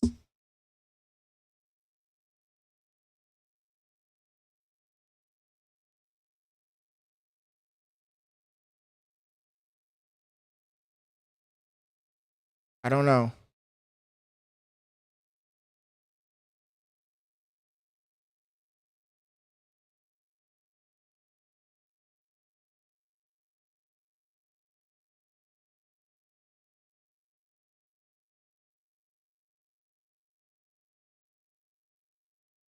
Sometimes these channels will fuck you over.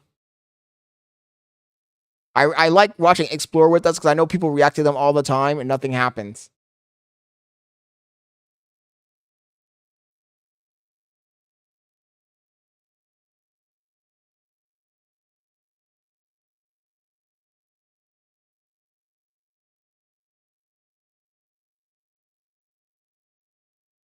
Do they have anything new? Cop made horrific discovering woman's soup. Oh, that's... Cop unlocks predator's phone, finds horrific videos of missing girl. Teen mass shooter realizes he's been captured. I kind of want to watch this one.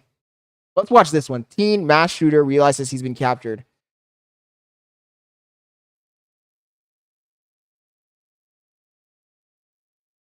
We'll watch a little bit of it. These are always pretty good.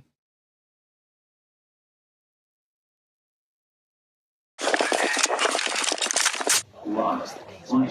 Out of sight. There's a shooting at Stanford. Stanford School, Highland Science. If you guys are joining the stream, we're watching Explore With Us. Teen mass shooter realizes he's been captured. Let's bust the window. Bullet holes in the wall. There's bullet holes in the wall. Okay, we're coming. We're coming as fast as we can, all right?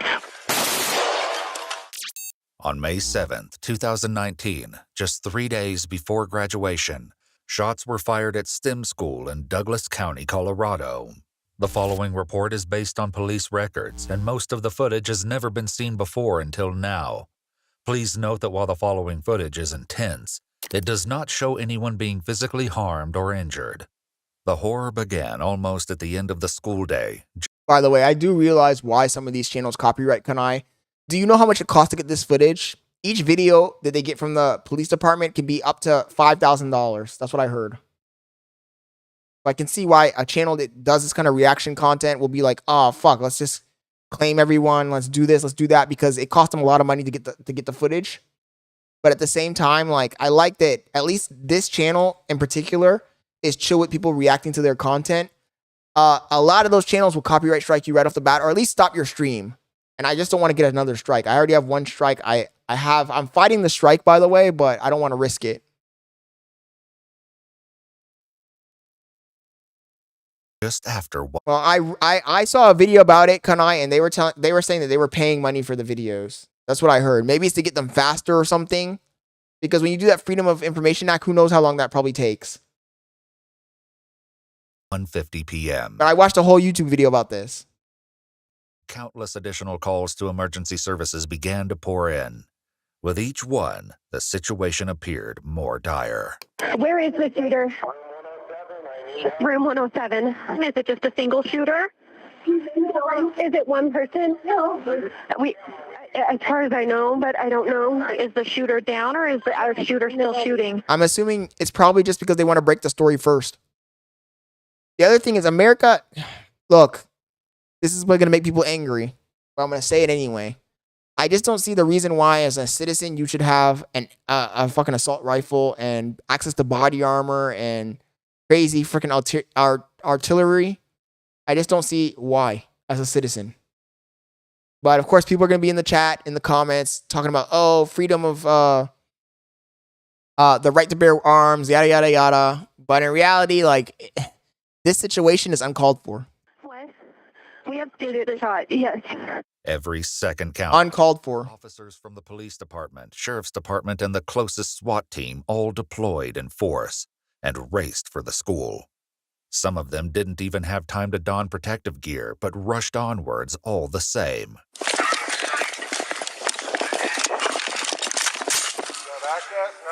No access. Let's bust the window. Here.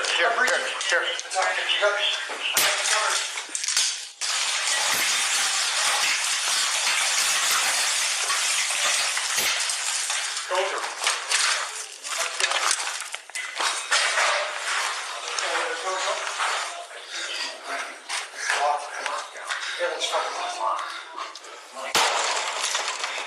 Oh, Cenat, it's not even just that.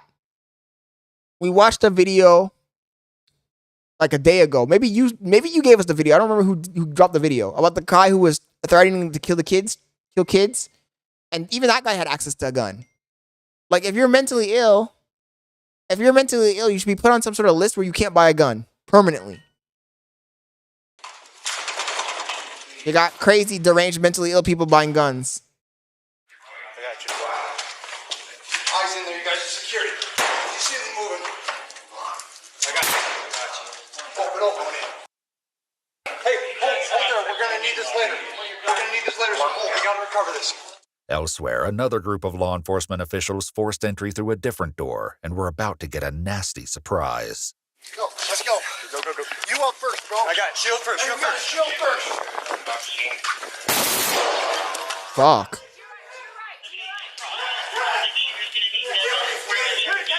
Get on the ground. Put the gun down. We have him? Put the gun down. Face down. Don't move. Despite Terrifying situation, man. Can you imagine having your kid in this fucking and you're in this fucking school? That's why I almost don't want to even raise my childs here. I really don't want to raise my children here. Because this shit's uncalled for, bro. Traumatizing and uncalled for. They need to have restrictions. There's restrictions on everything else. There's restrictions on everything else. Why can they put restrictions on this? It's crazy. It's ridiculous. 2 bullets narrowly missing the first responders, they didn't return fire, a decision that would later be proven wise. That's security. Is it you security? Where's the bag? Where's he at? He's in the projector room. He's in the English room behind you. The first one on the right. Over here. First one on the right. Over there. He had the gun and it's all behind my back. He's cuffed right there. Which one? He's right there, the one cuffed. This one? Yes. How many do we think we have? 2 entered that room with firearms. Two? This is one of them? I don't know. He's the one I pulled out. He had the gun in his hand. He's prone out. He's got him. Pat him down now. I have bullets in my You better start talking. How many other people are in here? Roll over. Wait, there were multiple shooters? No way there were multiple shooters. That's crazy. Where the fuck is the other one? What does he look like? What kind of gun is he carrying? He has purple hair. If the scene in the hall seemed like a nightmare, what was happening inside the classrooms was even worse. More than 1,000 students, from kindergartners all the way to 12th graders, were trapped, terrified, and in mortal danger. Some of them took the chance to film what they may have thought would be their last moments alive. Lost. Out of sight. Please. Lockdown. When law enforcement enters the first classroom, the horrific scene they found was something straight out of a horror movie. Let me see your hands! Back doors open. We have people shot. Go through. I got it. Who's shot? Out of sight. All right, somebody hurt? Please.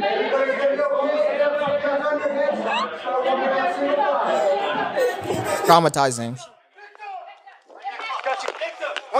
We need to send up a warm zone.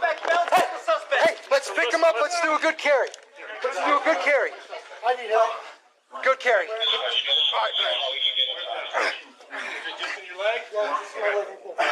right. It's gonna be tough. Sit him up. All right, you get that arm. I got this side.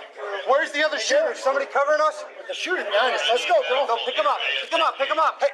Elsewhere, as police urgently secured the first suspect, it quickly became clear that something was off. The suspect's behavior would only become stranger as the interaction continued. Roll over. I got you right here. Okay, I got a 9mm magazine.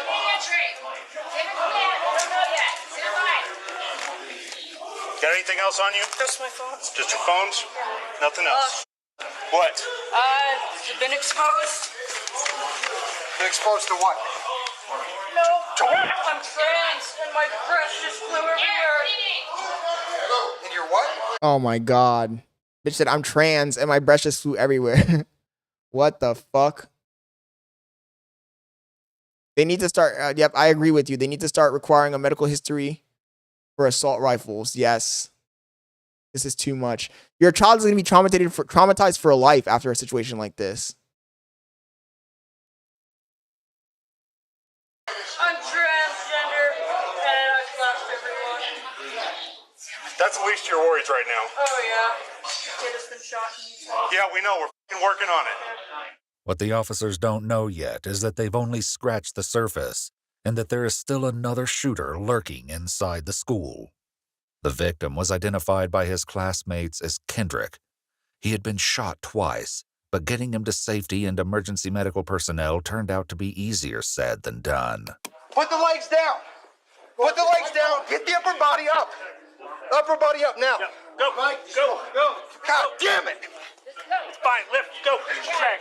It's not how we carry anybody. He's not going anywhere. Put the legs down now. Get his upper body up.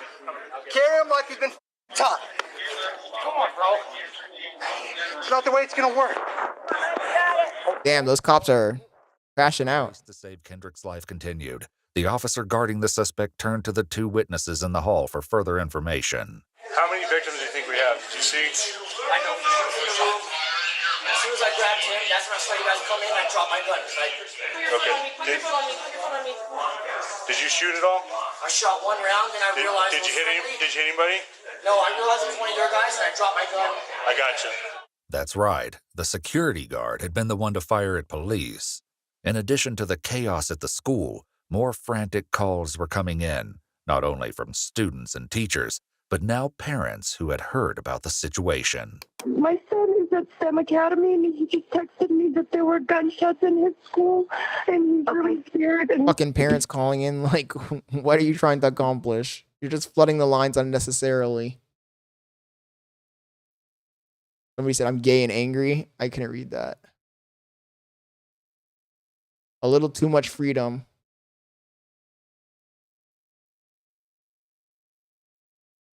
Nah, definitely not too much. But the older people get, the less they believe in help or hospitals. Arrest that piece of shit. The crazy thing is that the security guard shot at the cops. That's what I'm telling you. You can't even have all the teachers be armed because then it's going to be a shootout. It's going to be the wild, wild west. okay, do not go to the school. Okay, there's a lot of police activity. You need to stay away from the school. This is true.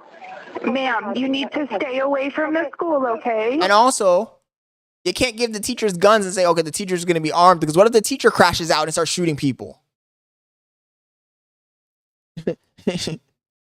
You know what I'm trying to say? So it's like a no-win situation, because my school has a cop there full time. But what if the cop at school just crashes out and starts shooting people too, bro? That's what people don't ever consider. Just because he's a cop doesn't mean he can't snap one day. Okay, all right. Not all of the parents got the message, though, and began to show up to the still active scene. Get in the car. Tasmanian devil shootout type shit. Just go away. Closer to the school, other officers had finally succeeded in moving Kendrick outside, only to face a new problem. I got a chest. Medic close? Do we have any medics? I got a chest seal right here. He's right here. We gotta start treating him on our f***ing own. I need a medic! We medic! Now! While tensions run high in this life and death situation, officers still have to wrangle to find the second shooter. In situations like these, paramedics usually do not enter the scene immediately for their own safety. SWAT medics usually make contact faster, but at this time, they were still on the way. Okay, ready? Hold on. We got to go one at a time.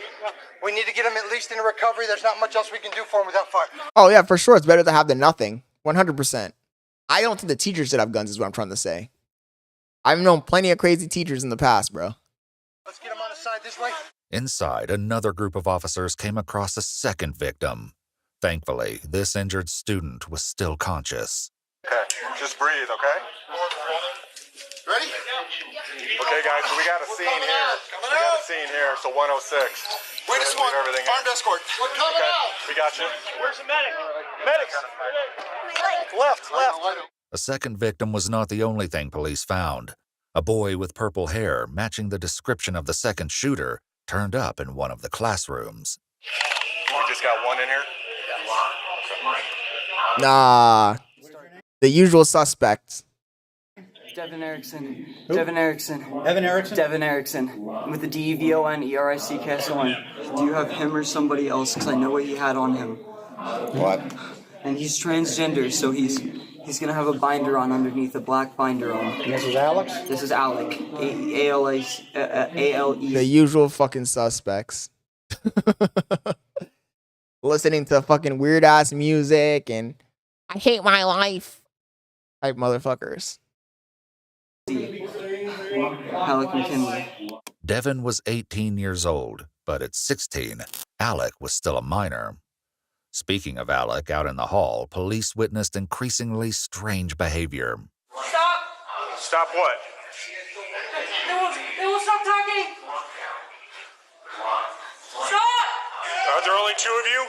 Yes. You're positive. Yes. They're telling me to run. What? They're telling me to run. Put your foot on me. Pretending to be a fucking mentally ill. I mean, you are mentally ill, but pretending to have voices is another fucking low. Yeah, Art says, nah, teacher don't need to have no gun. For sure, bro. Teacher might lose his shit and just go crazy in there, right? Mental health is a serious issue in our country, unfortunately. Yep. That and also all of the glorification of violence. You're not going anywhere, trust me. You move some, you're going to get broken. And on top of that, the want to be famous and infamous. It's like a combination. America's a combination of things. Understand that? But I'll tell you one thing. It's much harder for a crazy person to stab you to death than to shoot you to death. You stay right there. Police would learn more about what to make of this strange outburst later. In that moment, Alec provided the first clue in a series of increasingly harrowing items of evidence investigators would discover.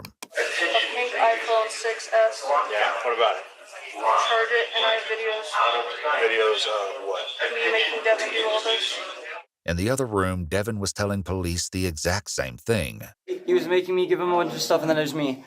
Okay. I was just supposed to watch the door. That was the only way he was going to let me live. I have proof. My house might be on fire as well. It's next to Thunder Ridge. He tried to light my mom's car on fire. There's animals in the house. These niggas be on some stupid shit.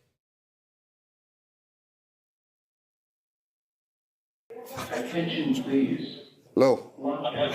The UK do be wild with those knives, though. I agree. I do agree.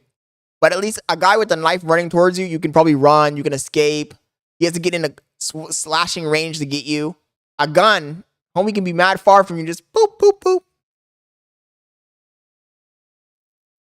It sent somebody to his house, too. What's that? It sent somebody to his house. He said This nigga said he was a hostage, essentially. Teenagers are stupid as fuck, bro. They think that the cops are gonna fall for this trick. I've seen many of these Explore With Us videos where they get a teenager and they come up with the most stupid, elaborate stories. And it's like, you're a kid. You got kid brains still, nigga. Nobody's believing this fucking story. Are you stupid? You've been watching too much movies. You're not the Joker. You're not the Riddler. You're a dumbass, snotty-nosed kid. And now your life is fucked. Light his house on fire. And my pets are in there. I didn't want to hurt it. Naughty-nosed brat. Hey guys, just FYI, we're gonna move these guys here in a minute. Okay. Just stand by. We're gonna move them out, okay? Listen, I need to know any other people involved in this. Any of the people involved? I don't think so, but there's a chest rig in my car, though, that he had. I don't know if he put anything in the pockets. All right. Okay. You ready to go? Yeah. Alec was also ready for transport. We're ready? All right. All right. Roll to me. Stand up. Hold on just a second. Art face, you're not Two-Face with that hair. Yeah, but they be making up the dumbest stories, bro. I guarantee we're gonna watch this interrogation. It's gonna be dumb as hell. He's gonna be saying some dumb shit to two trained psychiatrists detectives who have been studying human behavior. They know when you're lying. They know when you're telling the truth. They can read you like a fucking book. And they can manipulate you like a book too. And you think you're going to outsmart them, you fucking snotty-nosed little 17-year-old, 18-year-old? Annoying. It's annoying. I'd be annoyed. If I was a detective, I'd be annoyed. It's an insult to my intellect. Sorry. Coming out. Coming out. Alec and Devin might have gotten to leave, but for law enforcement and everyone else at the school, things were only just beginning. The rest of the school still needed to be cleared, and the students evacuated. Police, open the door! Open the door! As long as we'll be cleared. Hands up! Hands up! Hands up! I need key access to check the... Hands up! Hands up! Hands up! Everyone, keep your hands up. You're okay. You guys are doing okay. Thank you, sir. Hands up. You're okay. Keep moving. Come with me. Traumatic, bro. We're going to look over this way. We're going to go this way. Literally traumatic. See those guys waving over there? We need you to go over there. 9 victims in total were identified. Anybody die? Injured students were evacuated to a nearby rec center to unite with their families. Officers would remain stationed at the school as well. Those on scene tried to make sense of the situation as... Now, how do you go back to school the next day? Or the next week? Or the next month? Fucking stupid, bro. They kept the scene secure. Yes, the dad had like purple hair and whatever, probably playing the Joker role. Devin, the suspect with purple hair, continued to exhibit signs of distress as he arrived at the police station. He waited in an interrogation room while the police dealt with his companion, Alec. Alec's arrival and interrogation did not go nearly as smoothly. At only 16 years old, Alec's mother needed to be contacted before questioning could take place. But this was not the only issue. The Nirvana jacket on. Hey. A bullet just fall out of his pocket. The bullet was collected, and Alec's hands were also placed in paper bags to preserve evidence like gunshot residue for crime scene technicians. After these tasks were complete, it wasn't long before Alec's mother, Morgan, was brought in. You better not hug her. You better not hug her. Oh, if I was the parent, they would have to arrest my ass, bro. I swear to God, the ass whooping you would receive in that police station would be unbelievable. They'd have to lock me up for assault.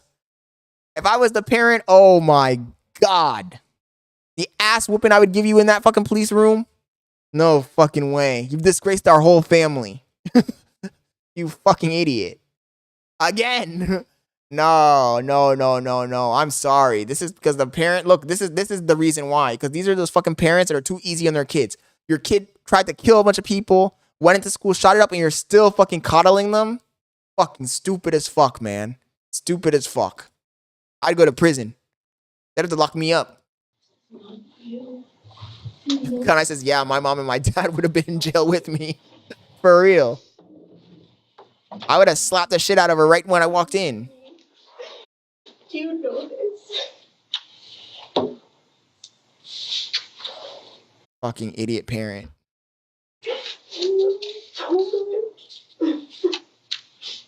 And that's the reason why your daughter is a trans. And that's the also reason why your daughter grabbed the gun and tried to shoot up a school. Fucking, oh, my baby head. Fucking stupid as fuck. Has your name officially been changed to Alec? No. It's Maya? Okay. But I will call you Alec. Oh, and then they're coddling her. The fucking detectives lean into this shit too. I will call you Alec. Your name is Maya. You're a fucking girl. As Alec was a minor, the detectives read the required Miranda rights to both Alec and Morgan. Alec remained willing to talk. Do you agree to answer questions with me without a lawyer? Okay. Dumb as fuck. Mom, is a sign here saying that he's waiving his rights? He's waiving his rights, he said. Because he's going to talk to me without a lawyer present. So you also have a right, Mom. Failed parent. Mom can leave. She can leave. The detectives gave Alec and Morgan a moment to talk things over and come to an agreement on how to proceed. Failed parent. You're a failed parent. Failed parent. You failed. I have nothing for me. Yes, you do. Failing all my classes. Doesn't matter. Doesn't matter. You're failing all your classes. Well, you just failed at life. You just failed at life. You just tell all the truth. Everything. Good luck being somebody in life after this. After you spend 15 or 20 years in prison and you get out and you're mad old. What? You're going to be 30-something years old when you get out of prison, probably. Maybe 40. Good luck getting a job. You're cooked. You're done. You might as well clock out at this point. Go ahead and respawn. Go back to the spawn point. I'm not doing that. Grace said, bro, I passed out. Sorry. They eventually agreed that Alec would converse with the detectives alone, and Morgan signed off on Alec's waiver of rights before stepping out. A crime scene technician entered next to They have no clue because they're bad, Kanai. Like, the fact that her daughter is even trying to be trans means that she probably lets her do whatever the fuck she wants. She's one of those liberal-ass parents. This shit's dumb as fuck, bro. Dumb as L parents. And then she really don't got nothing going for her for real, because now, even when you get out of prison, you're going to be mad old. You have no life experience. Most people are not going to hire you as a felon. You're cooked. collect swabs of Alec's hands to test for gunshot residue and take booking photos. Make sure someone watches my mom. Someone's with her. Okay. According to police reports and what Alec later shared with the investigators, Alec's mother suffered from stress-induced seizures and other medical conditions. When the CSI technician had finished her work, the detectives returned to get to the heart of the matter. Are you sure you're physically okay? I'm physically okay. And I just need to ask, is there one or two of you? Is there a third out there? No. That helped you? Yeah. So it's the two of you? Several rooms over, Devin was also prepped for interrogation. However, the conversation police were about to have would not go anything like they Devin thinks he's the Riddler. expected. Fucking idiot. I know all my rights, I just want you guys to get them. Okay. I'm going. That's why I'm talking so much. All right. How long have you known Alec for? I've known Alec for really just this semester. With Alec, the detectives began with a similar line of questioning. How long have you known there? Since the beginning of this year. How has STEM been? Probably the worst experience. Tell me why. Well, on top of being transgender, I got a lot of crap for that. How long have you been Alec? I came out to my friends in about 8th grade. 8th grade? Okay. Has the transition been smooth? I'm going to get flack for saying this, but being transgender for this younger generation is the same thing as being an emo for the previous generation or being goth for the generation before that. It's just a fucking fad. It's an attention most of these people just want attention. They have nothing going on. They have no personality. They're trying to find an identity and they latch onto something. Stupid as fuck. There's been rough, or what's been going on? It's been with really that? hard. Tell me why it's been really hard. Don't Trick says, Scott, you can see Dutch Plant's video vlog on his live videos tab. He doesn't have any fucking No one sees me for me. new video. I will never be who I want to be. Anything. I'm not a boy. I'm not a girl. I'm just nothing. This guy's still yapping about Dutch Plant. So I've been ready for this for a couple weeks now. And I texted Devin and I said, let's hang out, basically. And then I was talking to him about it and he was like, why? Like, what's your motive? And I was talking about how I know what people say about me. I'm not dumb. I gave them a reason to be scared because they need to think about how what you really say can drive someone to do this. Alec agreed to let the police download data from the pink iPhone mentioned earlier, including social media apps. The most information was found on Snapchat and told investigators that there was much more to the case than first met the eye. Devin's electronics and Don't Trick, you're funny as hell, bro. Are you dating Dutch Plant or something? Is Dutch Plant your lover? Nobody's talking about Dutch Plant. We're watching a video, true crime video, and you jump in here talking about Dutch Plant still. And Dutch Plant has 2 videos on his live tab, and they're both ass. They're both trash. Talk to the video. social media were also under the microscope, but the most obvious red flags were found on Alec's accounts. I literally looked already, and that's a video of him. That's Vitaly playing fucking sports. When I go to jail, can you keep my streaks? Don't you just love it when you're having a wonderful day and depression comes just you in the Then take the trash out. This was just the tip of the iceberg in regards to what investigators unearthed on Alec's electronics. Before doing a deep dive into Alec's social media, though, Devin continued to relay the events that took place that morning. Going back to this morning, you didn't have to see Alec. Yeah, barely. When did you first see him? My psychology class, and I told Miss Evil that I didn't have my backpack because he wanted me to lie about it so that I could leave, and then that's when I went to the house the first time. I met up with David as well. Who's David? He's been one of my friends since 6th grade. Don't trick. Says Dutch Plant was playing basketball. When I go look, it's Vitali. I guess he's watching his father play basketball. Dutch Plant's watching his long lost daddy play basketball. Vitali. Anyways, I'm gonna focus on the video, bro. You're not gonna distract us now. You're not gonna get me stun locked on this bullshit Dutch Plant bullshit. David confirmed that he met up with Devin. Art, when you said "what a strange child," what do you mean? That morning around 8:30. I was giving him hugs because of how happy I was feeling that he was doing so good. David stated that Devin used substances and had apparently been doing so with increasing frequency over the last semester. And recently it's just been getting worse. His drug use has been getting more significant, I want to say, in the past month. David would have more insight to share later. However, it looks like Devin may not have been the only one with a substance abuse problem. Do you know if he was on medications or anything? He used to have... I missed a video she made because I was paying attention to Don't Tricks nonsense. But I think he was saying that his mom took them away. Okay. What are you talking about, Don't Trick? I just pulled it up, and he has no video from 5 hours ago. The video from 5 hours ago is Vitali. So he was on the cocaine, though. Devin also shared that someone had spread an explicit rumor at STEM about Alec, which had been very upsetting. Still, Devin said he'd never expected Alec to take such horrific action. Chat, let's call... I'm going to take one pause. This is the only pause I'm taking. Look at this. So we can get Dutch... I almost called Don't Trick Dutch Plant. We can get this guy to shut the fuck up about this guy, because it's already making me crash out. There is nothing 5 hours ago on this fool's channel. Everybody's watching you. Now you're going to look like an idiot. This is Dutch Plant's channel. Live tab.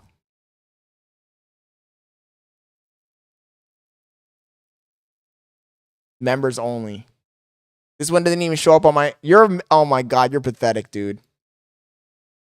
If you really watch that, you're pathetic. Members only. Hey, back up, bro. What the fuck? That's pathetic. Homie said members only. It doesn't tell you how many views. This got probably no views, and it's probably some nonsense. This fucking guy. Guarantee it's trash. Anyways, let's go back to the video we were watching. I don't need to watch this guy who gets no motion. Nobody watches this guy. Nobody watches this fucking guy. How many viewers does he have right now?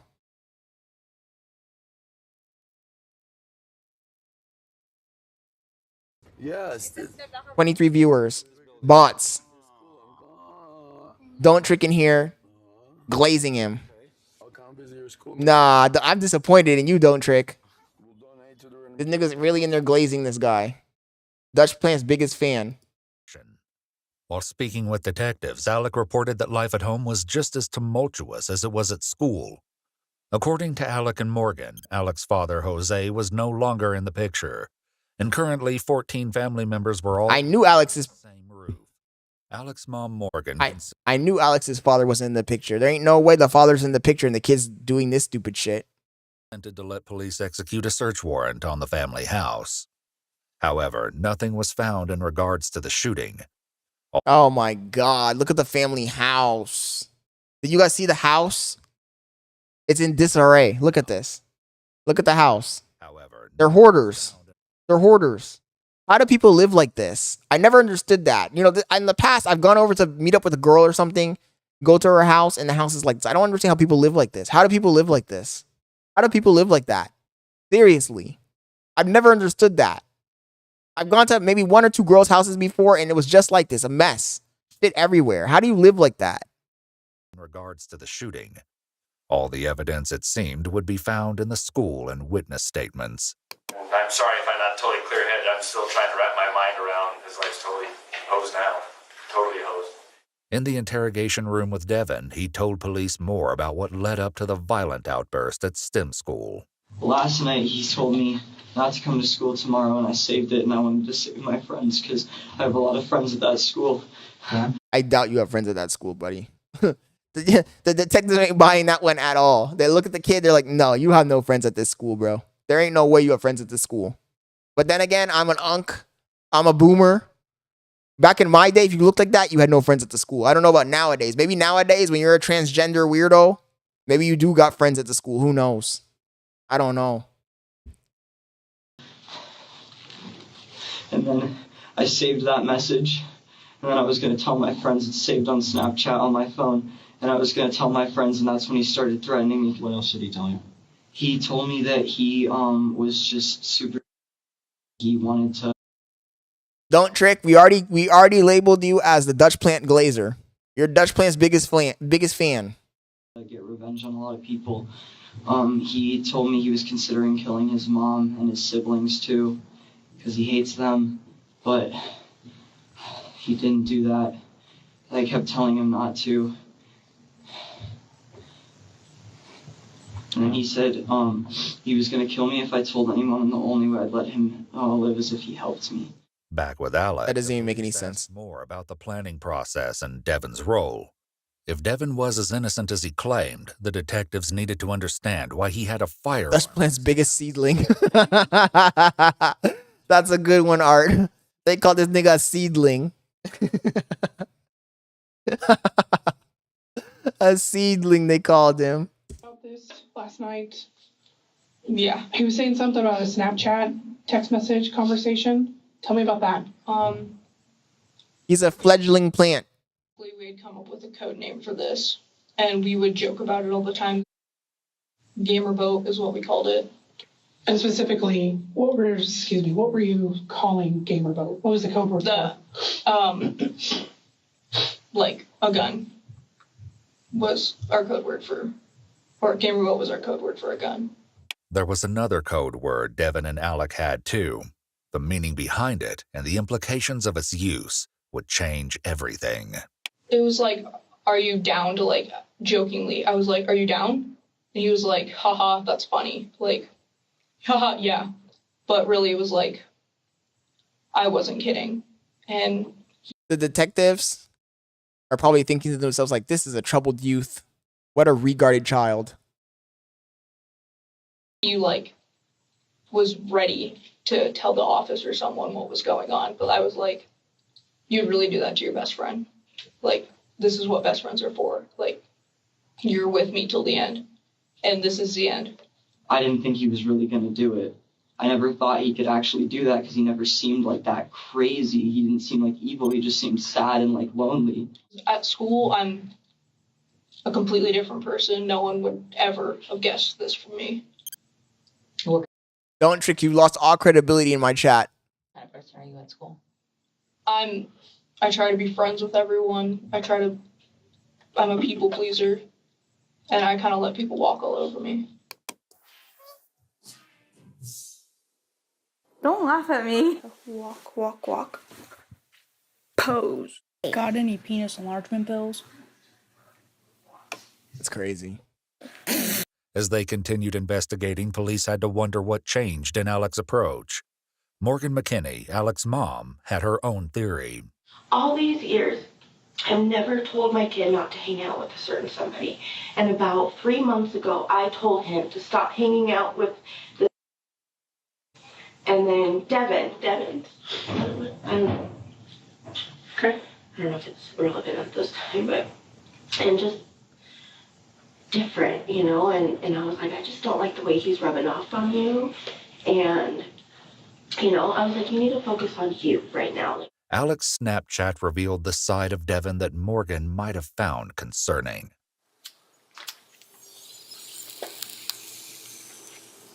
He's a crackhead.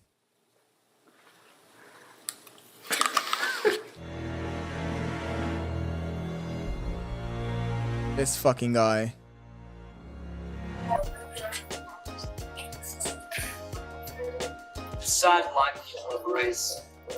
Just how much of a role Devon's influence played on the STEM attack would come out in due time.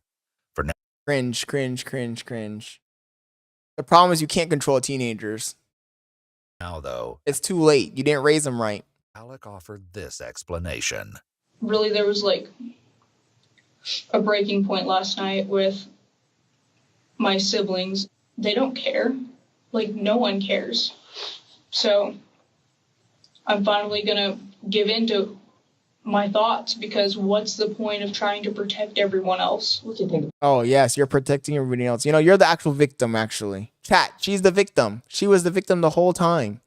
You know what's crazy? This is one of those people that wants they're craving for attention. They're dying for attention. And then they happen to live in a family where it seems to be accepting of their outrageous decisions. And since they're accepting, they can't be the victim. So now they go out and they fucking lash out at society. Fucking stupid. Dumb fuck. Lock her up. Throw away the key. Only yesterday. As Alec shared more about the triggering moment before taking the lead on the shooting, Devon's assistance in the horrid attack began to take shape. Did something happen at school this week, or what help me understand what the big thing, the analogy you always hear, the straw that broke the camel's back. What was that? This kid kept calling me by my biological name, and that's what made me lose it. That's so fucking stupid. Ridiculous. Alec's mood had been noticeably different that morning. Today was like when it really got scary. It was like a different person, kind of like seeing him. That to me was like, okay, maybe Alec is really like going like crazy this time. According to Alec, Devon's uncertainty had been a part of the plan all along. He's an idiot. He's a complete idiot. So basically anything I say, he would be like, okay, because I'm his best friend. Forensic research has found that in cases where there is more than one perpetrator, there's always an alpha figure to execute the plan. While there can be multiple submissive characters, there's only one dominant personality. Devon's guidance counselor, Ms. Wright, had also shared some insight on the... Oh, that's what I'm saying, can I? Everything they're doing is for the attention. They probably became transsexual thinking that their parents would fucking object and they'd have a reason to garner more attention from the people for sympathy, but that didn't happen because their mom seems super liberal and accepting. So then they had to do something else on top of that. This whole thing is a cry for attention. The whole thing is a cry for attention. Dumb and dumber, exactly. Subject with the police. Alec is weird. He gravitates to vulnerable people. Okay. Do you know what I mean? Devon's very vulnerable. Was Alec bullied in any ways? I feel that Alec is a bully. This would require a lot more investigation, but for the time being, the detectives prioritized establishing a timeline of events from both Devon's and Alec's perspectives. Originally, I was going to figure out a way for someone to buy me a gun. Art says, nah, she didn't do that for attention. She's just evil. Devon and I had a conversation where he was like, yeah, my parents have like a couple guns in their house. In the other room, Devon continued his harrowing version of that morning's events. I left school, went back to my house. Then as I was about to go inside, I opened the garage, and then Alec messaged me again. Okay. Why were you going back to your house? I was going back to my house because I was going to call the police. That's when I picked him up, and then we went back to my house, and that's when he kind of seemed a little off. And then we went into my basement. And that was when he pulled out the cocaine. Oh my God. I wasn't expecting that. I wasn't expecting that. Homie said that's when they pulled out the cocaine. Where? Oh my fucking God. This is why I can't have kids in America, man. This is why I cannot have children in America. The twist. Roll that back. And that was when he pulled out the cocaine the first time. And I cocaine at 16 is wild. I'm not down with this. Like, you're going kind of too far, and you're like scaring me a little bit. And I was like, I don't want you to hurt anybody at school or anything like that. I really think you need help. And that was when he started really threatening me. Did you use the cocaine when he pulled it out? Not the first time. What did he do with the cocaine? He did one line of it, Okay. and then we went upstairs. According to Alec, things only escalated from there. You said you broke into his house? I didn't break into his house. I like trashed it. How did you trash? I went through looking for the key to the safe originally, and I trashed looking for it. He knows from other times I've told him that my dad had 4 guns in the safe up in my mom's room, but it was locked and I didn't know where the keys were. That morning, though, the lack of keys was little more than a speed bump. And then I let him do I mean, having a kid who looks like this, I wouldn't have a firearm in my house at all. No way. Because you could be the victim. This nigga looks like a school shooter. This kid, look, let's say this kid's telling the truth and he really did get threatened by this girl and he was scared for his life. It still just shows that he's a dummy. A fucking teenager. When you're a teenager, some of the shit you believe, some of the shit you fall for is so stupid. In retrospect. safe, and that's when he hit it a few times and then told me to pull it out and made me pull it out. What did he hit it with? The axe he got in my garage. I was just like gullible. Pulling it up and I was like, do it. Okay. And what happened after that? He just kept crying and opening the safe. And he had to help me pry it open. According to the videos found on Alec's phone, this appeared to be the truth. Open it! But I don't believe him, to be honest. I think they just planned this whole thing out. They made videos of it. This nigga thinks he's a fucking mastermind criminal. Open it. Trying. Additionally, when searching Devin's house, police found the scene just like it was described. However, they still suspected something wasn't quite right about Devin's story. He hit open the gun safe with the axe a bunch of times, tried with the crowbar, and that's how he pried open the door without the key. It popped out. He was making me help him so he didn't get too tired, because he didn't want me to be able to run away. It was wearing me out a bunch, and he just kept telling me to, and I told him, I just can't anymore, and so he grabbed the crowbar and pried it open and just, broke it, basically. It's just, bent a bunch. What were you writing on the walls? The voices win. The voices win. Yeah. And where did you write that? Doing too much.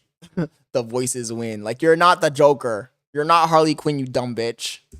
In his mom's closet. More about these mysterious voices and the nature of the writing would be investigated in due time. Back with Devin, he told police everything he and Alec took out of the safe. They ain't gonna send you to Gotham Asylum, you fucking dumb fucks. And then he told me to follow him, which is when he recorded the video of making me do this. This cat is so goddamn spoiled. Got into my head. Do it. I'm sorry. Hurry the f up! Had you ever done cocaine prior to that? No, I couldn't do all of it because it was freaking me out too much. Who loaded the guns? Alec loaded all the guns, yeah. So all the guns were all... Nah, this generation is actually cooked. Because he grabbed all the guns and then he loaded all the guns. I had to help him carry some stuff, but I said, hell nah. I would never let a T-boy talk to me like that. Made me put them in the guitar case because he wanted it to be inconspicuous. In the other room, Alec admitted to vandalizing Devin's mom's car and explained more about the reason. So after you set mom's car on fire, his mom's car on fire? Tell me about that. He spray painted it, and then I put gasoline all over it. You got bullied by a transformer. Crazy work, right? Devin's house, the police had seen this for themselves. The side of the car was tagged with the number 666, a pentagram, and the phrase, society. Teenagers be so stupid, so extra. But the fire had apparently gone out before the conflagration spread. In a story full of disturbing details, what Alex said next was perhaps the most hair-raising fact so far. How did you guys get into school when you got there? Oh, we just walked in. So tell me when you get to Miss Harper's room, what happens? I lie and say, I need to talk to this kid, when really I didn't want to go to the room. And basically, my aunt was in there for what reason, I don't know. And I was like, you need to leave. Grace, Alec's aunt, who goes to the same school, spoke with police too and shared her memories of the interaction. What the fuck? What kind of hillbilly backward town is this? Her aunt? How the fucking how'd she have an aunt that's like 15? The fuck? He said that Devin was kind of upset and he thought he was going to get in a fight with our friend. He said he was going to calm Devin down. Speaking of counselors, that morning, Devin's guidance counselor had been trying to track him down anyway. According to her, he was not on track to graduate in 3 days since he was failing all of his classes. Failing all of his classes is crazy. I hope not, but I feel like that's a possibility, yeah. Devin, meanwhile, tried to explain his plan. I was still kind of trying to talk him out of it and get help, but my plan was to leave. And then I was going to go to the office and I was going to tell them anyways. Because I was just going to leave my suitcase, or not the suitcase, the guitar case in there. Has a suitcase handle. I was just going to leave. Failed at life. That's crazy. Imagine failing at life at 18. Besides failing all your classes. I left it in there and I went to the office and told Miss Harper I was sick. Mitchell walked me to the office because she told him to. You went. So you want to go? Why did you want to go to the office? Because I wanted to see if I could just like report him and get like anything. But he threatened me. He said he was still going to kill people like over the over the phone. He said he would kill me and like everybody. Not the black nail polish. Mitchell, another senior at STEM, had no idea what was about to happen, but reportedly had problems with Alec. Do you know Mitchell? I never talk to him. I try not to associate with him. Basically, all I ever hear about him is how he's evil satanic guy. How do you hear that he's saying all this stuff? Through Devin. Okay. How is Devin hearing it? Because that's all Mitchell talks about, apparently. When the police spoke with Mitchell directly, though, he did not mention having any issue with Alec. However, he did report an incident with Devin that took place a few months earlier. And I was like, hey, Devin, and he was ignoring me. And then I said, GGGGG guy. something like that. And then he turned around. Gay. And I'm not going to lie, and thought I had crossed my mind that he would seem like kind of a person who would try to harm other students. Very sarcastic and generally kind of mean with his remarks. Mitchell would have more to add to the investigation later. For now, the detectives continued to question Devin. Why didn't you tell Mitchell? I didn't tell Mitchell. You walked to the office. Because I didn't want him to like freak out about anything. I wanted to get to the office so I could tell an adult and get the security officer so no one like freaked out. Okay. So you go back to the office. Then what? They gave me some water and stuff because I said I was like feeling sick and dehydrated. Because I was like all sweaty and like freaked out from the cocaine because I just kept running trying to.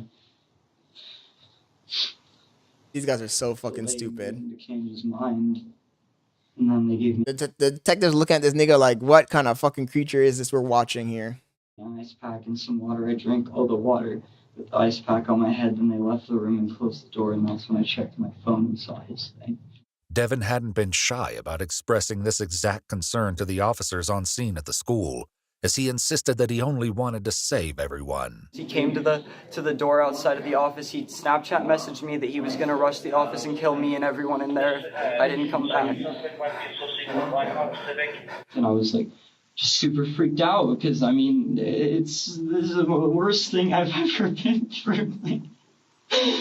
Fake tears. Fake tears, man. The fake crying. Not one drop of water coming out of his face. Freaked out and like shaky when I got there. When you guys were walking down that hallway, did you guys talk about it? How did you guys decide what door? Back to acting school, buddy. I said you cover the other door. So we went through separate doors. Devin picked up the story when he and Alec entered Miss Harper's room. So, crocodile tears. I think so. And I set down the suitcase and I went. How many guns did they have? They had 2 guns?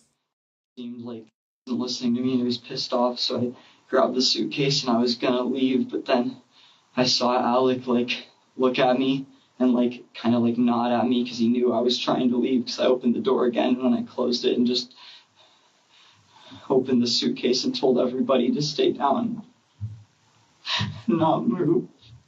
And then I was just gonna run. Alec, however, added a tiny detail that had the potential to change everything.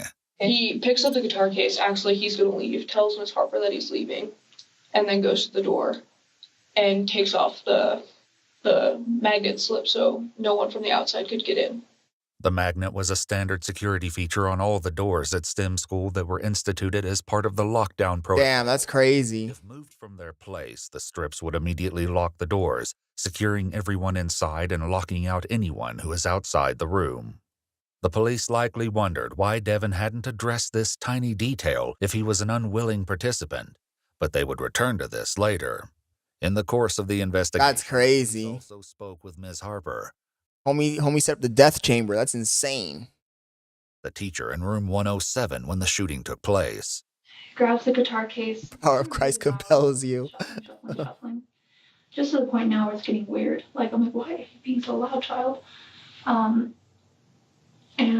I thought he was just being rude to his classmates. In front of the door, he drops the guitar case, blocking the door. That's when I saw him pull the gun. Back with Devin, the police tried to clarify more details. Who pulled out a gun first? Alec was pulling it out, and that's when I pulled mine out and told everyone not to move because I saw Alec reach for it because that was what he told me he was going to do. Devin said, nobody move.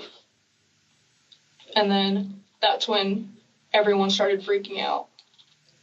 And that's when, like, everything goes blurry. I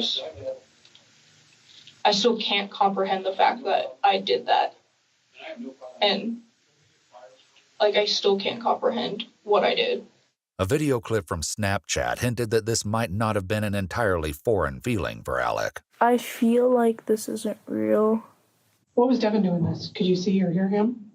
No, I was Rampant mental illness. a crowd of people jumping towards him, trying to get the gun away from Devin. And there was the other half of the class was coming towards me. And so that's when I was, like, shooting aimlessly. Kendrick and Brendan both at the same time just rushed against me, and they, like, it tackled me and hit me, which is when the gun I was holding went off. It was so quick. W fucking other students to stop these dumb fucks. Don't move, and then all of a sudden, bam, he's against the wall. Did you say anything to Kendrick or Brendan when they came at you? I told Kendrick and Brendan when they were rushing me, I started to yell no. And I was like trying to throw it down, and that's when I threw it down. And I was like, Brendan, no, I'm serious. Hey, here's the gun. Like, there's another gun in there. Alec has 2 guns. He has a Beretta and the revolver, and he's trying to kill everyone. How many guns did this nigga's family have, bro? Fuck me, man. Americans sure like their goddamn guns. You just need one fucking gun. How many guns do you need to protect your house? 4 guns? 5 guns? Are you stupid? Niggas be collecting guns like they're fucking candy. When the police talked to Brendan directly, he said that's not how his confrontation. Brandon's the jock. This nigga was gonna beat him up, gun or no gun. This nigga was gonna beat him up, gun or no gun. Stereotypical jock. With Devin went at all. At that moment, my brain went, this has to be a joke. This was nanoseconds. I know it's nanoseconds because of how fast things went. Kendrick shot up, and by time Devin was at the board, I was up behind Devin delivering blows. Homie said he got served. Stereotypical movie fucking 1985. Stereotypical jock. Homie said by the time he put up the gun, I was delivering blows. Confrontation at the whiteboard where we were trying to move to the ground, I heard 1 or 2 shots. 1 or 2. During the wrestle, during the initial, when he brandished the weapon, he had maybe fired, not too sure about that, but Josh was still was doing what he needed to do. As Devin laid on the ground and his hand was coming near, he attempted to twist the pistol back towards my and Josh's head and my head. When I saw this happening, I delivered as many blows as I could to the arm and was able to peel his fingers away from the grip of the handgun. At that point, he started apologizing and he immediately stopped resisting. Damn, Devin a pussy. This nigga didn't scour the room correctly. He didn't see the nigga who took the super serum in the corner. And on the other hand, the fuck? He never resisted at all. And I willingly just let Brendan grab the gun and take it, and I immediately told him where all the other guns were, that Alex had a gun, what his name was. I told him. Brendan was like, I'm tired of these they, thems in the school pushing this stupid gay agenda. Where my stuff was, where everything was. What was Alec doing when this was happening? I couldn't see anything because Josh and Brendan held me down. Okay. And then Brendan got all the guns, gathered them, and then I don't know what happened. Time to get ready to give prison manicures for real. With those little painted nails, it's gonna go really good for Buddy in there, for sure. I was just laying on the ground telling people information so I could get out. I thought I heard more gunshots. I just heard a lot of yelling and screaming. Look at the cop's face. The cops aren't buying it. The cops aren't buying it. I was shocked and freaked out. My ears were ringing from the gunshot because it was really close to me. His hair looks real pretty. Just laid down. I like your hair. You looking real pretty. Alec offered an alternate. Come here now, boy. That followed the initial gunshots. And you got them painted nails too? But I started freaking out because I still couldn't comprehend what I was doing. And I just started shooting randomly. Shooting randomly. Yeah. At people, in the air, in the building, Just or in the what? air. In the air. Tell me how you were, can you show how you were shooting? I was just like kind of like that. Okay. And you were moving your hand. As you were moving your hand, were you pulling the trigger? Yeah. Ms. Harper, though, didn't seem to think that Alec's aim was random. Alec, I believe, had shot at me. I had a bullet casing burn here. I tripped back and fell into the bookcase. And I fell down to the floor. I thought for a moment that Alec was standing over me to make sure I was dead. And so for a few seconds, I played dead. How many shots do you think you fired? 12. How do you know that? Because that's how many rounds was in the gun, and then it stopped shooting. This bitch had a fully loaded pistol. Intending to get the second gun. However, the students of 107 weren't having it. So you said that W school, bro. What the fuck? What the at this point, the students are like fucking super soldiers at this point, bro. Like back in the day, they would have just all probably got murdered. But now they're like actually fighting back. kid tackled you That's on you? Or he was hitting good, you? but also sad. Tell me about that. This was after I started shooting, and he went onto Miss Harper's desk and Homie said, booty good. jumped on me, and I tried to get out into the hallway, and then I was waiting for you at the door. and then I like Homie said, booty good. him to get I seen him and I wants him. him off me, and that's when Miss Harper like shoved him away and got on top of me. I had Alec in my hands, and I was terrified that I didn't know all of a sudden if Alec, part of me was like, am I going to break this kid's neck? And I'm like, is this a shooter? Is this an innocent kid that got the gun? I don't know. Let go. So I let go. Everybody was. The teacher said, I'm gonna break this kid's neck like she's fucking Arnold Schwarzenegger or some shit. Screaming out of costume, screaming. I started screaming down the hallways, lockdown. No, I never saw that one, Art. Get the rest of the school on lockdown. She succeeded. Ms. Harper and several students made it to the office, where the lockdown alarm was activated throughout all of STEM school, saving countless lives. From there, she also called 911 and reported that 2 of the students who made it out with her had gunshot wounds. I didn't know how many there were, so I wanted everybody on lockdown so we'd be safe. I didn't want anybody wandering the hallways if they were there. Poor teacher. I don't want to see it.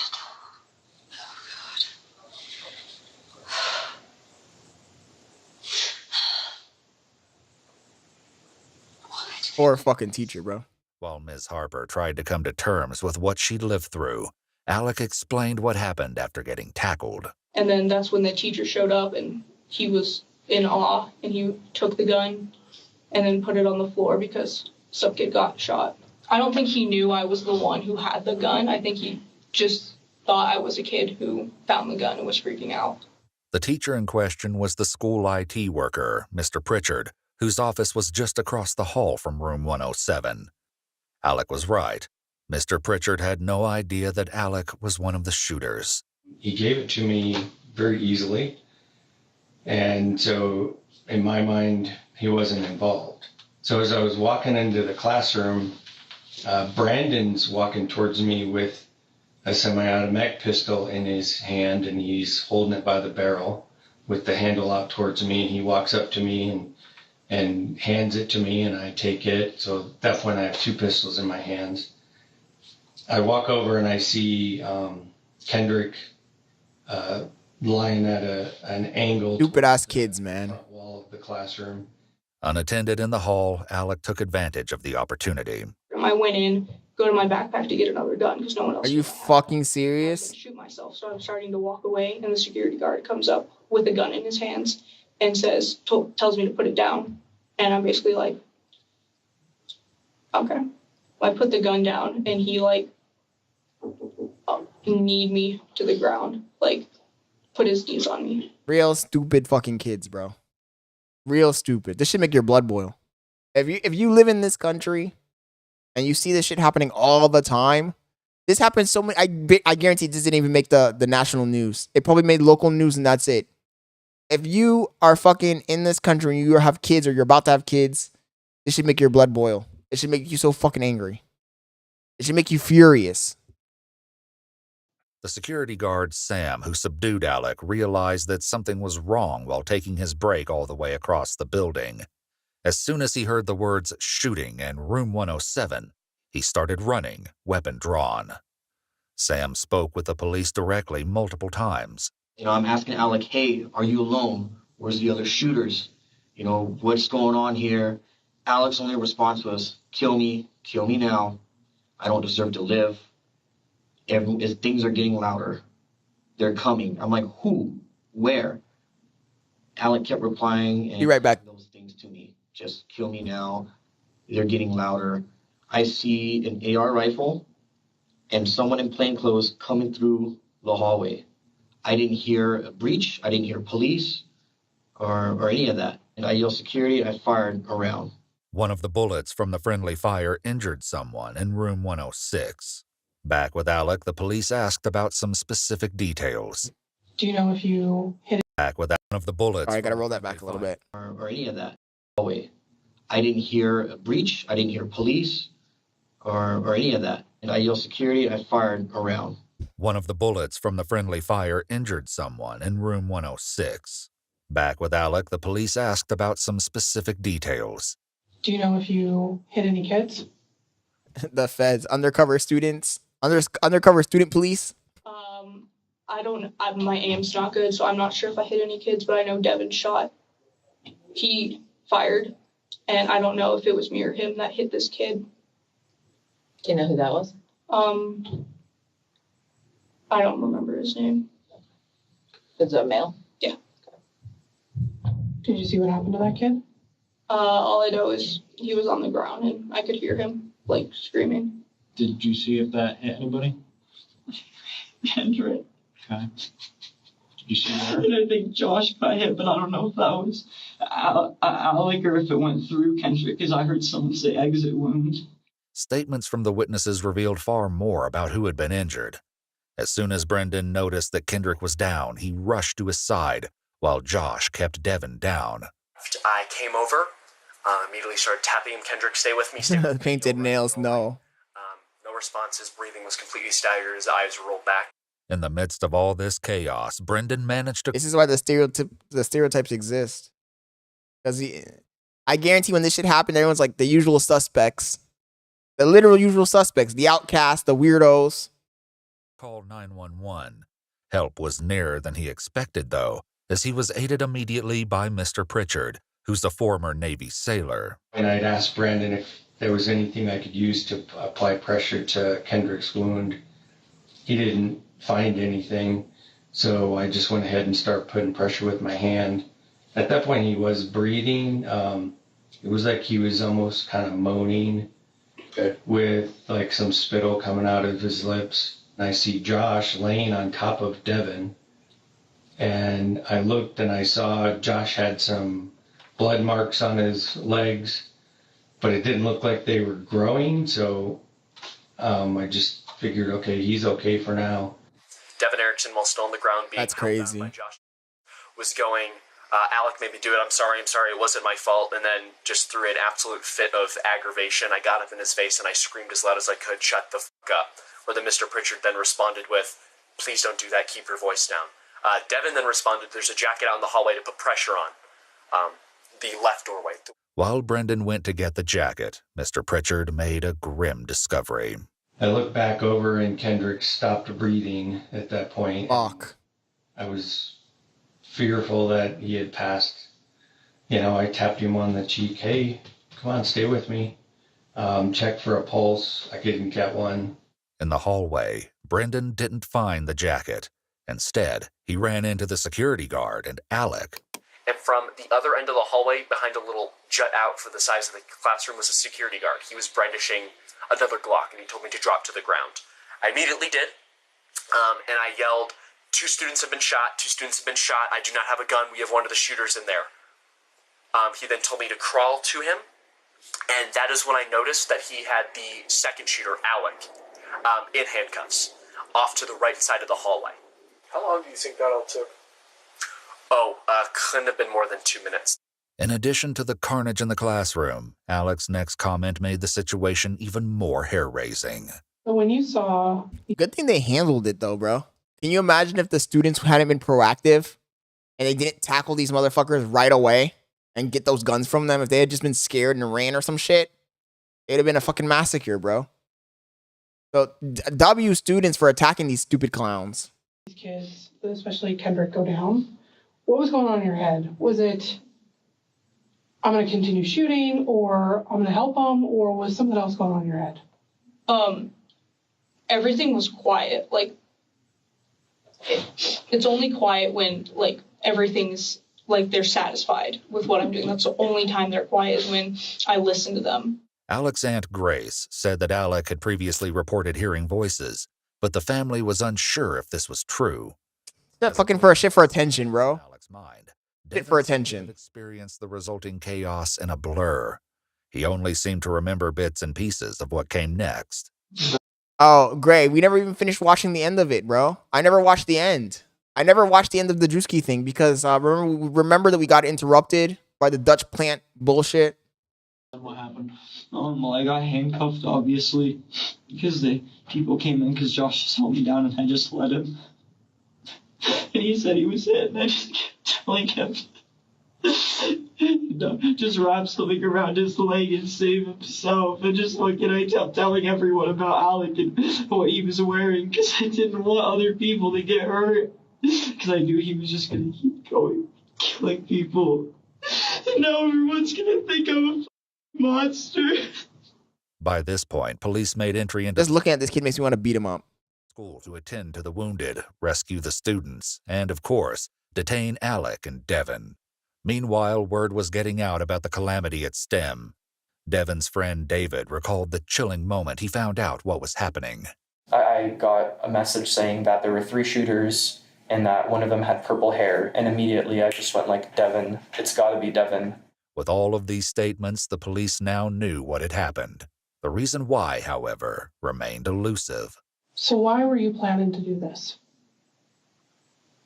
I feel like I was doing people a favor, like showing them the real world. I'm basically showing people how I feel. Shut the fuck up.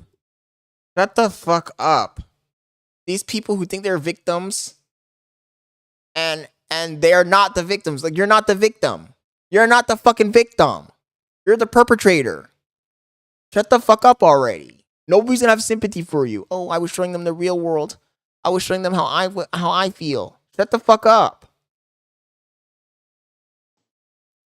Was your intention to shoot people today? Not really. I wanted to shoot, but I didn't necessarily want to kill anyone. I just want them to have something bad happen to them. I'm still, like, I'm just in awe about how I let my thoughts get to me like this, how I thought I was in control, but I'm not. I was just thinking, I'm just doing what everyone expected me to. At what point did you know that Alec was going to hurt students or shoot the school, or shoot anybody at the school? Once I knew he was going to, when I saw the axe. And exactly. What could have possibly happened in this person's life so traumatic and so bad that they think that, oh, by me going to the school and shooting it up, that's going to make them feel what I feel? Like, you sound like an idiot. You sound like well, I guess that's a 16-year-old, so what do we expect? It's a fucking stupid-ass 16-year-old, so what do we expect? What the fuck do you know about real life? You dumb fuck. He was like getting really pissed off at me with the cocaine and stuff, and he like told me I better get back. I was like thinking I could still talk him out of it and convince him not to, that he was just probably going to do something stupid, because at first I thought he might just, but obviously not. Okay. So when he had the axe, that's when you first thought that? That's when I was like, okay, he's serious. He's gonna like hurt me if I don't cooperate with him. Alex said that actually wasn't the case. What was your intention if he didn't do the cocaine? I really wasn't going to do anything. This wasn't the only discrepancy the police had noticed. They began to press Devin harder about some of their concerns, but his responses ended up raising more questions than they answered. When Alec messaged you and asked you to pick him up at school, you went back to the school, you picked him up. Did you ever see a weapon on him? No, I was just really worried about him because I thought he might hurt himself too. But I was also a little bit scared because, like, you know, I know he has all those problems. I didn't know if he was going to snap or something. Alec, though, said that Devin decided he was willing to go through with the attack on his own. We weren't going to go through with it, but then he was like, I'm back, and, like, I'll do what you want me to. And I was like, okay. Aside from when you made threats to him at home, like, with the axe and all that stuff, did you say anything to him? Threatening, or? I was just, I don't know. He was just, like, okay with everything. I think he thought that I had a point. I think I actually got into his head, and he was listening to me. On that note, Bitch said, I felt like I actually got into his head. They really do think that they're like some sort of mastermind criminals, man. That's the fucking stupid part about it. Detectives began to wrap up Alec's interrogation. I hope no one died today. Tragically, there was one fatality at the STEM shooting. No fucking way. No fucking way. The kid died? Nah. That's fucking crazy. Kendrick, the first student to rush Devin, had been shot twice and was pronounced dead shortly after the responding officers dragged him to safety. Officers met with Kendrick's parents to answer what questions they could. That's fucked. And in the process, learned more about what a hero Kendrick was. His parents described him as kind, outgoing, and a friend to everyone. They asked, are you surprised that he would do that? And immediately both of us were like, no, it doesn't surprise us. And you're going to pull one kid out of there and it has to be mine, you know, that has to have this happen to him. I just can't figure it out. We get to view him today. Damn. Since the last time I seen him alive, and you know, I don't know if I'm ready for that. That's fucked. The initial interrogation concluded, but the police would soon speak with Alec again and learn that there was still more to be uncovered. Devin, on the other hand, stuck to his story and professed his innocence. Did you ever try telling an adult? Grim and a T-boy on top of that. That's when I went to the office to try. That's crazy, man. These fucking degenerates. But he was already in there. After he loaded up guns and brought Yes, them and he had them loaded up and brought to the school, because the thing was, once he made his plan clear and had the axe, I didn't have a way to go to anybody because that was the last time we were at the house. Did it ever cross your mind to tell an adult before that point? No. Because I had all these other reasons and all these things he was telling me, and I believed him because he's seeming like he was fine. And he told, like... It's like, did they not hear themselves talk? What you're saying makes no logical sense at all. The threads don't connect. It's obvious that he's lying, but I just don't understand. I mean, I'm gonna think that when I was 16, I was smarter than this, and I think that if I came up with a story, it'd be more elaborate and smart and more cohesive than this story that he's telling. Because this story is stupid as fuck. Like, and it's blatantly obvious to the detectives that you're just trying to cover for yourself. You're the perfect person. I didn't want anyone to be hurt. I was trying to save everybody. Like, yeah, all right, buddy. All right, says the guy with the half pink, half black, and painted nails, right? With the broken heart jacket on. Yep. Mm-hmm. I'll believe what you're saying. Yep. Makes perfect sense. Come on, dude. Why is it never, why are the school shooters never the cool kid? It's never the jock. It's never the popular kid. It's always the outcast. It's always the dummy outcast. Losers. So I didn't think it was anything to worry about. You didn't think it's anything to worry about when somebody tells you don't come to school tomorrow? I thought he was still like, he was just like still messing with me a little bit. All of us just joke about that stuff. It's just. Damn, Log. Are you good with a soldier? That's crazy. Hope you get it running again, bro. But yeah, these kids, they think they're going to outsmart two detectives. And these detectives are usually clinical psychiatrists. They read these kids like a book. Dumb fuck kid. Boys do that stuff. I never thought you would do all that. You realize we were teenage boys. Yeah, I know. But my parents don't really understand that humor, so I just figured I'd say that. I'm sorry. The detective's like, you do realize that we were teenage boys once, right? Roll that back. You realize we were teenage. Roll it back a little bit more. He says some dumb shit. The detective's like, you do realize we were teenage boys once, right? All of us just joke about that stuff. It's just like teenage boys do that stuff. I never thought you would do all that. You realize we were teenage boys. Yeah, I know. But my parents don't really understand that humor, so I just figured I'd say that. I'm sorry. Dumb as fuck, man. And that's the other thing. When you're a teenager, you got to keep in mind that the people that are older than you, they already lived through the phases that you're living through. You can't trick somebody who's already been there, done that. Well, not this, but you know what I mean. Ay, ay, ay. Oh. In talking to so many witnesses, it became clear that Devin was known for his dark humor. However, his friend David took it one step further. I wouldn't call him violent, I don't think, right off of the bat, but he has sociopathic tendencies. He's a very cold person. He gets angry really fast, and he's very irrational. He would have like these bipolar bursts where he would just snap at us, tell us to f*** off or whatever. And he really seemed to victimize himself as soon as any kind of blame was put on him. Very big liar. He's manipulative. I see Devin as a lost cause. This is not your fault. There's nothing you could have done that prevented it, because you seem like a pretty nice guy. Devin made these decisions on his own, and this doesn't come down on you. Because keeping it in is going to be the worst thing for you. And you're going to have a lot of friends out there that are going through the same exact thing. So be there for Loud, I like that Loud's takeaway was, who's this fool's barber? Looking like Beavis. Damn, called him a lost cause. check in on each other. And wow. Talk to mom. David also shared that Devin had recently broken up with his girlfriend. Another Snapchat saved on Alex's account offered a potential explanation why. Also, kind of, ever since I pulled a knife on my girlfriend's dad, I've been going hard. Devin was appearing more suspicious by the minute, but the question of his involvement wouldn't be resolved for quite a while. For now, the police were unconvinced by his claims of innocence, and both Devin and Alec were taken to jail. While in the county jail, Devin kept busy with many phone calls, including this fraught interaction with his parents. The only thing was, today was like the Julia and like Dr. Tyndall thing was like they were prepping me for the state hospital visit thing, so it was really stressful because they were like doing like fake like.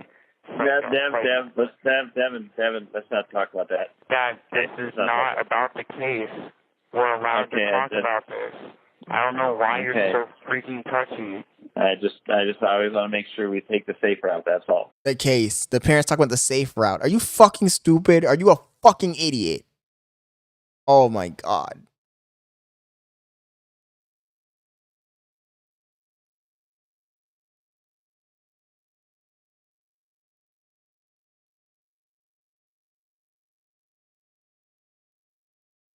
It makes me so fucking angry.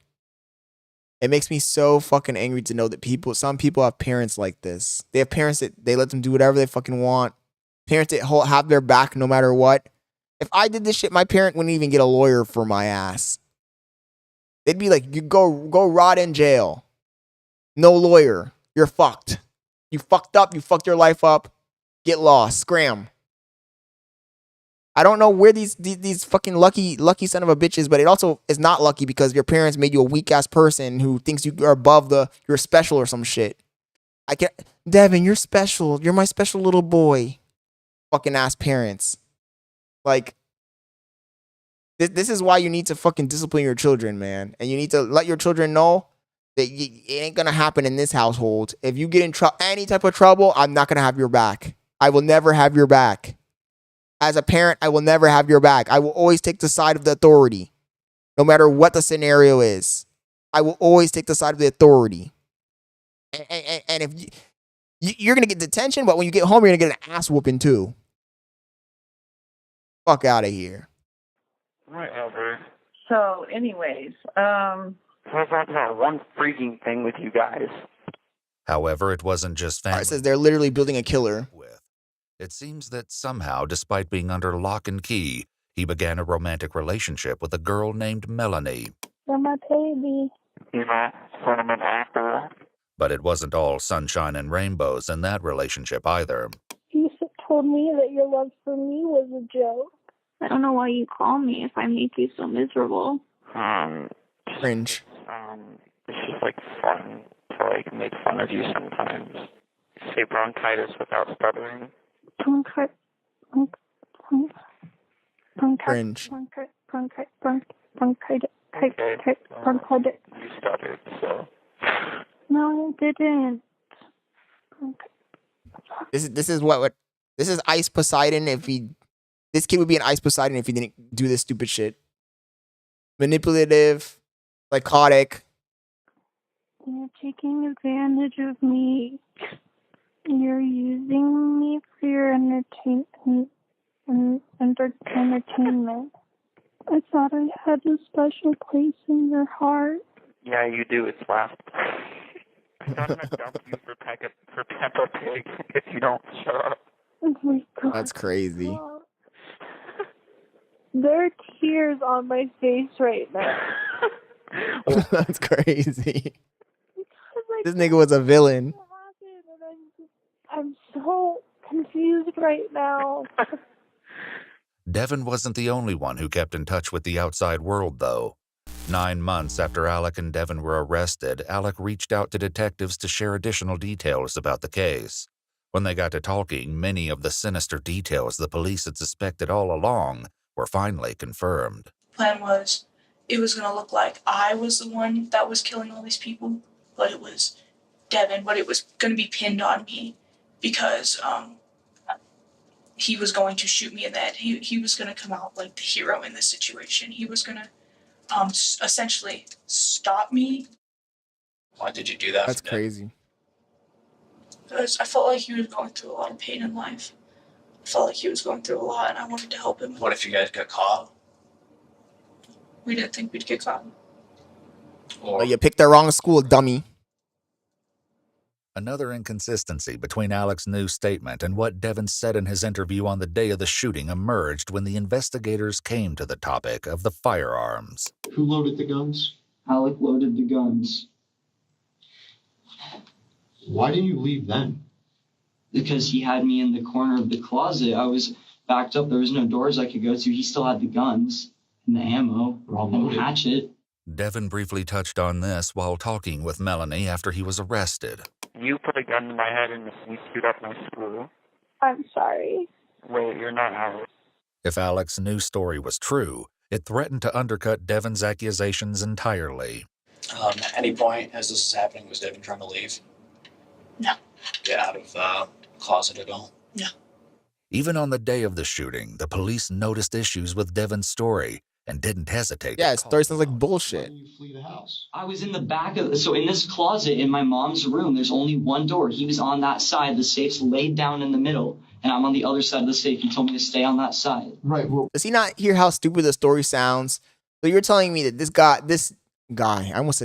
girl, this overweight girl roughed you up, got into your house, got the hatchet that, how would she even know where it is unless you gave it to her? Got the hatchet, used the hatchet to break into the safe with guns, your own guns in your own house, and then hold you hostage? Does that even make any fucking sense? Either you're the most pussy ass nigga on the planet, or your story's a lie. Detectives ain't buying that shit. What I don't understand is how is he loading the gun? Because he made me give him the bullets while still holding the hatchet, because he grabbed the guns with his other hand, and then that's when he made me hand him the ammo. He told me to sit down, still holding the hatchet, put one bullet in and put it in the magazine and cocked it so there's one in the chamber he could aim at me. Devin insisted he was innocent, but something else he said that day led the police. Devin's a fucking idiot. He was anything but. And the only way I'd let him live is if he helped me. It's possible that Devin just got tongue-tied, but police had to wonder if this was the truth slipping through accidentally. So a lot of this to me sounds like self-preservation. Then why do I have videos of him threatening me, and why do I have all the evidence? If you find his iPhone, you will see a video of me crying while he makes me do that. This kid gave me cocaine, and you're expecting me to think straight? Before you did cocaine. I'm freaking the out, dude. I like how the detectives just have the deadpan face. They're just like this.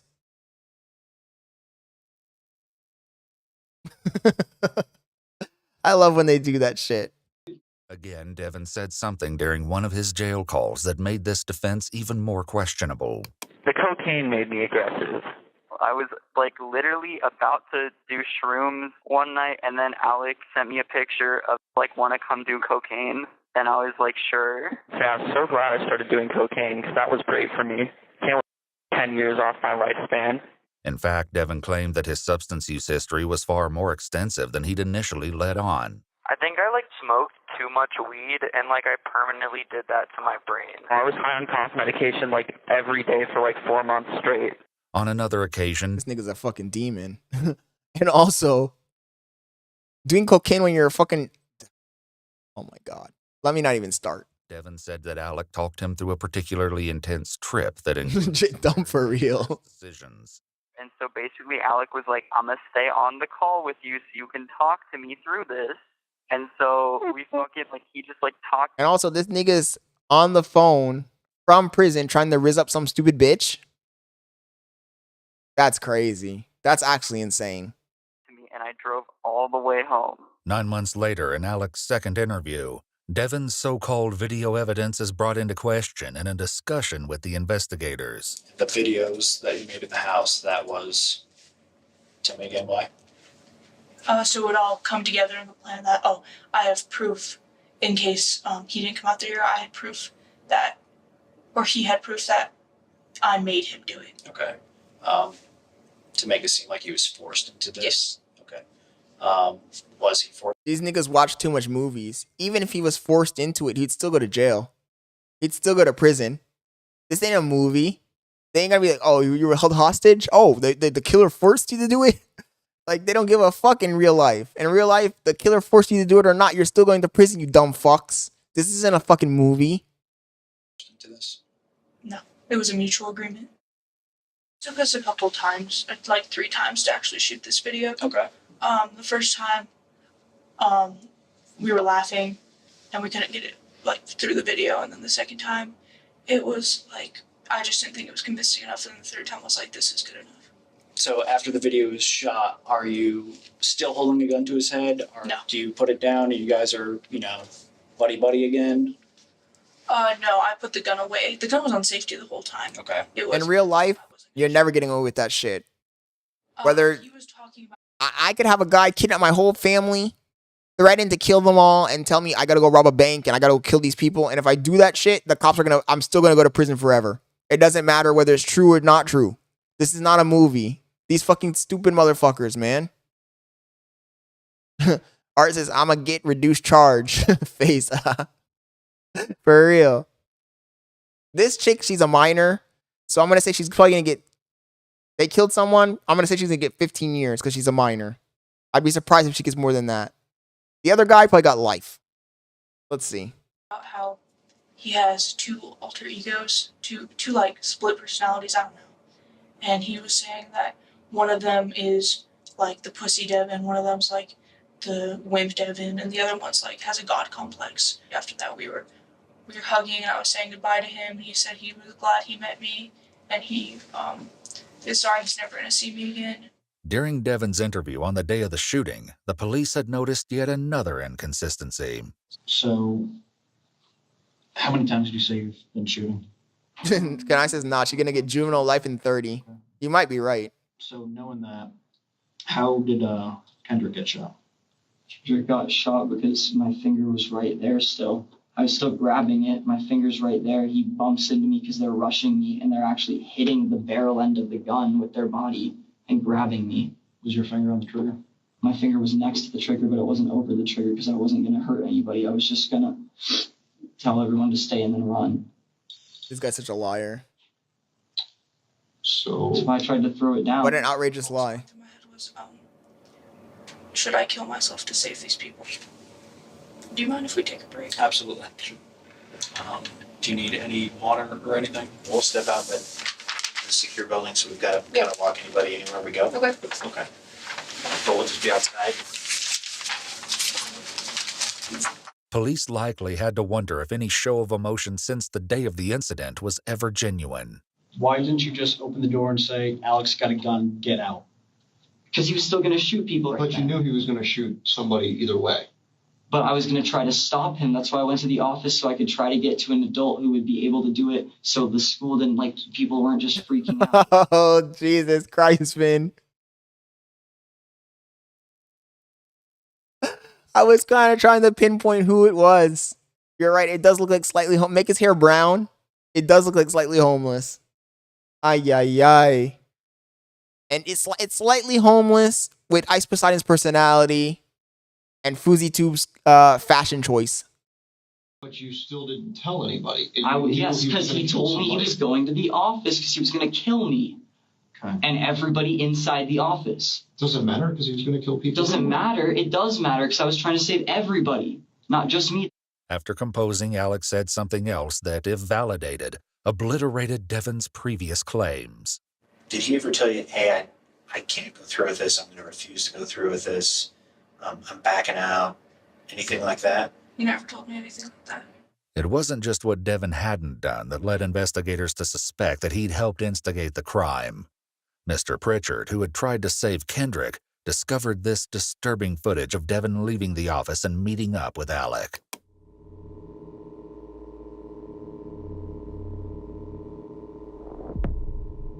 Nah. He said, like, let's go or something. In his interview soon after the This Jay is stupid for real. detectives had tried to get the truth from Devin, but he wouldn't budge. So again, at what point did you try to stop him? Oh, it worked, Law? There was multiple times he just kept threatening me. Not what I'm hearing. That's exactly what you're hearing. Literally, you're separate. Yeah, I'm not talking to you guys anymore until I have a lawyer and my dad. Get him in here because you guys aren't listening to me. I'm telling you something. I have evidence. I can show you all that. I gave you all this.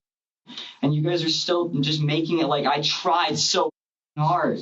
Since Devin wanted to speak with a lawyer back then, the detectives departed, leaving him alone in the interrogation room where his pleas of innocence continued. I'm innocent no matter what I'll tell you. I'm innocent, okay? In the interview now, This nigga really thinks he's him. included even more drastic changes. Dumbass kids. On that specific day is when Devin had that specific class that he wanted to shoot up. Mitchell, the student Devin had a verbal altercation with, had been in room 107, but that wasn't all. Mitchell said that Devin disliked Ms. Harper because she demanded her students make an effort in class. Alex stated, Oh, how dare her. How dare this teacher demand the students make an effort in class. Nah, I take it all back. They were in the right. They were in the right, chat. I take it all back. You know? How dare that teacher demand the students put in effort? Nah. seemed to support the theory that the attack was very carefully timed. It was just a prank officer. Shooting at is Mitchell. Yes, the last name. Where was Mitchell at when you were shooting at Mitchell? He was on the ground looking up at me. As it turned out, Alex's aim was true. I'm gonna be hella grumpy tomorrow. How much do we have left? hospital bed after the incident. I remember just after Now I only got 9 minutes left. the first gunshot, I remember standing up and running. I remember more gunshots. I remember falling Tomorrow's Friday, baby. towards that door, and I passed Kendrick, and he's laying down, face down, not moving, and he's breathing. He told police that he and several other students fled through the cafeteria and out of the school. I run like past I want to say 4 different buildings before I'm like out of breath. I'm like, this is so weird. Why am I out of breath? And then I reach behind me and feel my back. I pull my hand forward, and there's blood there. Damn. I didn't know that I got shot. Mitchell's classmates had applied pressure to the wound and called 911. When more shots were fired, later determined to have been fired by Sam, a good Samaritan had helped move the group inside to the safety of his house. Paramedics arrived shortly afterwards to take Mitchell to the hospital. Back with Alec, police learned even more about Devin's involvement in the lead-up to the crime. Did you guys do, I guess, any outer sort of research into how to carry this plan out? Not to how to carry the plan out. It was when Sol Pais came to Good work, Lau. Good work. Colorado, and we heard that she had like Columbine tattoos. That's kind of when we started searching up Columbine. Okay. And it wasn't to execute this plan. It was just kind of trying to put the 2 and 2 together. Okay. With Sol Pais and the Columbine. What's Sol Pais? Sol Pais was a student who received national attention when she became the subject of a large FBI manhunt after she was found armed in Colorado on the 20th anniversary of the Columbine school shooting. Given her obsession with that incident, police believed she was planning a copycat massacre at Columbine School on its anniversary. Facebook records indicate Niggas right now in the chat talking about I can change her. that Devin and Alec had discussed Sol Pais at length, even sending each other screenshots of her website and Instagram. Follow-up investigation revealed even more on the subject of Columbine on Alec's Snapchat. Tomorrow is the 20th anniversary of the Columbine shooting. It's like, geez, everything's going on in 1 week. In hindsight, it seems disturbingly obvious why Alec saved this clip. Unfortunately, the video did not reveal who the speaker was. The police knew by now that Devin's interest in Columbine was not the only red flag. Back in the early days of the investigation, one of Devin's former classmates, Brian, had shared some chilling information. He would like just come up behind me and do like all those school shooter jokes. Okay. Well, homie looked like a school shooter. So, like, what did you expect? What kind of school shooting jokes would you say? When the pencil hits the floor, I'm gonna start shooting. I'm gonna take this 0 to Columbine real quick. Okay. How often would you say stuff like that? About every day. Damn. Back in the present with Alec, the police had a few more things they wanted to follow up on. In the interview with Detective Williamson, you mentioned something about gamer boat. Yes. Anything else? I think it was blobfish. Blogfish? Blobfish. I'm sorry. Blobfish. What is that? That was going to be code word for Devin shoot me. This memory was recovered from Alec's Snapchat, proving that they had in fact used the code word. Blobfish. If this really was what the code word meant, Cringe. it seemed that on the day of the crime, Devin would have had to know he would be shooting, if only at Alec all along. 9 months later, in Alec's new version of events, Devin was responsible for more than just the school shooting. I was doing coke in the bathroom, and I came back. I was doing coke in the bathroom at 16 is a crazy statement. I remember when I was a kid, the thing was smoking a cigarette, and that was like, oh shit, this person's smoking a cigarette? That's crazy.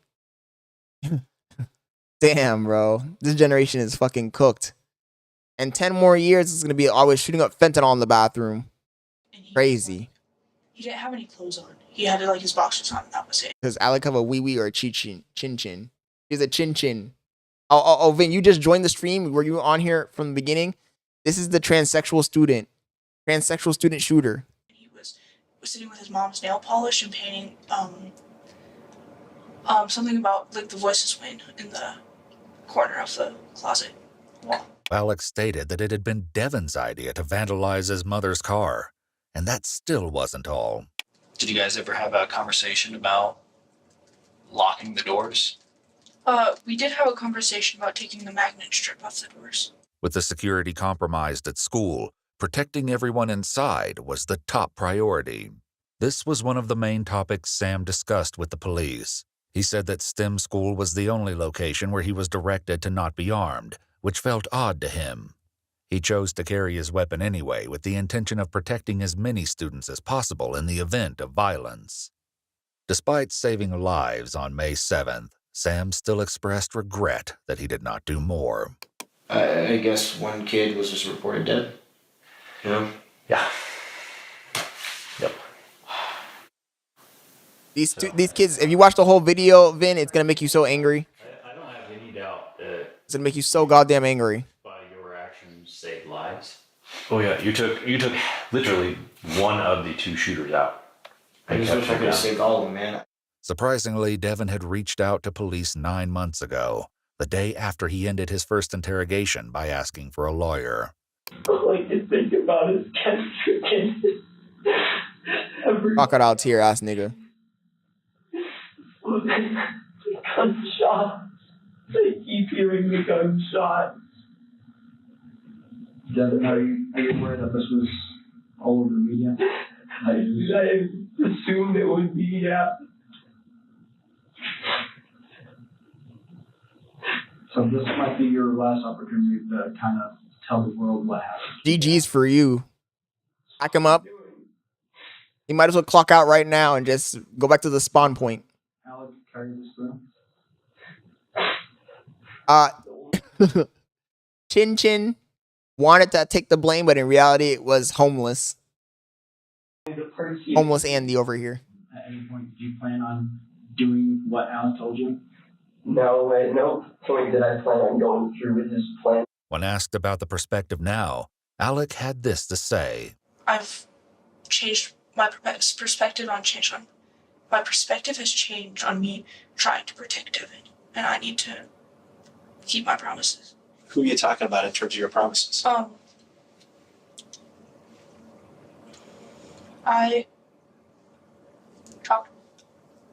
not crazy, I swear. I talk to Kendrick a lot.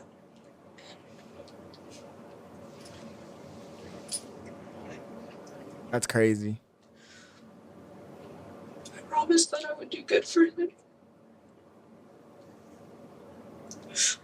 I promised I'm gonna help everyone that I can for him. I promised I'm gonna change for the better for him. In 2020, Alec McKinney was sentenced to life in prison. Damn, she got life. 8 years after pleading guilty on several charges.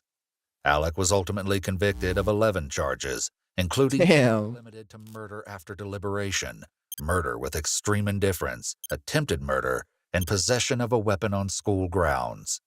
Subsequently, Devin and Melanie did a lot of theorizing over the phone regarding what his fate would be. There was no overkill. You, like, that one kid said you fought, but, like, no one else said you fought back, which, like... Melanie's a full fucking demon. Someone should find this Melanie chick and arrest her, too.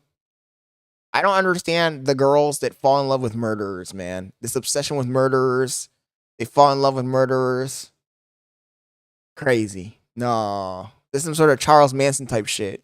Obviously you didn't. But, like, there's a lot of things that, like, show that you're not, like, a violent person. Yeah, I wish the DA would just give me a deal so I didn't have to go to trial, so I could just, like, skirt. Call is recorded and monitored, so, DA Brockler, if you're listening, I'll vote for you. Dude, if I told you about this delusion my parents have that I'm gonna get out in, like, 3 years? I mean, that'd be sick, but no. It's not gonna happen. No, it's not. Melanie was right. On September 17th, 2021, Devin Erickson was sentenced to life in prison, plus 1,282 years.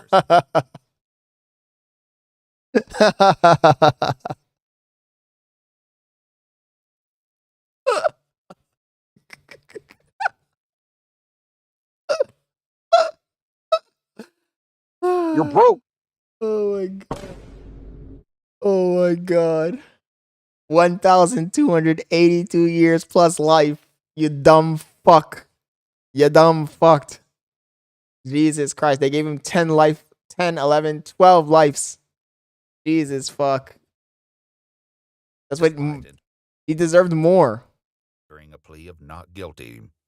He was convicted on 46 charges in total, Dumb fuck. including murder after deliberation, murder. Lyle's too much. Somebody said homie will be in prison on cryo sleep. Yo, what's up, Jacob? Nah. Extreme indifference, multiple counts of attempted murder, theft, reckless endangerment, and more. He is not eligible for parole. The robotics lab at STEM school has since been renamed in honor of Kendrick. His heroic actions meant that his was the only life lost that day at STEM. His parents still visit his grave every day. That's sad. The other 8 victims all physically recovered, though the psychological impact on everyone at STEM is incomprehensible. That's why we shouldn't have fucking guns like that given to the public. Damn. Fucking dumb fucking kid, man. Dumb fucking kid. But good for him. He got 1,000 fucking years in jail. Good. Good. Good. And I'm glad that they don't have the death penalty or whatever in this fucking state, so he can suffer through it. Good. Vince says he's a vampire. Nah, I swear that Twilight Zone episode. Anyways, guys, it's 12:12. I'm gonna call it a night. I appreciate everybody who joined the stream and stayed on with us. Content reaction. Guys, I'm only gonna ask you guys one small favor. If you get a chance and you can make some clips or watch through the videos and clip parts you thought were funny, so we can have some clip content to post on social media, that would be great. That's the only way we're going to get more people. We can't... Live streaming, it doesn't work like normal videos. Like us live streaming every single day, we'll get a few new people, but it's not really going to get the movement we need. We need to have clips. So if you guys can help out, if you guys want, getting some clips and sharing them on social media, Twitter, TikTok, Snapchat, Instagram, it would really help. But anyways, guys, thank you guys for watching. I appreciate all of the support. I'm going to go ahead and pass out. I'm going to brush my teeth, wash up, and go to sleep. Everybody stay safe, and I'll catch you guys tomorrow.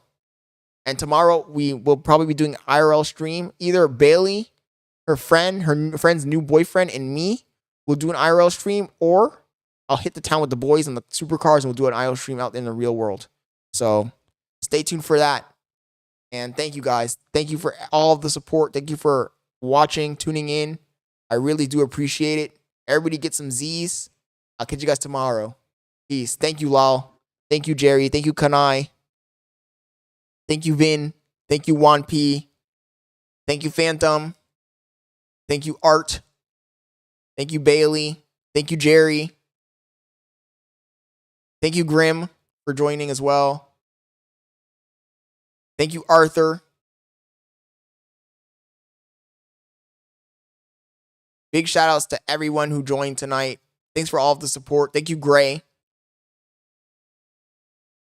And I'll catch you guys tomorrow, man. I almost forgot something.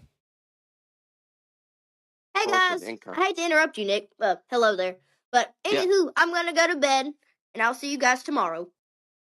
Peace. It's your boy Scott Leonard, your favorite YouTuber's favorite YouTuber. And I'm out, guys. Everybody spam W's in the chat. Oh, and thank you, Jacob, as well. Lost is called Dutch Plant already. Ask him how to grow your channel. Tell him to level up. Anyways, guys, catch you guys tomorrow. Peace.